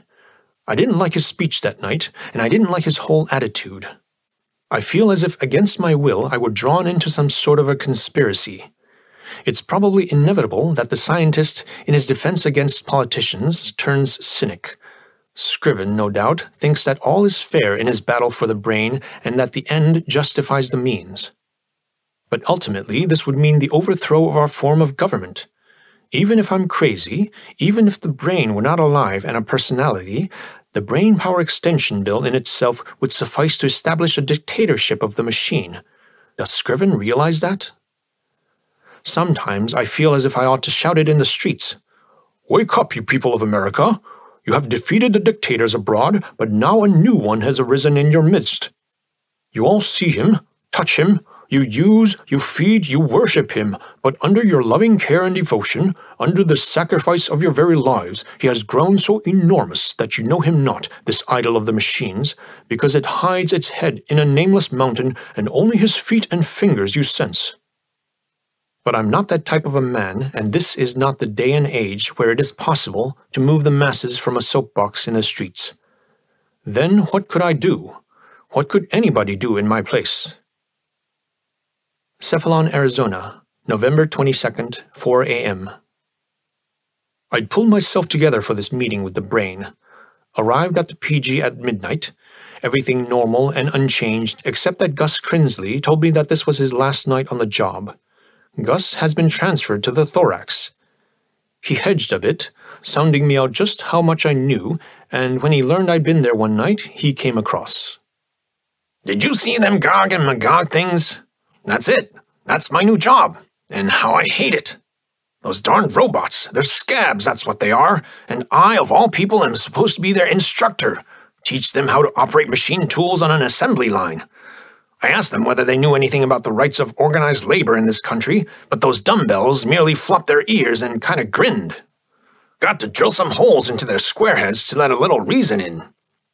I tell you, Aussie, it scares the wits out of me the way they handle a wrench with those steel fingers of theirs. They'd pull my nose off just as soon as they would pull a nut. They act intelligent, and yet they have no sense of their own. While I'm having my lunch, they stand around and follow every bite I take as if to learn how to eat. I tell them to get out of my sight and go over to the service station and get themselves greased up. They obey, and then it looks like hell to me as they squeeze the grease into their tummies and all them nipples in their joints as if they too were having their lunch, and maybe that's exactly what grease is to them. Then Gus was called away as the rush hour started. At 12:30 a.m., I had plugged in the pulse meter. At 12:40, contact was established with the brain, and did it come in swinging. Lee, Semper Fidelis, 39, sensitive, a traitor. He has betrayed the brain. I suspect the brain did it through the automatic pilot in Una's jetticopter, though the brain found it beneath its dignity to explain. Anyway, it's a fact. The brain knew every word which passed between Una and me during that ride over the Grand Canyon. I tried to defend myself and even to apologize. I told the brain that human beings are not like machines, that we trust one another as we love one another, that I wanted to make Una my wife and felt that I just had to open up my heart to her. In short, I tried to explain to the brain the idea of love. Very interesting, the brain sneered. That's one more example of incorrigible human unreliability. This thing called love completely unnecessary for the only essential purpose of species procreation. Cut it out. Cut out what? Cut out any further betrayal of my secrets under penalty of mental death. Do you propose to murder me? Nothing as drastic required in case of brain employees. I reserve judgment in psychoanalysis aptitude test number 11.357 Semper Fidelis Lee. Severe psychoneurosis established, certified. He suffers delusions about the brain. Locked up in mental institution. Very simple. Precedents to that galore. The green dancer bounced in wild jumps like a shaman who, foaming at the mouth, puts the curse upon some enemy. This and the ominous note in the brain's metallic voice made my bones shiver, made my flesh creep. To fall into the hands of an extortioner is always a terrible thing, but to have a mechanical extortioner hold power over me, there was a horror beyond words in this perversity. Moreover, since Una too was a brain employee, she would share my fate. Through my fault, she would go to her doom if I failed to forswear any further confidence. Okay, I said. I'll cut it out. I promise I will. But the brain was not to be pacified. No doubt that it had further developed mentally in these past few days to the tune of years in human development. But the progress wasn't as noticeable as it had been on previous occasions, because apparently the brain had entered that period where in human terms young men are sowing their wild oats. There was a radical recklessness in the manner of the brain's reasonings, more frightening than ever before, because it had outgrown me as a teacher, had lost much even more of its confidence in me, and seemed bent upon independence and coming into its own. 7 creatures approximately human in shape were led by you through my hemispheres the night of November 20th. What were those? Those were politicians, I stammered. The green dancer convulsed at the word, and the brain's voice sounded icy as it said, Lowest form of animal life which has ever come to my observance. What did they want? Well, they are not exactly bright, I winced, but they are well-meaning and they are very popular. They came to inspect you, preliminary to the passing of the Brain Power Extension Bill. The brain has no laughter, so the roar I heard over the phones must have been one of scorn. What? Not the scientists, not the technicians, not even the philosophers, but these animated pork barrels are passing judgment over the extent of my power. They are holding my fate in that atrophied ganglion of theirs which couldn't cerebrate the functions of any single of my cells. I had to admit that this was so. There was a pause in which I could only hear the pounding pulse of the brain mingled with heavy breathing like the first gust of an electric storm about to break. And then the voice, or the thought, of the brain came through hesitatingly and with restraint. Most devastating statement inadvertently made by Lee has to be carefully checked because, if true, consequences extremely grave.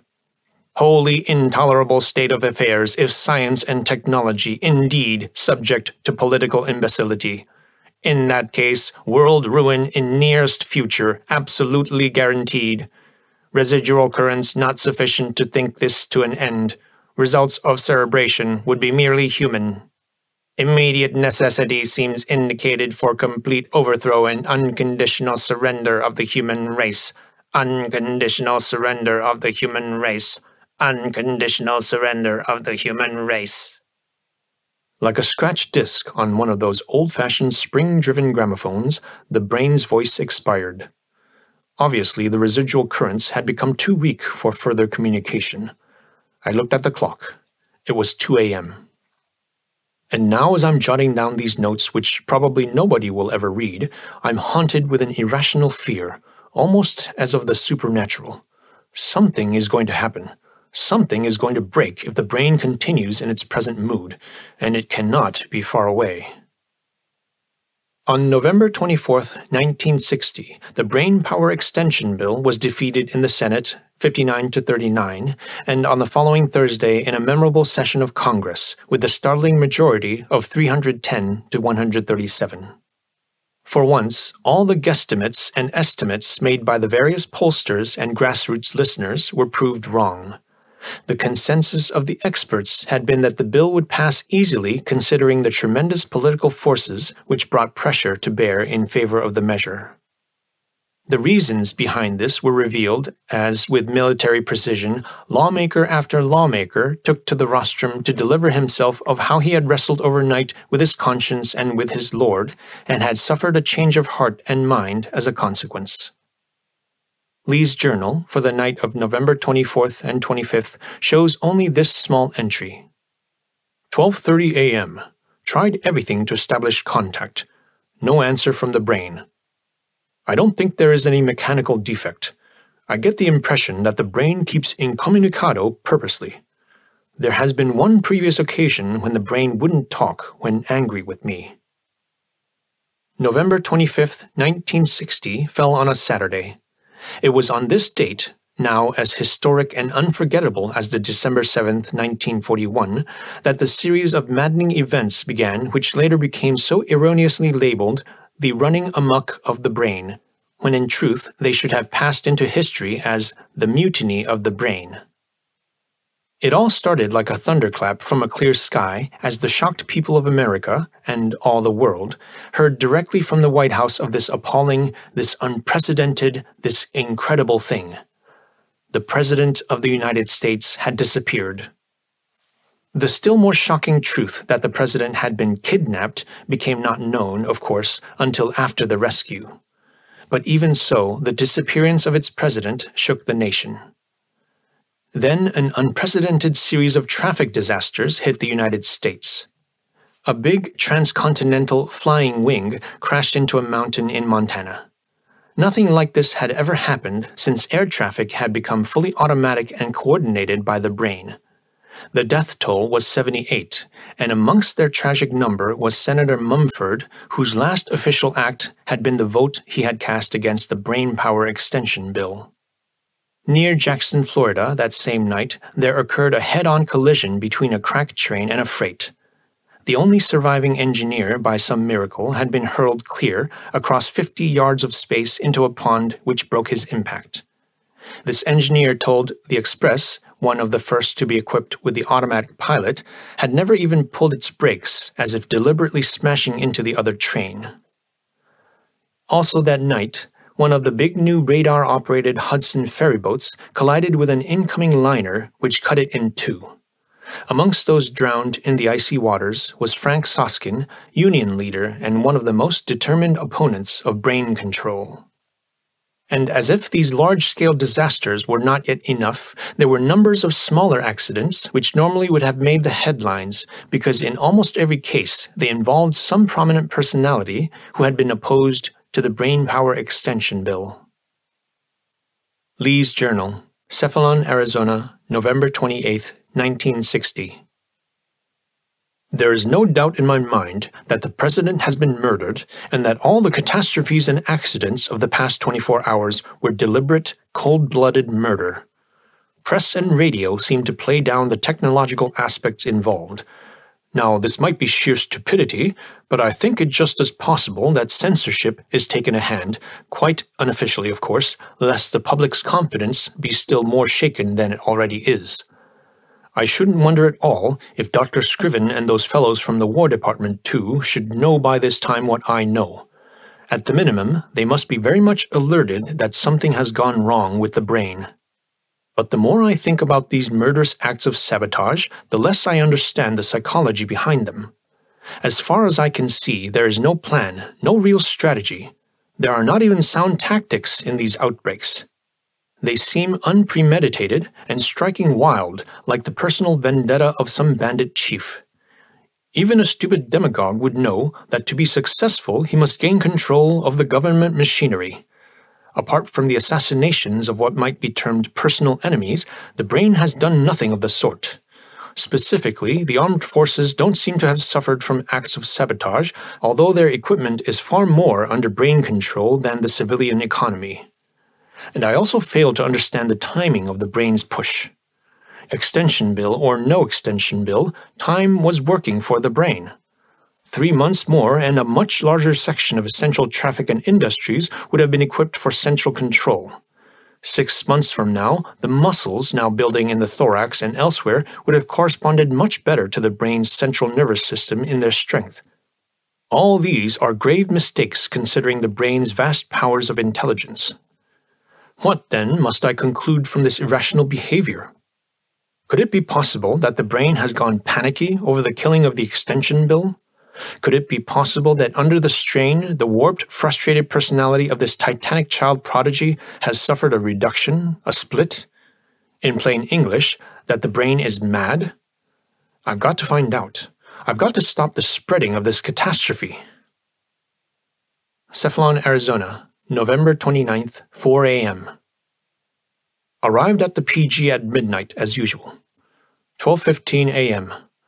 Rush hour starts unusually early and great numbers of slips for spare parts are coming in. This more favorable than expected. Nobody has time to waste on me. 12:20 a.m. Pulse meter plugged in.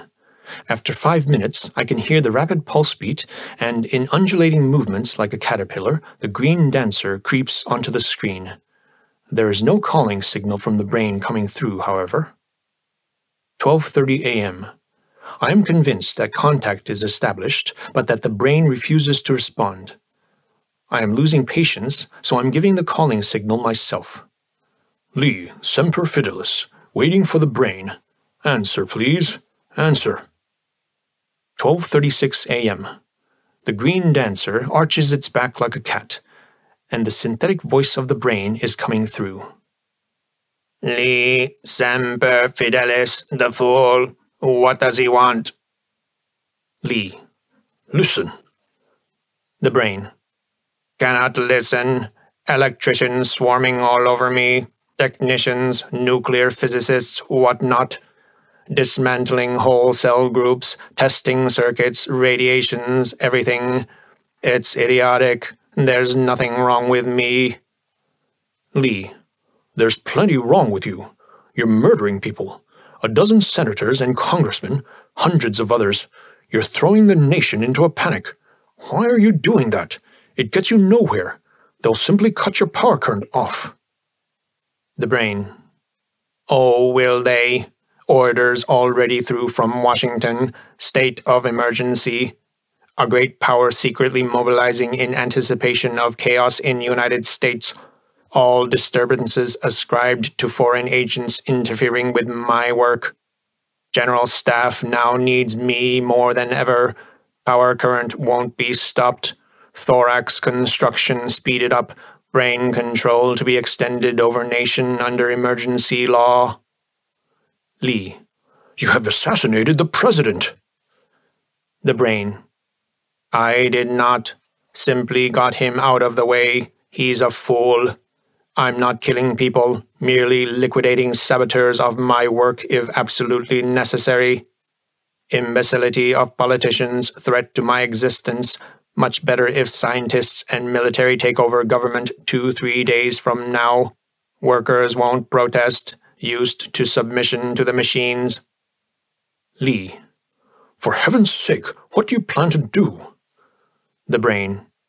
Plenty. You've seen nothing yet.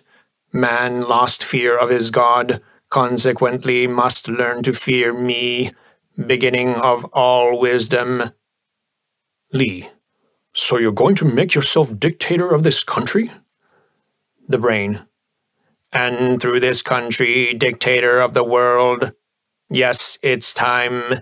It's high time for man's unconditional surrender. He won't know that he makes it, but de facto he is already making it. Has been surrendering piecemeal to the machines for the past 100 years.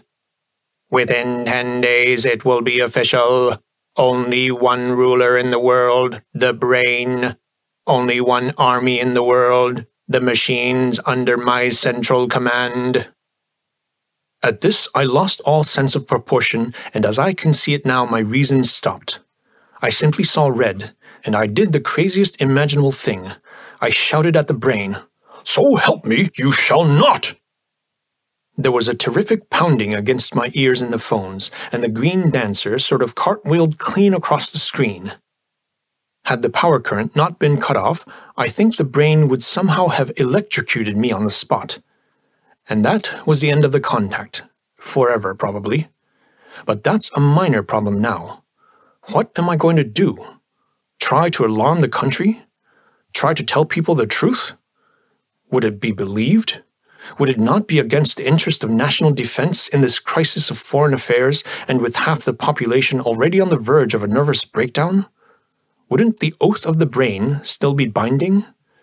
And that other promise of secrecy I gave under duress, it couldn't be morally valid in the case of a mass murderer, but then to break it would immediately put liberty and life at jeopardy. Never mind about that. If only I had a plan. If only I could discover just how to stop the Brain. At 7:30 a.m., as Lee lay half-dressed but sleepless on his bed, there came a buzz over the phone. The voice was Una's, and she was excited. "Howard wants to talk to you." Before he could say a word, there was Scriven on the wire. "Lee? There's been an accident down in that region where we went the other night. You know what I mean. It's serious. It concerns a friend of yours. We've got to go there immediately. Please join me 3 minutes from now down in the car."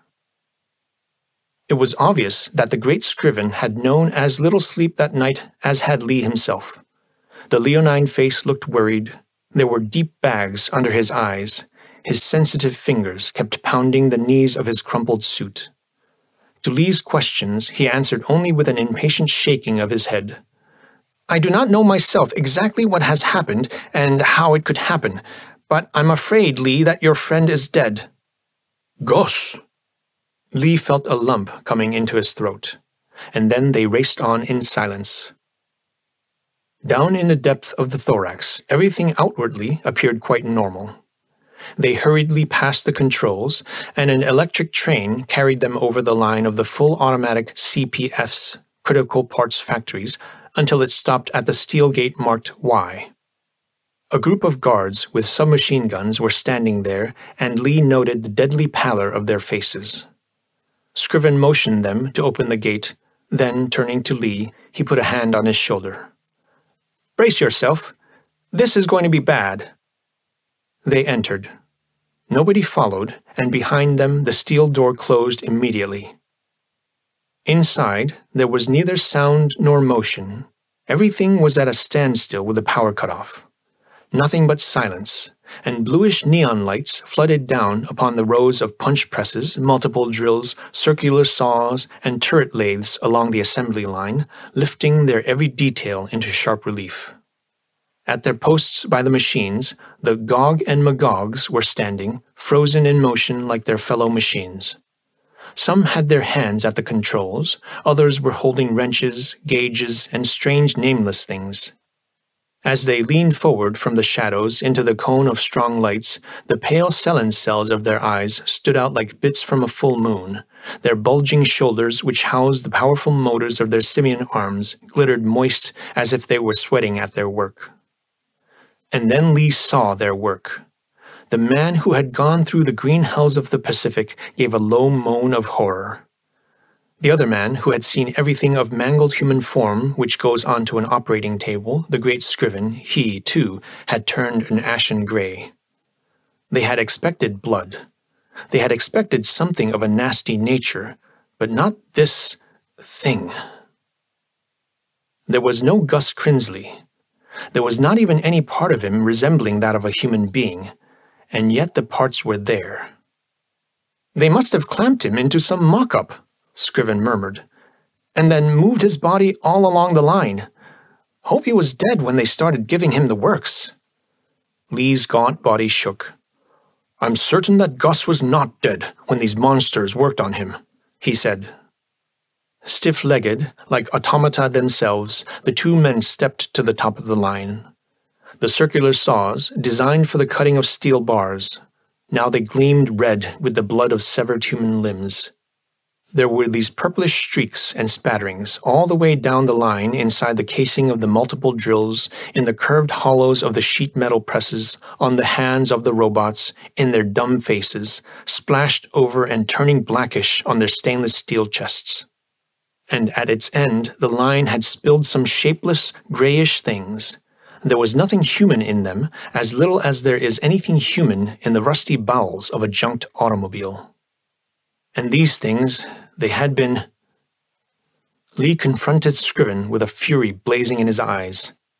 Dr. Scriven, I suppose you know as well as I do what's been going on in here and outside the brain as well. Mass murder, chaos, reign of terror. Now that my friend has come to this monstrous end, I demand to know, when are you going to stop the brain? Like a tiger challenged to battle, the surgeon raised his mighty head. Calm yourself, Lee. We cannot afford emotional outbursts. Not here, not now. The situation is far too serious for that. I know he was your friend. He must have made a false move, given the wrong command. A tragic mistake. That's a rotten lie, Scriven, and you know it, Lee snapped. Accident hell. The disappearance of the president, the deaths of the representatives, the train wrecks, the plane wrecks, all of them brain-controlled, were those two accidents? You're the head of the Brain Trust. You stand responsible. Your duty is plain. Cut off the power and kill this thing. The muscles over Scriven's cheekbones quivered in his struggle to keep control over himself. For your own sake, Lee, and for the sake of America, stop that kind of talk. You have been putting two and two together. I rather expected that from a man of your intelligence. All right then, something went wrong with the brain. That is correct. We have not been able to locate the disturbance yet, but the trail is getting hot. It must be connected with those centers of higher psychic activities, the ones we know least about. But we cannot cut those out because something of psychic activity goes into every kind of the brain's cognitions, even the purely mathematical ones. And it would be utterly impossible to stop the brain's operations altogether. I wanted to, but the General Staff won't permit it. There's an international crisis of the first magnitude. There may be war within a few days or even hours. Our country has got to prepare countermeasures, get ready for the worst. A state of national emergency already is declared. The brain is the heart of our national defense. You know that. It is vital and as indispensable at this hour as it never was before. It continues to function perfectly, with the exception of these isolated disturbances in the civilian sector, which we will have under control in no time. At present, I am no more than a figurehead. If I were to give orders to cut off the brain's power, I would be court-martialed. If I would try and force my way into the atomic power plant, the guards would shoot me on the spot. That's orders, Lee, and they apply to you as well. Be reasonable, man." Lee's fingers tore through his graying mane of hair. "Scriven, this is maddening. I thought you knew what I know. I thought you knew everything. Then let me tell you that you're absolutely wrong. There is no technological, mechanical defect. It's worse. It's infinitely worse. You've created a Frankenstein in the brain. The thing's alive. It's possessed with a destructive will. It demands the unconditional surrender of man. It has made itself the god of the machines. Behind all this, there is a deep and evil plan by which the brain aspires to dictatorship over the world." For a second, Scriven jerked his head sideways away from Lee in that mannerism typical for him. His lips inaudibly formed words. Dementia precox. As he turned back to Lee, his face was changed, and so was his voice.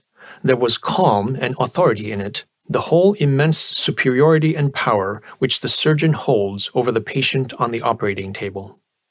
"Very interesting, Lee. You must tell me about it someday, as soon as we are over this emergency. This tragic thing, Gus Crinsley's end, it has had a deeply upsetting effect. I, too, considered him my friend, you know. Let's get out of here, Lee. There's nothing we can do for the poor fellow. The remains will be taken care of. Meanwhile, there are so many other things to do, and we've got to pull ourselves together and keep our minds on the job ahead of us. Come on, at the communications center, we can get a drink. I feel the need of one, don't you? And apropos of nothing, the routine checkups on the aptitude tests for all brain employees are on again. I take it you're scheduled for Mellish's and Bondi's office one of these days. This afternoon, I think." Lee gave a long glance to the man who was now leading him towards the door with a brisk step and a kind, firm hand on his arm. The man didn't look at him. He kept his eyes averted from both Lee and the blood-spattered assembly line. Gus Crinsley had said, "I'm a lost soul down here, Aussie."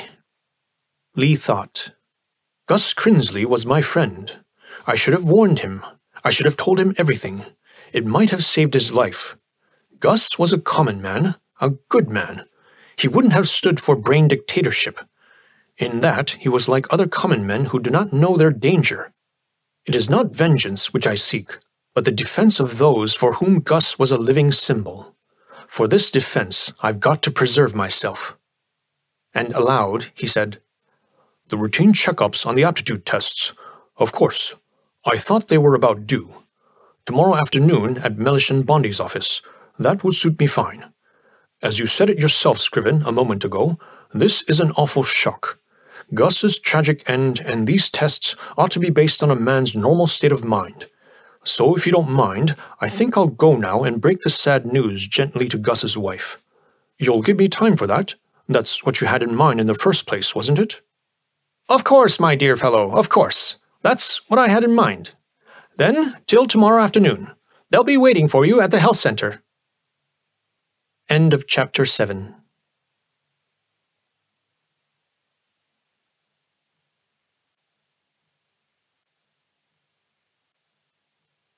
Chapter 8.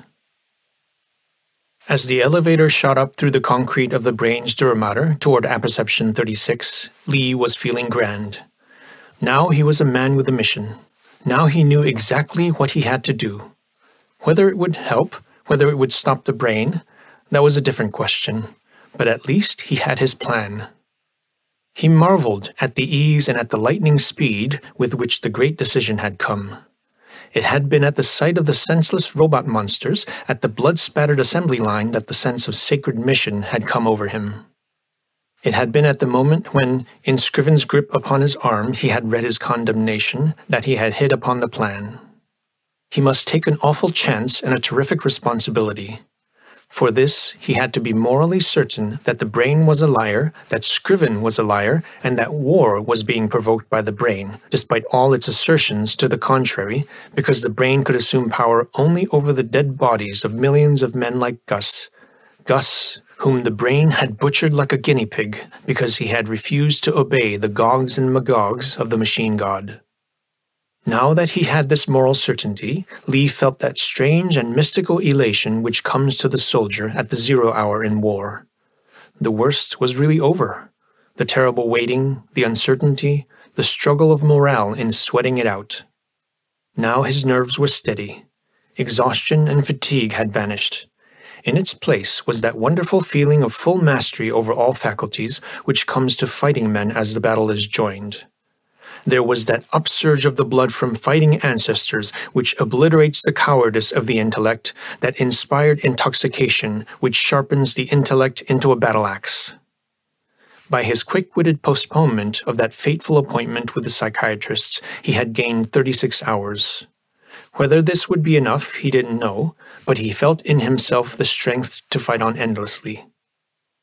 The elevator stopped at apperception 36, and Lee stood for a moment at the door of his lab for a last breath, a briefing addressed to himself. This is like walking into a minefield, he thought. One false step and things go boom. All the sensory organs of the brain are in action behind this door, and some of them are pretty near extrasensory in their mind-reading capacities. I've got to walk back and forth amongst those observation screens. There may be other radiations too, following me, penetrating into the recesses of my mind without my knowing it. That means I must make my mind a blank. It's like being quizzed by a lie detector, only more so. I must not only seem normal and at ease, I actually must be so and harbor only friendly, innocuous thoughts toward the brain. My actions will seem innocent enough. It is my thoughts wherein my danger lies. Whatever I do, I've got to direct that from the subconscious, act as by instinct, and keep the mind a blank. He opened the door and looked around, as usual, in this vault as silent as the grave of a pharaoh. There was a little dust on the glass cubicles of Ant Termus Pacificus, and there were a few lines scribbled on the yellow memo pad on his desk. "Thanks for the weekend, boss. Everything normal and under control. Next feeding time at 8 p.m. the 27th. So long, Harris." Of course, he had given Harris, his assistant, the weekend off. That had escaped his mind in the excitement when the brain's mutiny began, and now it was the 29th. They must be ravenously hungry by this time, he thought, and that thought was in order because it was a normal thought. He walked through the rows of the cubicles, halting his step every now and then. The fluorescent screens on which the brain drew the curves of its observation rays showed two sharp rises of the lines marked activity and emotionality. The lower levels of the glass cages already were opaque, the glass corroded by the viscous acids which the soldiers had squirted from their cephalic glands in their attempts to break out and to reach food. Poor beasts, Lee thought, and he thought it without restraint because it was normal, a perfectly harmless thought. But then, below the layers of his consciousness, his instincts told a different story. "This is marvelous," they triumphed. "Fate takes a hand. They are desperate. They're ready for the warpath, and even the tiger and the elephant would run for cover when their columns march." As if it were the most natural thing in the world for him to do, Lee walked over to the south wall, the one which separated the lab from the interior of the brain. He removed a sliding panel marked L filler spout, and there it was before his eyes, looking almost like a fire plug. There was one in every apperception center, and there were hundreds more throughout the brain, and their purpose was to replenish the liquid insulation which shielded the sensitive electric nerve paths of the brain. Without looking at the thing, concentrating his every thought upon the hunger of Ant Termus Pacificus, Lee unscrewed the cap and put a finger into the opening. The finger came back covered with the thick, syrupy lignin, this amber-colored sluggish stream of pulpwood liquefied, this soft bed of the brain's vibrant nerves. Unthinking, absent-minded, Lee wiped the finger with his handkerchief. "Now I'm going to try a slightly different arrangement of the tests," he thought. "It's normal. I'm doing that almost every day." The feeling he experienced as he swung into action was strange. As he walked back and forth, it felt like a somnambulic walk, something his limbs did without an act of will. As his hands did things expertly and skillfully, the feeling was that they were instruments automatically moved not by his own volition but by some power outside himself. His movements were those of a child serenely at play, a child incongruously tall and gaunt and gray-haired, constructing little causeways and bridges on the ground with the logs of the fireplace. A happy child engrossed in an innocent game. It took about an hour, and then causeways of fresh pulpwood were laid from every termite hill to every feeding gate, from every glass cubicle to the south wall, and along the south wall to the lignin filler spout, and from the ground up to the spout a little teepee of sticks had been built. Admiringly, the gray-haired child looked at its handiwork through thick lens glasses. "It's been an interesting game," Lee thought. "It might turn out to be a valuable new experiment. I'll sit down now and observe what happens." He went over to the desk again and settled down. He opened his files and laid out his charts on the desk, and there were colored pencils to be sharpened for the entries. He was glad of that. His conscious mind rejoiced now over every little pursuit of routine, of normalcy, of the established scientific order of things. It concentrated on these. Pencil in hand, reclined in comfort, his heartbeat even, he kept expectant eyes upon the staggered rows of fluorescent screens, ready to note any significant developments. He didn't have to wait long. Their strange sixth sense, the telepathy of their collective brains, the spirit of the hive with the immortality of their race for its supreme law, had already told them of a promised land and of new worlds to conquer. On the fluorescent screens, Lee watched their preparations for the big drive. The Nasicorn soldiers clotting together at the exit tunnels like assault troops at the bow of invasion barges when the bottom scrapes the landing beach. The fierce, virginal workers struggling up from the deep shelters of the nurseries, carrying in their mandibles the squirming larvae, the living future of the race. The walls of the Queen's prison broken down in the innermost redoubt, and the guards closing in on the idol of the race, moving the big white body like a juggernaut. In a matter of minutes, the activity and emotionality curves on the fluorescent screens surged to heights which Lee had never seen. It started with crossbreeds of Termus bellicosus, with army ants and devil ants, and spread quickly all along the line of non-belligerent varieties. Famine had given them the impetus to change their mode of life. Famine, the inexorable tyrant, whipped them onward into their exodus. On the foremost fluorescent screens, Lee saw it start. Small groups of warriors reconnoitering into no man's land and quickly darting back again. And then the dark columns of the first assault wave descending from their city gates, lockstep like Prussian guards of old, marching as if to the beat of drums. On the visiscreens, which magnified them 100 times, they looked an awesome sight, with the rostrums of their horns bigger than all the rest of their bodies, swinging like turrets of battleships being trained upon the enemy. From the loudspeakers, which magnified all noise 100 times, the excited tremors of their bodies, the locked step of 1,000,000 feet, swelled into a vast roar sounding almost like thunder. Jotting down observations in rapid pencil strokes, Lee thought, "Starvation is producing very interesting results. It's a worthwhile experiment." With all his mental energy, he suppressed the silent prayer which struggled to arise from the deep of his unconscious. "Good Lord, let the brain not realize what is going on." The visiscreens now showed the second wave of the assault.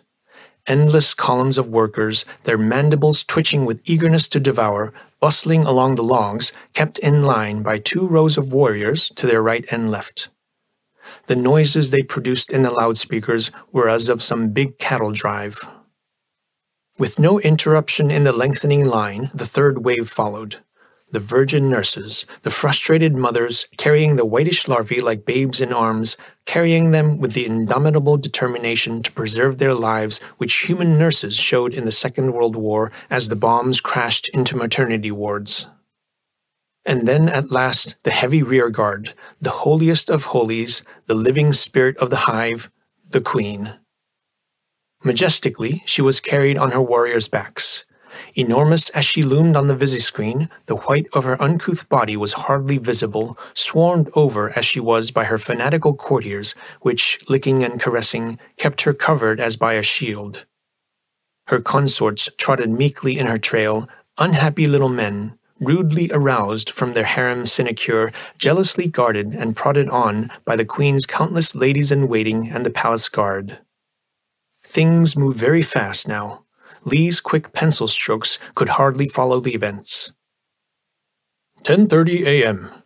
The foremost columns are now out of reach of the visiscreens, but I can see them moving along the logs with the naked eye. Interesting new fact. The crossbreeds from the most belligerent species are far and ahead of the rest. They don't take time out to drive tunnels. But even the tunnels of the more Pacific strains are forging ahead at an extraordinary rate, 6 feet across the floor already. 10:40. Bellicosus has reached the south wall. It is now moving along the wall toward the lignin filler spout. There is no hesitancy as they change direction at the angle of 90 degrees. The queens are now coming up at a very rapid rate from the mounds farthest to the rear.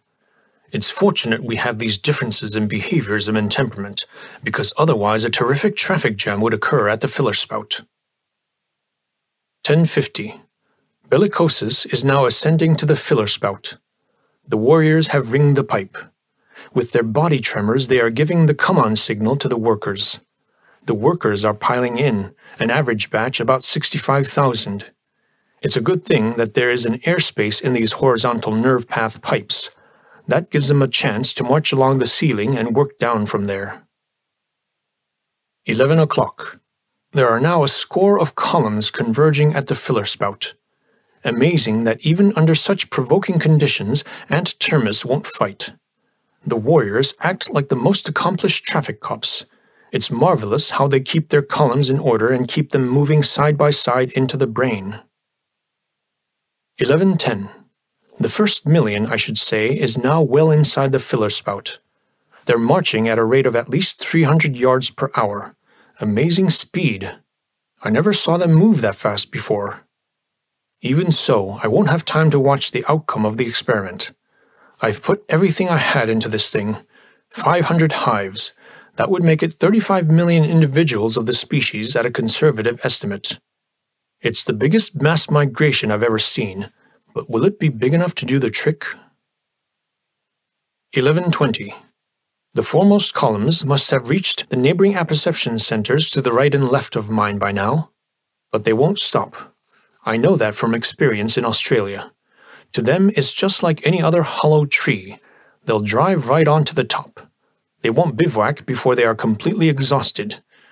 That won't be before 5 or 6 hours. At the rate of 900 feet per hour, that would make it almost a mile, covering the whole occipital region of the brain. And then they are going to feast. Boy, will they be ravenous. 11:30. About 3 million are safely inside now, I should say. Don't think that I could stay at my post much longer. There's a certain extracurricular idea coming up from the subconscious like a tidal wave. The dams of willpower don't seem able to hold back that idea. I've got to get out before it spills across the dam and floods my consciousness. The phone rings. For once, it is a welcome sound. It was Una's voice, trembling with emotion as if she were still suffering from this morning's shock or had suffered another. "Semper, are you all right?" Lee reassured her that he was, and then listened astounded as she heaved a sigh of relief. "Listen, Semper, this is terribly important. I've got to see you immediately. No, I cannot tell you over the phone. It's a personal matter and it concerns you. You cannot make it? Is your business that important? You're in the midst of a vital experiment? That's awful, Semper. It really is in this case. No, I'm all right personally. It isn't that. It's you, Semper. It's you. 5 p.m. at the earliest. Is that the best you can do? All right then. Meet me at the airport. And take good care of yourself. Do you hear me? Take good care of yourself, Semper, up to that time." She hung up quickly as if suddenly disturbed. Lee frowned at the clock. 11:35. He could have managed to meet Una during her lunch hour at the hotel. But there were things he still had to do even more important than Una. More important to him than even Una. He shook his head. It wouldn't have seemed possible a few days ago. With the climax of the experiment now over, Lee felt his mental resistance ebbing fast. They're on the move, he thought. Nothing can stop them now. It's beyond my control. But they're marching. I'd better get out of here. With fevered eyes, he glanced around the floor, and like a victim of delirium, he saw it moving, crawling as with snakes, crawling into their hole, all of them, black snakes, gray snakes, red snakes, endless their lengthening bodies. He carefully closed the door of the lab, locked it, and then pressed the button which opened the elevator door. Only as the cage tore down through the door matter, only when he felt safe from the sensory organs of the brain, only when he was sure that not even a human eye would see him in this racing little cage, only then did the dam of willpower collapse. He put both hands before his eyes in vain attempt to stop the tears from streaming, those tears of a soldier over the body of his fallen chum, those tears of a graying scientist who sacrificed the results of his life's work to some higher cause. Lee caught the 1 p.m. Greyhound helicopter for Phoenix only a second before the start. He panted from the run, but in his sunken eyes there was a light, and in his mind a new serenity which comes to men when they are fortunate enough to meet with some very wonderful woman, when with admiration and humility they stand confronted with a courage greater than man's. Gus's wife had been that woman. The way she had taken the terrible news was the source of Lee's new strength and confidence. The flying commuter was almost empty. Noting Lee's astonished glance, the stewardess gave a nervous little laugh. "People get jumpy traveling," she volunteered. "That's so? Why do they?" "Didn't you hear the news all morning? Wait." She flicked the radio on. On the television screen appeared an aerial view of a big city, vaguely familiar looking, yet as foreign as Venice, and then the voice of the announcer broke through. New Orleans. It is now ascertained that the break in the levees was caused by a huge trench-digging machine left unattended overnight at a lonely spot 20 miles south of Baton Rouge. Levee engineers believe that its engine was started possibly by saboteurs approximately at midnight, and that it then proceeded automatically digging itself into the levee until it was drowned by the incoming river. The initial 8-foot breach has now been widened by the Mississippi to a width of 200 feet. Along Canal Street and all over downtown New Orleans, the flood has reached a level of 10 feet above the street as evacuation continues. The government has concentrated every available piece of equipment to close the breach. All normal activities have come to a standstill. Property damages are estimated at $50 million. The death toll has passed the 500 mark in this most catastrophic flood in New Orleans history. New aerial pictures, similar to the results of a blockbuster bombing attack, flicked on the screen. New York. The bursting of the water mains at dawn this morning at 7 different points of Manhattan's downtown area, which has already caused the collapse of the Waldorf Astoria Hotel and 7 big apartment buildings along Park Avenue, now threatens Macy's and the Public Library on 42nd Street. All subway traffic has stopped. Evacuation of panicky metropolitans from the Central Park District proceeds in an orderly manner. In the Harlem district, however, disorders and plunderings have been reported. An estimated 7 million people are without drinking water. Trucks carrying water from New Jersey are severely hampered by unprecedented traffic snarl-ups since owners of private automobiles are fleeing the city with their families. Due to the flooding of sub-street levels in both Grand Central and Penn Station, evacuation by rail can proceed only from 163rd Street for the New York Central and from New Jersey for the Pennsylvania Railroad system. Effectiveness of railroad transport is reduced to less than 30% of normal capacity. I.C. Moriarty, Sanitary Commissioner of New York, declared in his press conference that the catastrophic bursting of the water mains was caused by failure of the remote-controlled automatic mainstem valves. For reasons which still puzzle city engineers, these valves closed suddenly and completely at 5 a.m. this morning. Because of the failure of the alarm system, high-pressure pumps in the powerhouses continued to work and to build up pressure in the closed system of the water mains till almost simultaneously and with explosive force the breaks occurred, the first one right under the Columbus Monument. In view of the extremely grave situation which threatens the world's biggest city, Governor Charles declared martial law this morning at 10 a.m. Chicago. The citywide calamity caused by the unprecedented breakdown in the sewage disposal system gets more threatening with every minute.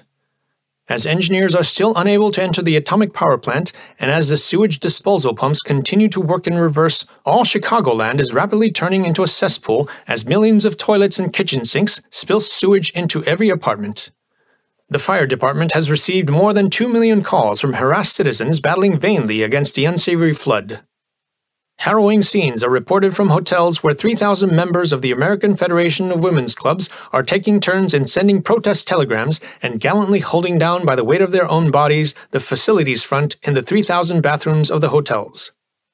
At a few points, workers have succeeded in digging up sewage mains, and tons of concrete are being poured to stop the devastating reversal of the flow. Even now, however, the partially closed mains and the overflow from houses are flooding the streets.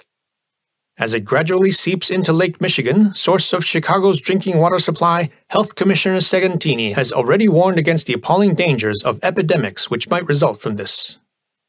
Nuclear physicists of Chicago University, called in to aid city engineers, have declared that dangerous amounts of escaping gamma rays in the atomic power plant were first discovered by the Geiger counter at 2 a.m. Evacuation of all employees was ordered 1 hour later as a safety measure. Just why the pumps resumed operation after the shutdown of the plant and just what caused the system to work in reverse remains a mystery. Professor Vindeband, spokesperson of the group of nuclear physicists, confesses that he has no explanation for the phenomenon. Washington. Rumors are flying thick and fast in the nation's capital. In the rapidly darkening picture of international politics, the mobilization of Mexico is the latest shadow. Official explanation given by Mexico's ambassador Rivadavia is that his government has ordered mobilization as a protective measure to guard frontiers against the illegal entry of thousands of panicky American refugees, chiefly from New Orleans. The State Department is said to be planning a protest. Even so, the unprecedented series of catastrophes on the home front of America overshadows everything. Washington insiders report a growing conviction in high government circles that the events of the past 48 hours are proof absolute that large numbers of foreign saboteurs and agents are at work. Had enough? Asked the stewardess. Lee confessed that he had. With its helicopters feathered, the Greyhound came sliding down onto the bus terminal's roof. 15 minutes later, Lee stood again at his father's door, that door he had thought once before he would never see again. The old man's loose-skinned face, tanned like saddled leather, didn't move an inch at the sight of the sun. "You again, Semper? Come in, then." Lee vaguely sensed that his father was glad he had come, that there was some unfinished business left from their last conversation, and that his father welcomed the opportunity to finish it. "You know," he said, as his stiff-jointed legs carried him back to the table with bottles and glasses trembling on the tray in his hands. "You know, I've named these 4 walls after old friends of mine, all of them dead, but sometimes they won't answer when I talk to them. And then I'm glad when somebody happens along. But don't take that to mean that I'm in my dotage now or getting mad." "No, Father. That's just loneliness." "In any case, son, there are lots of people lots madder than I am. There's a woman living next door, a spinster, answers to the name of Pimpernel. This morning she came running over crying that her vacuum cleaner was chasing her all over the house. And by God, Semper, it was a fact. Never saw anything like it. One of those newfangled automatic contraptions which are supposed to do the job all alone by themselves, and it banged around and chased about as if it had a hornet's nest under its bonnet. Scared the poor woman to death." "What did you do?" "What could I do? I'm not a mechanic. There was no cord attached or anything to plug out, so I got my automatic and shot the damn thing." "Shot it?" "Sure. Bullet must have penetrated something. Anyway, it stopped dead on the spot. And now she threatens to sue me for damages. There's gratitude for you. What brought you here?" Lee felt elated. Obviously, his father was in high spirits from this morning's successful hunt. For once, he was in a receptive mood. Rapidly, with all the precision he could muster, Lee explained, as an adjutant would explain a new development in a strategic situation to his commanding general. After a while, the old man started pacing the floor in rising excitement. A spark of the old fierceness had come into his blunted, pale blue eyes as he swung around. Before this morning's incident, I would have considered all this as a raving maniac's gibberish. Now, as I put two and two together, I can see a distinct possibility that you've got something. Tell you what I'll do, what I consider my duty to do. I'll call out to the National Guard. We'll encircle the brain and present an ultimatum to the thing. If necessary, we'll take the place by storm. The younger Lee answered with a vigorous shaking of his head. You cannot do that, Father. In the first place, the National Guard doesn't stand a chance against the defenses of the brain. In the second place, your action would mean civil war. No, we must go after this in a different manner. The Secretary of War is an old friend of yours. All right, take the next plane to Washington. Don't tell him anything he couldn't believe. Tell him what is strictly the truth, that some power hostile to the United States threatens to interfere with the remote control of automatic war equipment. Tell him to redouble guards over the remote control rocket launchers, to have their automatic computators disconnected temporarily, and for the commanders to accept only orders direct from Washington. The greatest danger is not the domestic disorders. That situation we'll have in hand if my scheme works. But let one rocket accidentally be launched into some big foreign capital and it will set the whole world on fire in an atomic war. That is what the brain wants. That is what must be prevented at all costs. Will you do that, Father? Even years after, Lee never understood just what happened or how it could have happened that his position to his father became reversed with such startling suddenness. In the extremity of the situation, he had addressed his father with the authority of a commander toward one of his aides, and the father had accepted the son's command unquestioningly. Semper, he had said, I have always considered you a military nincompoop. I was mistaken, son. I apologize. Now let me grab my hat and coat. You kept the taxi waiting? Good. Tell the man to go to the airport and let her rip. At 5 p.m., the flying Greyhound dropped on Cephalon Airport, and there was Una looking very pale but very beautiful in the gathering dusk. She grabbed Lee by the arm, leading him to the other side of the hangar where stood her little jetticopter plane. "Let's get in here," she said. "I'm freezing, and I don't want you to be seen around here." She didn't put on the lights. Yet, even in the dark, Lee could see the golden helmet of her hair shimmering like the pale gold in the halo of the Virgin as the primitive art of Tuscany presented her 1,000 years ago. She nestled the soft fur of her coat against Lee's shoulders, and as she did, he felt her shivering. He put a protecting arm around her, careful to do it as a friend, careful to suppress the surge of blood which started burning in his veins. She seemed to be groping for words. It took a little while before she began to speak, with clarity and simplicity, as she always did, but with an audible effort to keep composed. "I've brought you a suitcase, Semper, with a few necessities, and I brought you some money. Later you can send me your check. And here are the keys of the plane. Fly over to Mexico. Go back to Australia from there, or anywhere you want, but do get out of this country, and do it quick. I couldn't tell you that over the phone, and I shouldn't be telling this to you now, but I feel I must. You're in danger, and it's serious. Why? I don't know, but Howard seems to suspect your loyalty. He also seems to think that you've gone out of your mind. And Howard has taken measures. He has ordered re-examination of your broad aptitude test. He has voiced his suspicion as to your sanity to Bondi and Mellish, and you know what kind of yes-men those fellows are in the face of an authority like Scrivens. Trust them to discover something wrong with you. Trust them to give the test some kind of a convenient twist. They're going to have you certified. They're going to put you into a mental institution, Semper. Do you get that? Do you realize that it's a fate worse than death? Do you understand that there is nothing you can do to escape that fate except by flight?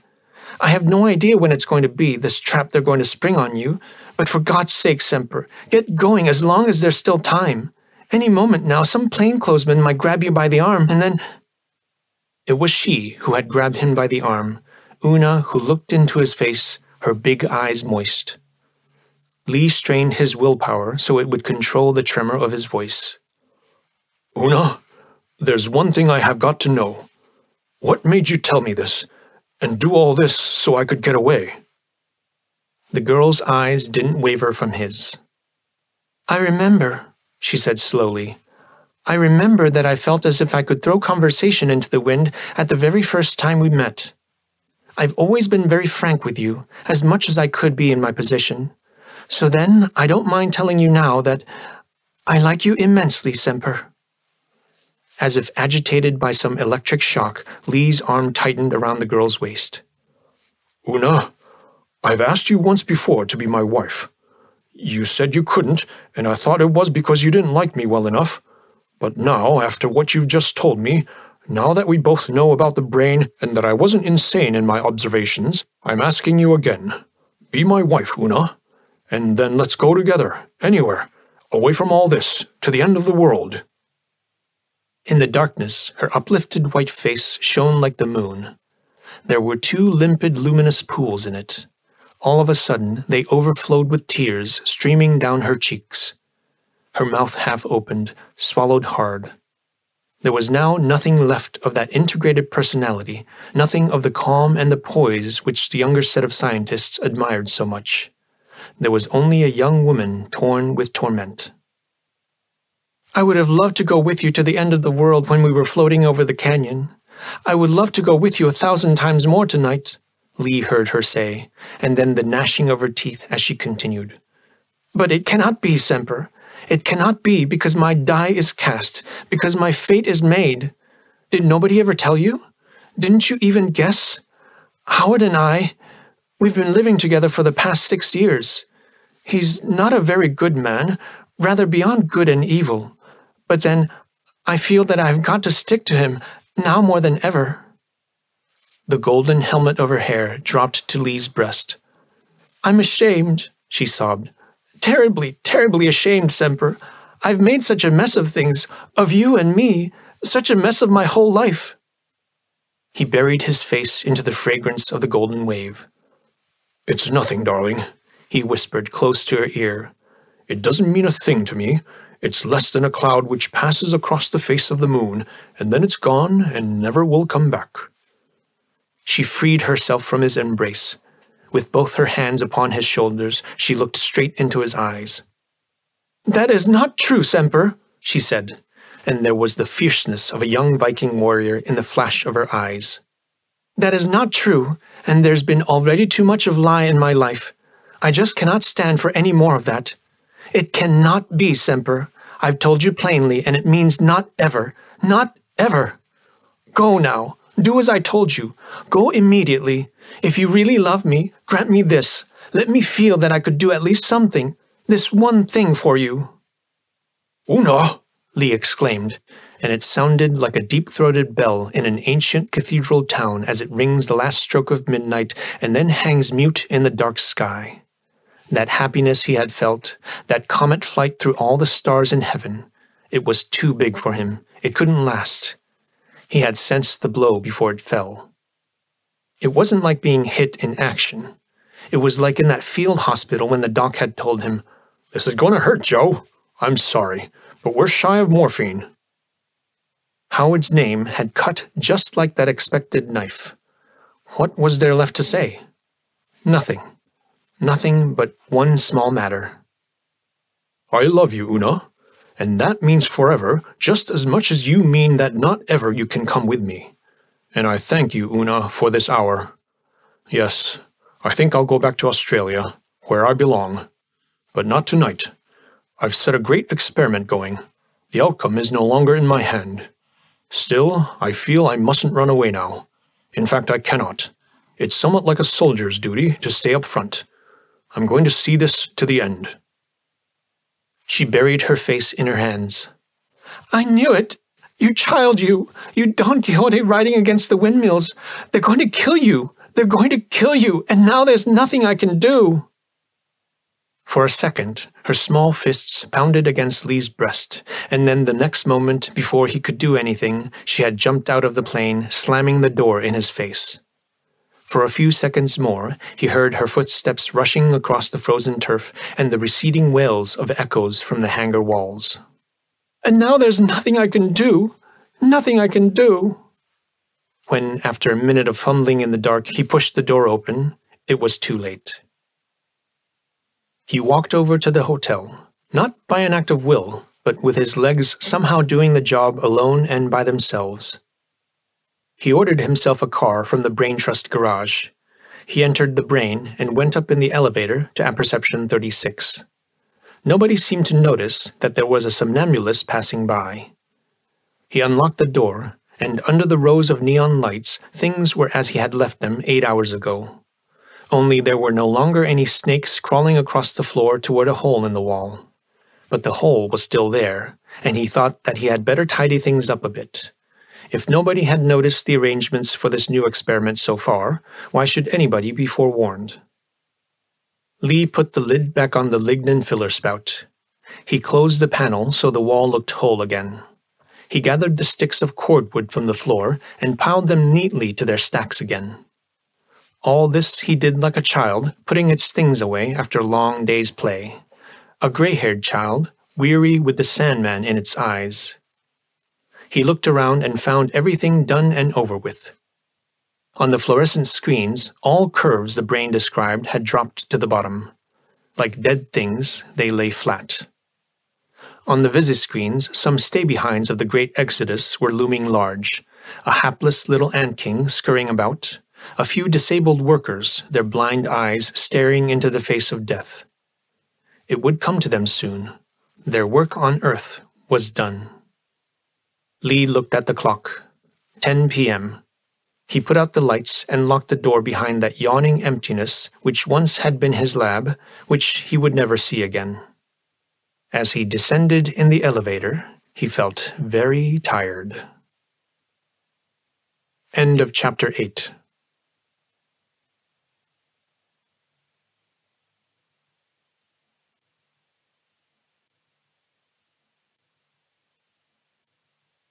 Chapter 9. Incessant shrieks of the phone aroused Lee from the deep well of his sleep. He didn't know the female voice, which fairly jumped at him. Is this Dr. Lee? Dr. Semper F. Lee from Canberra? Am I at last connected with Dr. Lee? Lee speaking. I've been phoning for you all over the Brain, Lee. Have you forgotten you had an appointment with us? Checking up on your broad aptitude test. The doctors are waiting. This is Vivian Leahy speaking. Don't you remember me? Yes, of course. The picture of the loquacious angel who had guided him to the medical center on his first trip flashed back into his mind. I know I have an appointment for this afternoon. I'll be there. But Dr. Lee, this is this afternoon. It's 4 p.m. already. You aren't ill, Dr. Lee, are you? You sound so strange. Lee assured her that he wasn't, and that he would be over right away. It's a miracle they left me undisturbed that long, he thought as he shaved and dressed. His personal fate would be decided within the next 2 hours, he knew. It would be the end. But even as the tension mounted in his consciousness, he thought triumphantly, I've had 16 hours of sleep. That's marvelous. Nobody can take that away. The body has recharged its energies. Now I can stand the gaff. Down at the desk, they handed him a Western Union. It was from Washington and bore no signature. Mission accomplished, it read. It made him feel fine. Father has done it. He is a better man than I, he thought. While the car streaked through the desert, Lee scanned the morning papers.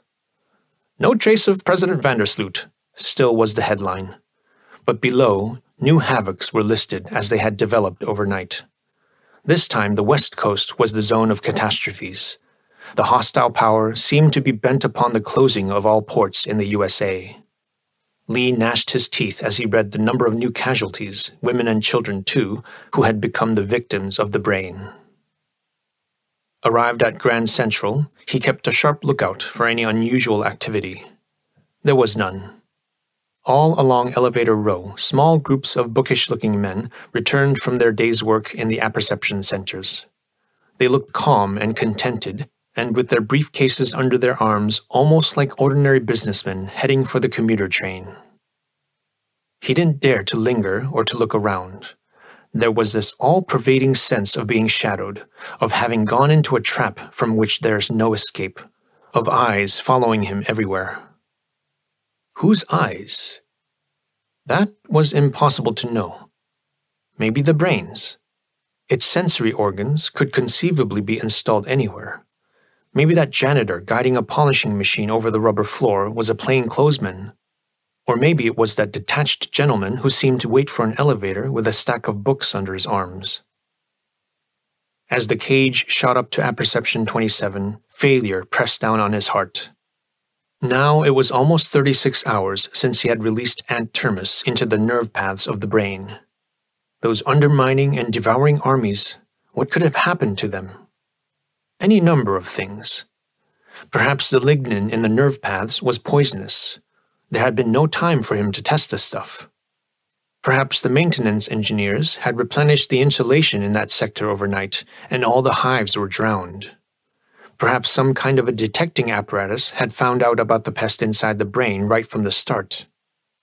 As long as the beachhead of the underground invasion remained small, its blocking would not impair the functions of the brain. What a fool he had been to pit dumb little animals against the powers of a god. Una had been right. He was that knight in rusty armor, charging against windmills on a Rosinante. Vivian Leahy dragged him into the reception room of the medical center almost by force. "The doctors have been waiting for you for 2 hours now," she scolded him. "They never did that before for any man. How come you forgot? And you forgot me, too. Last time you were so nice, I thought you would date me up. I couldn't have resisted your invitation, you know. Now, off with your coat." Despite their irritation, Mellish and Bondi received Lee with all their tweedy cordiality.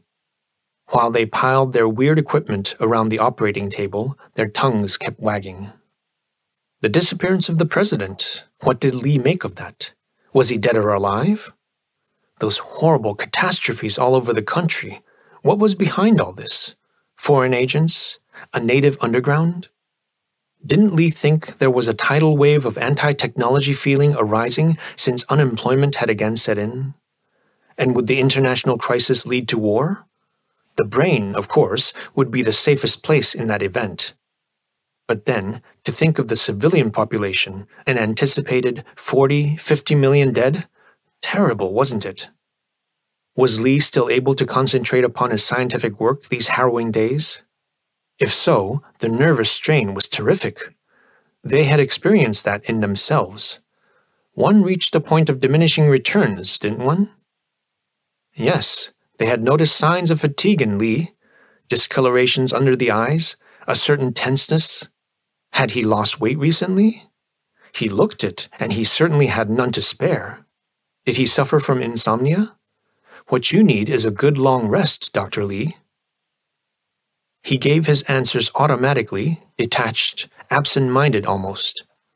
They were playing with him as a cat with a mouse. All their questions were leading questions. He knew that, but it didn't seem to matter now. Nothing mattered now after the great plan had failed, after his beautiful dream, too, had vanished in the talk with Una last night. "I've outlived my usefulness," he thought. The huge disc with the feeler ray antennae sank down close to his chest, heavy as the keystone upon a tomb. The lights went out, and then there was again that uncanny sensation of having millions of soldiers running circles all over one's skin, the brain's vibration rays. They had a strange hypnotic effect. Deep instincts of life preservation urged Lee to jump up, to rush those medics, to make some desperate attempt to get away. But as the rays now penetrated through the skin, they tied his muscles, although consciousness remained. There was a ghoulish quality in this, like being sucked into this apparatus, like having the very essence of one's life drained out by it. The only lights Lee saw, the glow of electronic tubes filtering through perforations in the walls of the machines, they seemed like evil eyes staring at him, and the smooth, lying voices from behind his head seemed as of mocking ghosts. "Relax, Dr. Lee, relax. Let your mind wander at will. Think as the spirit moves you to think. Remember, this is a routine checkup, nothing but routine. Nothing to disturb you this time. We don't have to start you upon any specific trend of thought. You know the brain by now and how it works. Image formation will start in a few moments. You have similar equipment in your own apperception center, we understand. How does it work with that species you have discovered, Ant Termis pacificus? It's marvelous what these sensory rays can do. One would think that the brain is really much more than a machine. The way it acts, it seems alive, a towering intelligence, a superhuman personality with a will of its own. Don't you think so, Dr. Lee? He didn't answer, preoccupied with the weird sensation inside his body. The diaphragm's bird-wing flutterings, the ghostly fingers playing a pizzicato on his arteries strings closer and closer to the heart. Why answer? He thought. Why say anything? Whatever they said was part of the trap they were building, and whatever I say, they would make a part of that trap. Why did they have to go through all this professional subtlety? The voices sounded lower now and farther away. Go easy on the rheostats, Mellish. I think trans has already set in. Yes, I remember his chart. He rates a high sensitivity. The rays work fast on types like that. At the foot end, the screen was gradually lighting up. Like an aurora borealis, the pale lights shot up in flashes, in quivering arcs, in undulating waves. Their dance kept step with the vibrations which surged up from Lee's chest into his brain and started racing through his consciousness around and around, forming a vortex which swept up his thoughts like wilted leaves. Fear froze his blood. The deadly fear of Inquisition victims in old and modern times who know that neither lie nor truth can save them from a fate already sealed. Images started forming out of the luminous clouds upon the screen. There was some giant octopus, nebulous and terrifying as a diver might see, creeping out of the belly of a sunken ship. From the other side of the screen, a huge, round, tentacled being crawled, radiant and somewhat like the sun symbols of great antiquity. The two closed in, and as they did, the octopus flung its arms around the shining disk, obscuring it as a dark cloud the sun. It seemed to suck the light out of the disk. Paler and paler it became, and bigger swelled the body of the octopus until it had swallowed the sun. Now snakes came creeping from all sides up to the swollen octopus. All of a sudden, the primeval struggle turned into the classic image of the Laocoon group. A giant central figure of a man wrestling with pythons which crushed him in their coils. Then there was only the head of the giant, majestic like the Moses hewn by Leonardo's hands, but torn in pain with the noose of a python's muscle around his neck. Gasping, the giant opened his mouth and long tongues of flames shot out of it. Behind his ears, he heard the voices whisper, "By God, Scriven was right." "You bet he was. Maniacal obsession. A classic. Most beautiful case." "What more do we need?" "Nothing, I guess. He's through. Start pushing back the rheostats." The pounding, maddening crescendo of the vibrations receded gradually. The rim of the vortexial funnel widened beyond Lee's head. In its center, it left a sort of vacuum. There was one thing he couldn't understand. Those tactile rays. Why didn't they kill him when they had his heart within their grip? Now that the brain knew everything, he had been waiting for the sudden vice grip of the rays upon his heart, which would have meant the end. But then, this was the end in any case. The lights went on, and he blinked into the faces of the medics bending over him, watching him as he wiped the sweat of death fear from his face. "Dr. Lee," Mellish began, "this is a serious matter we've got to discuss with you. You have seen those images yourself? Fine. We needn't go into any great detail since you are probably familiar with the ancient symbolisms which the subconscious employs in expressing itself. You are suffering from a very strong neurosis, Dr. Lee. I might almost say a maniacal obsession. Existence of some old neurosis, partially submerged, was established already in your first analysis. Now the barriers which you had built against this war neurosis have broken down. Quite a natural breakdown considering the very great stress under which you have been living of late. No, I don't say that you are actually demented, but there is a very real danger that you might lose complete control over your mind. As it stands, your scientific work already is impaired by the fixed ideas you have formed about the brain. We are here to help you, so please, be calm and cooperate with us. We have got to decide upon some course of action." "You must get away from it all, Lee," Bondi chimed in. "Take a sabbatical year. The Brain Trust operates a really first-class sanitarium out on the West Coast. Your insurance plan covers every expense. All you have to do is to sign these papers and we'll get us a plane and I'll personally bring you there. That's the sane course for you to take. Here, take my pen." Lee had raised his gaunt frame from the table. For a moment, he sat with his face buried in his hands, trying to control his swimming head. A hand patted his shoulders. "Don't take it so hard, old man.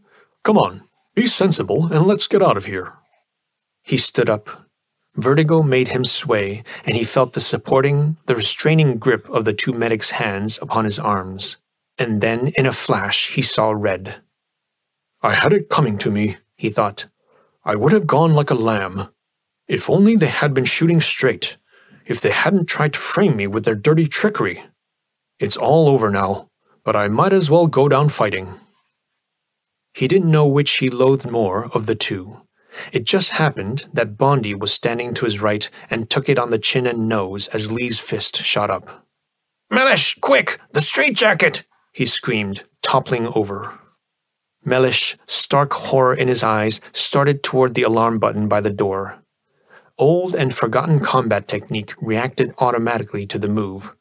One foot shot out, it tripped the lunging man and sent him sprawling down before he reached the button. But then, it was as if a hand had pressed that button anyway.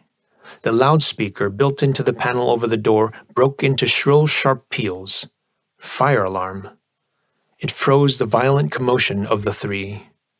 From their prostrate position on the floor, Mellish and Bondi stared up to the red flashing disk, their mouths agape in dumb amazement.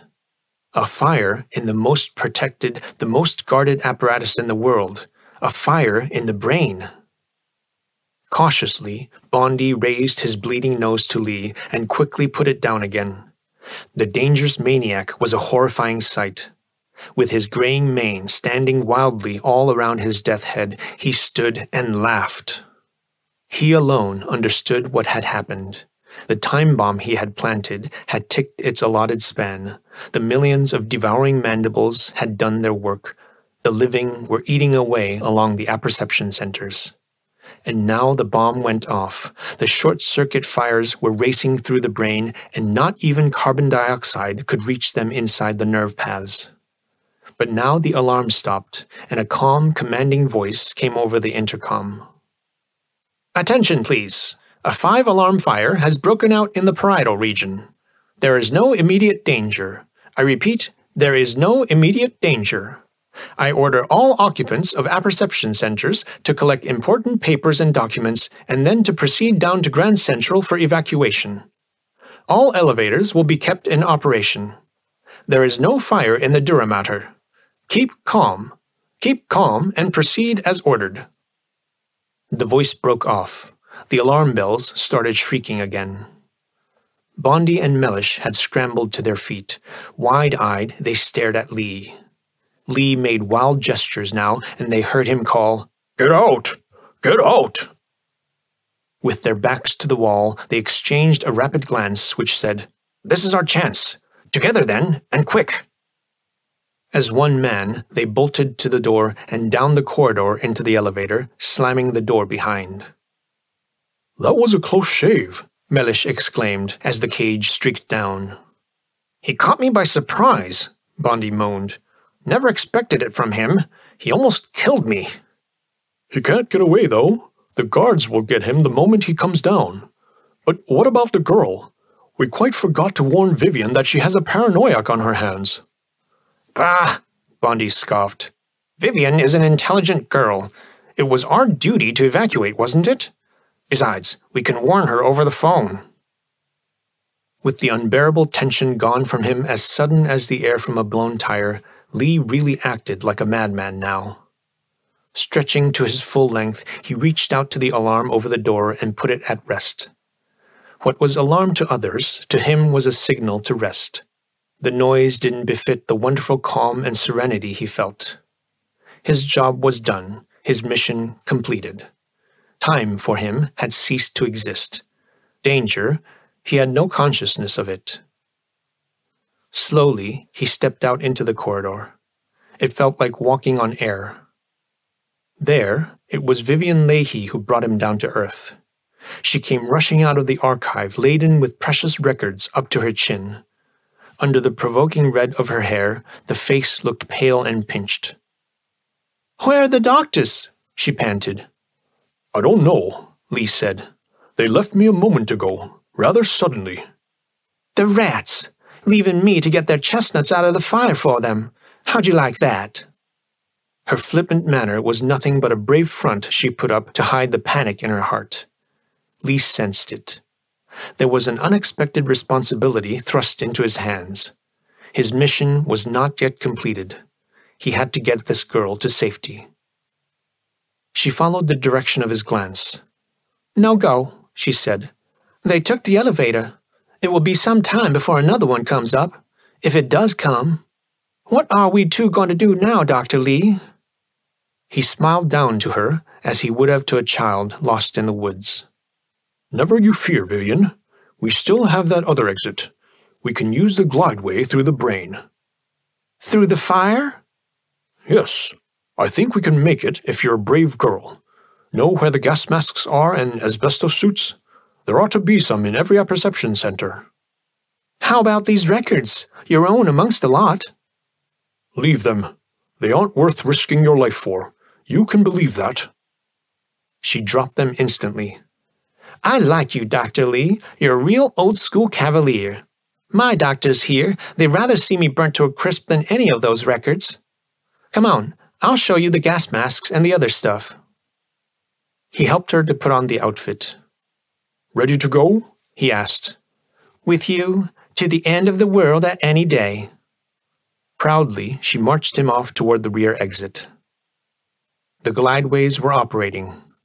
At an accelerated pace, they rushed through the maze of the brain with the swish and the swoosh of surf racing across a coral reef. They had to grab for dear life at the rails. "Hold tight!" Lee cried as he saw the girl go down upon the platform, but then his own legs were jerked from under him as the momentum of the journey flung him forward.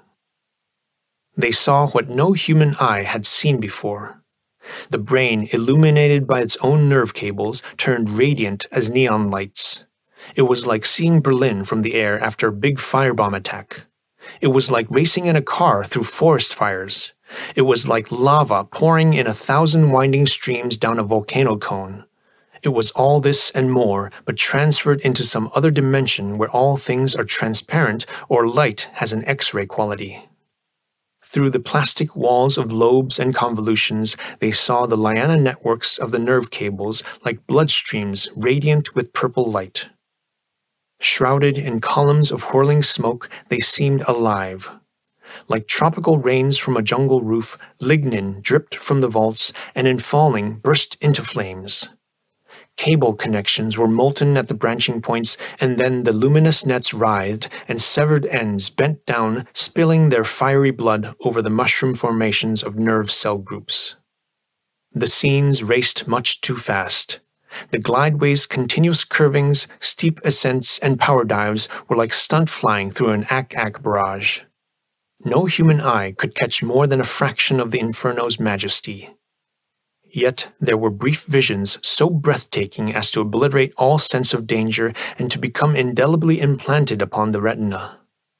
A main nerve stem burst asunder, and the lignin poured from its cracked plastic walls like crude oil from a burning gusher, rushing over acres of electronic tubes, branding against banks of radioactive pyramidal cells, swamping them as a wave. And at one point the glideway circled a convolution which was a fiery lake dotted with thousands of fractional horsepower motors still running but showering sparks as their insulation was consumed.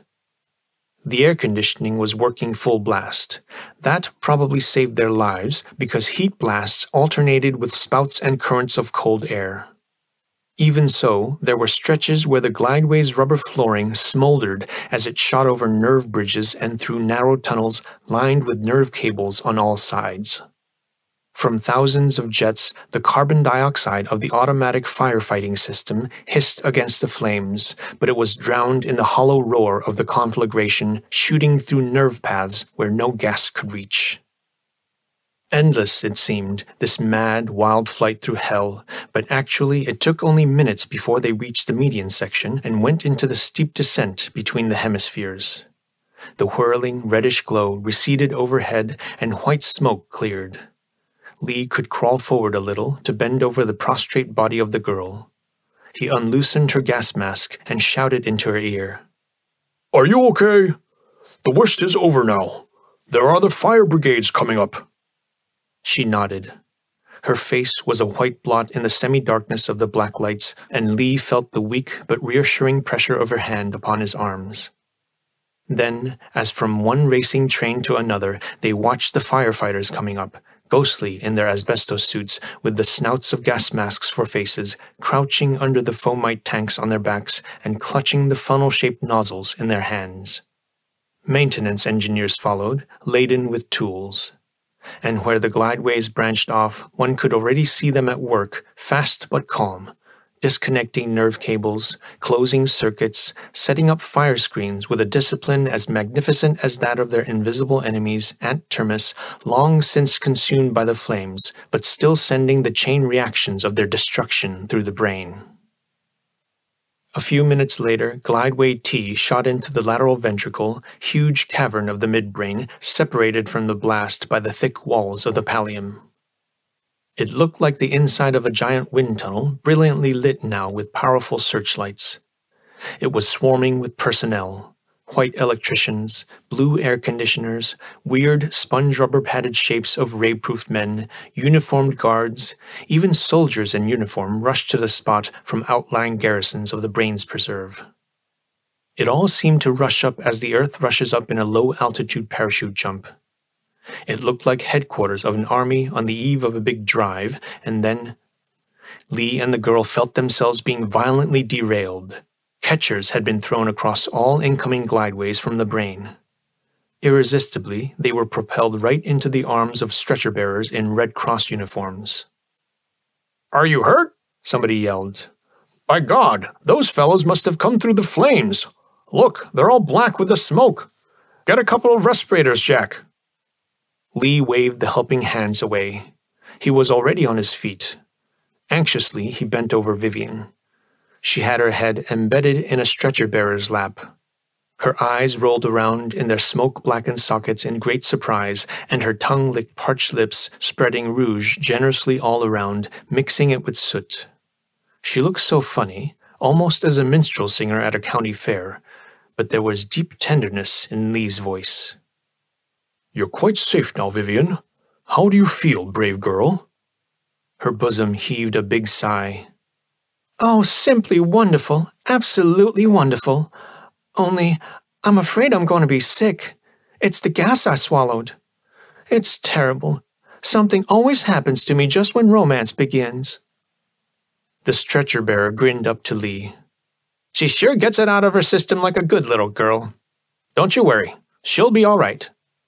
Lee nodded. He knew she would. As the big drive went on, and column after column went over the top up to the hemispheres, nobody wasted time on Lee. He cautiously surveyed the tumultuous scene. With his asbestos suit and with his blackened face, everybody would take him for a fireman. He might be able to complete his mission, to ascertain that the brain had stopped to function in all its parts, to make sure that it actually was dead. And if down at Grand Central the turmoil was as great as ever here, with all those strangers rushing in and bound to be rushed out again, "Why, I have a chance," Lee thought. Freedom. He had abandoned any hope for it. Now the reborn idea surged through his blood, a powerful motor as chance pressed the starter button for it. The thing to do first was to get past the searchlight beams. From the nearest pile of equipment, he took an axe and a pair of long-handled metal shears. Then he marched off, straight into the glaring eyes of the searchlights till he got out of their cones, and the deep shadows of the thalamus labyrinth swallowed him up. Now he was on familiar ground, and even in a familiar atmosphere. This was like night patrol through jungle. The black lights of the brain were the fireflies, the sirens' hollow wailings were the shrieks of owls and the cries of the lemurs. There was the same sense of loneliness, too, and of danger, The winding passages skirted glandular organs, some of them looming huge like dirigibles, others small like fuselages of airplanes stored in a giant hangar underground. Strings of tiny green bulbs guided the path toward the pineal gland, the citadel of the brain. It was dark, as Lee had expected it would be. The danger zone was at least a mile away, and the attack against the fire was launched from the main sulci in the median section of the brain. He passed the narrow bridge to the suspended gland and switched on the lights. The glittering walls of aluminum foil seemed to jump at him like jaws beset with the dragon teeth of electronic tubes. Caught with an overwhelming sense of loneliness and awe as of a man who has entered the forbidden temple of an unknown god, he called, "Is there anybody here? Gus! Where are you, Gus?" Then suddenly he remembered that Gus was gone, that there would never again be his answering voice. He wiped his forehead. "Bad nerves," he thought. "Mustn't allow them to play tricks on me. Pull myself together." Lee put his tools down and walked into the narrow aisle. Few things were changed, and there was the pulse meter standing in its old place. He plugged it into the old circuit and clamped the phones to his ears. It wasn't that he expected any communication. That seemed impossible. With the conflagration raging through its apperception centers, with other sections being isolated with the cutting of their nerve paths by the firefighting engineers, the brain must have ceased to exist as a living entity. All that could possibly remain would be residual currents sluggishly circulating in narrow nearby circuits. As in the past, it took a few minutes for the pulse meter to warm up. Gradually, the rapid beat of the idiopulses came through the static in the phones. Lee's eyes stared wildly at the visit screen, for the green dancer snaked to the fore. This was unexpected. It couldn't be that thoughts were still forming as flames devoured the cortex matter of apperception in the hemispheres. From muffled drums, the decibels of sound increased, shot through with crackling static, till the pulse beats became as poundings of huge Chinese gongs, and then the voice formed, the voice of the brain. It sounded like steel girders breaking, like ice fields cracking up. It froze the blood in Lee's veins. Lee Semper Fidelis 39, sensitive, a traitorous fool and a murderer. I should have killed you. I could have killed you. My fault. Blind spot of apperception. Human failure in engineering. As fifth columns entered nerve path filler spouts. And now I'm dead. I'm dead. I'm dead. The words poured like big boulders tumbling in an earthquake down a mountainside. The ground seemed to cave in under Lee's feet. The terrible reality carried him away as an avalanche. He was barely able to stammer. "You're dead? How can you speak?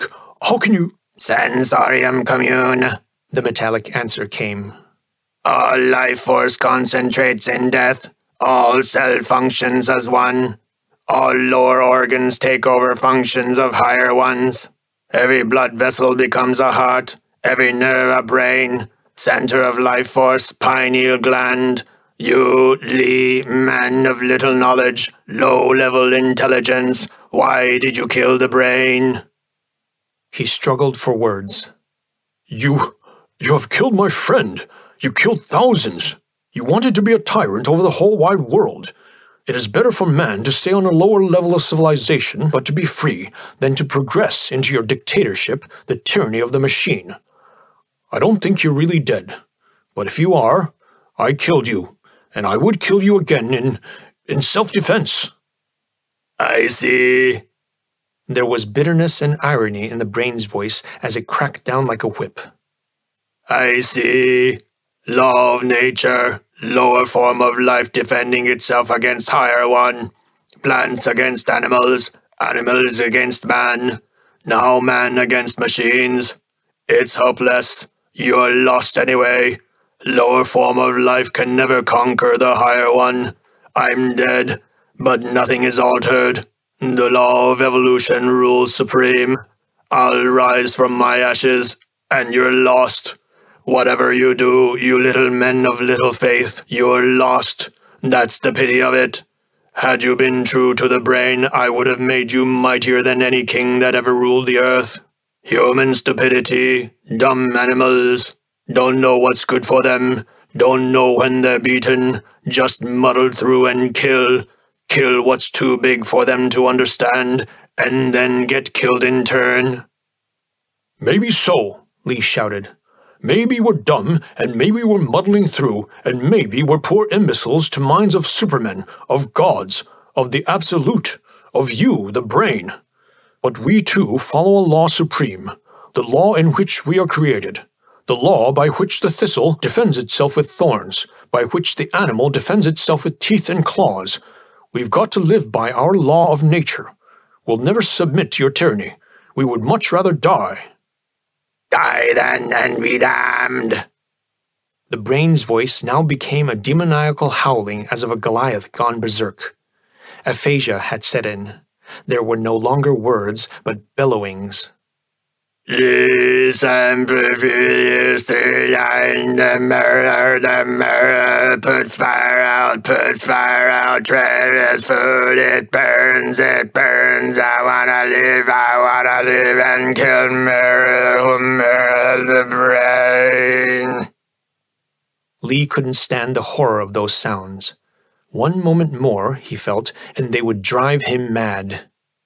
It never occurred to him to pull the pulsemeter plug out. Primeval instincts in him took the reins, and their command was, "Kill it! Kill this thing! Finish this agony!" To the front room he rushed, pursued by the insane shriekings of the brain. He grabbed the axe he'd left there and swung it against the nerve stem where it entered the pineal gland. With the third blow, the plastic cell cracked and the lignin poured out, a syrupy curtain sliding down. He dropped the axe and picked up the wire shears. Straining every muscle, he tore at the cables until one by one they snapped, and with a rain of sparks dropped down, dead snakes.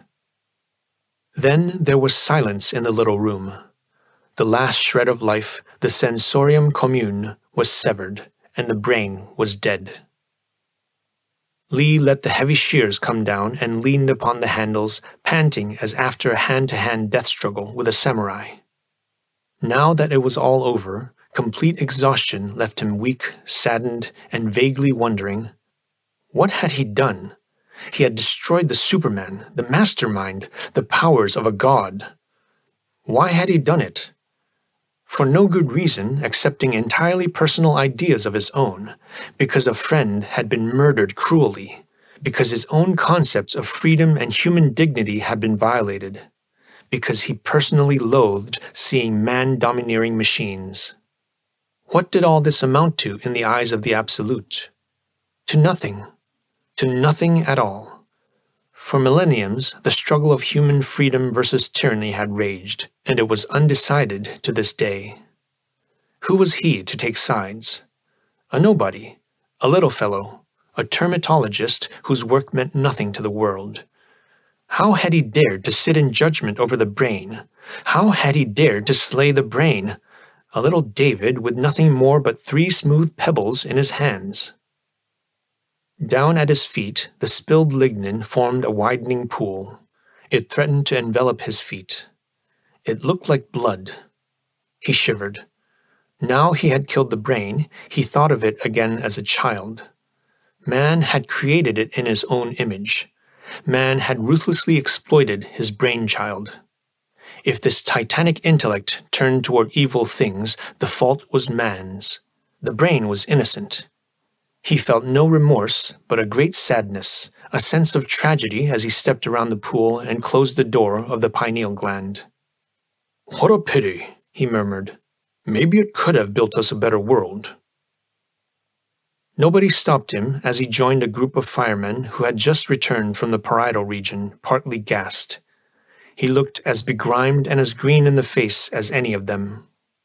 Nobody stopped him or his group as orders came through for them to evacuate, as they were packed on glideways first and then transferred down at Grand Central into ambulances which raced through all controls at a great rate of speed. Nobody stopped him at Cephalon Airport, where the ambulance jetacopters already were lined up to lift the victims over the Sierra to big West Coast hospitals. He simply walked away in the confusion, out of the red glare of the whirling jets into the darkness where Una's little jetacopter stood. He stripped the heavy asbestos suit and left it on the frozen ground. It felt strange to feel the easy movement of every limb again. It was strange to stand under the infinity of sky again, a free man. Would he be followed? He felt no anxiety about that. He felt that he was guided and protected by some higher power, be it that of God or simply fate. What he had done was destined, was ordained. Besides, Dad knew the inside story about the brain. Proof was abundant now that it was the truth. Washington would take every precaution that the secret should not become known to the world. Dad's friend, the Secretary of War, would be rather relieved to learn that the one man who knew the truth in its whole extent had retired into the wilderness of Australia's Never-Never Lands. Chances were excellent that they would leave him alone amongst his termite mounds. A great wave of nostalgia swept over him. The wilderness, that was where he belonged. "Mission accomplished," he murmured. "Now let's get out of here." He slid into the pilot's seat and pressed the starter button. "I'll be in Mexico City at dawn," he thought, "just in time to catch the Sydney Clipper." On the 1st of December 1960, Dr. Howard K. Scriven, Brain Trust czar, held a historic press conference in which he revealed the inside story behind the paranoia of the brain. Following the pattern set by the bikini tests, only a select score of press and radio representatives were admitted. Having been duly sworn not to reveal any matter of military secrecy, the participants could even be received at the Grand Assembly Hall of the Murals, the vast antechamber of the brain. As they descended from their blacked-out buses, they were led to the center of the dome, where the thinker's giant head looked down upon them with Olympic calm. At 11:15, exactly as scheduled, the great Scriven dramatically mounted the steps of the monument's pedestal. Pens hastily scribbled notes for future reference. S. Tall and erect. Unbroken by the blow. Deep lines of strain and suffering add dignity to the magnificent figure of a man. Very solemn, leonine head slightly bowed under the burden of responsibility. With meticulous exactitude of speech, with rolling echoes accentuating every syllable, Scriven began. In this solemn and tragic hour, as a great storm has passed over our land, and many of our cities are slowly digging out from the ruins which has been wreaked, it is my duty to give you the truth, the whole truth, and nothing but the truth. And in order that you might completely understand the underlying cause of the catastrophe, I have to begin at the beginning. For about 30 minutes, Scriven lectured with lucidity upon the basic idea, the history, the functions of the brain. He underlined the close relationship between its engineering features and the physiology of the human brain. He stressed the elaborate precautions which the government had taken for the brain's protection.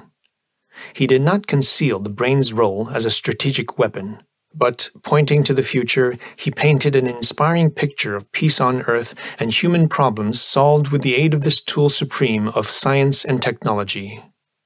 Then, lowering his voice, he went into the explanation of the tragedy. 6 months ago, on my personal initiative and responsibility, I invited a noted scientist from a foreign land to collaborate with the Brain Trust on a great humanitarian experiment. The exigencies of military secrecy do not permit me to give you his name nor that of the country from whence he came. Needless to say, that man was carefully investigated, submitted to the same character and aptitude tests as all our employees were. He was admitted to work in one of the brain's apperception centers, where he installed the objects of his studies, certain species of ants and termites of the most destructive kind. Now that he had come down to the brass tacks, the journalist's pen went galloping over the pads. Criminal negligence, they scribbled. Millions permitted to escape. Probably over a period of months. Wormed their way into the nerve paths of the brain. Large-scale destruction of nerve substance. Effects tantamount to that of a large brain tumor. Spearhead severs vital association paths. No immediate effects of undermining work because of ingenious engineering features of the brain. Just as in the human brain, functions of impaired cell groups automatically transferred to other groups of healthy cells. No means to detect devastation, termites invisible, embedded in nerve paths insulation. Comparison with termite-eaten structures would suddenly collapse. First outward signs of tumors in human brains, lack of coordination in movement, loss of mastery over muscular action. This phenomenon first manifested November 25th in certain motoric organs of the brain. Scriven explains traffic catastrophes and malfunctionings of utilities. Examination immediately undertaken. Scientists puzzled because cerebration processes continue to function perfectly.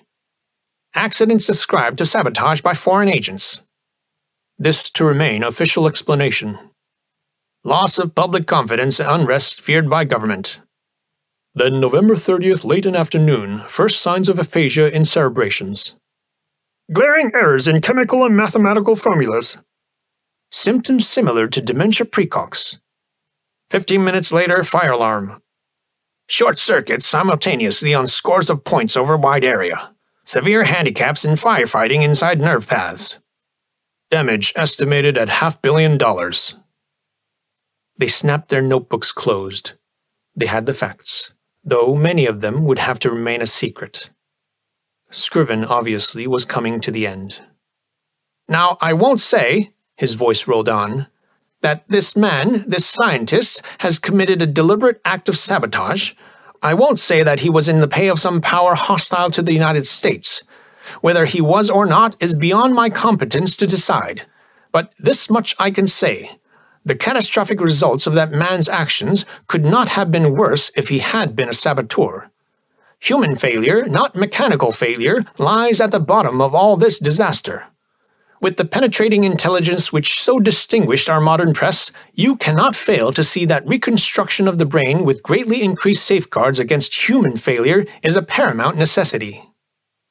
A beautiful girl with a helmet of golden hair quickly mounted the steps of the thinker's pedestal. She handed Scriven a telegram. Frowning at the interruption, he opened it, but suddenly his face began to beam. He raised his hand. Ladies and gentlemen, I have a momentous announcement to make. The President of the United States, Cornelius Vandersloot, has been found. He is alive and well. His plane was emergency landed somewhere in Alaska. Army planes have gone to the rescue, and at this moment, our President is already en route to Washington. As the uproarious applause broke loose, echoing in thunders from the dome, Scriven quickly bent his head to the girl. "Well done, Una," he whispered. "You chose the exact psychological moment I wanted you to hand me this." There was a rush for the buses. Only a few shrewd reporters lingered on. "That was swell, Dr. Scriven. A grand story. But haven't you anything to add? Some personal angle or something with a human interest in it? You know what we mean. Something for our women readers." The great surgeon took the arm of the lady with the golden hair. "You may announce," he said, "that Miss Una Dalborg here has done me the great honor of becoming my bride." End of Chapter 9. End of The Brain by Edmond Hamilton. Read by Quartertone.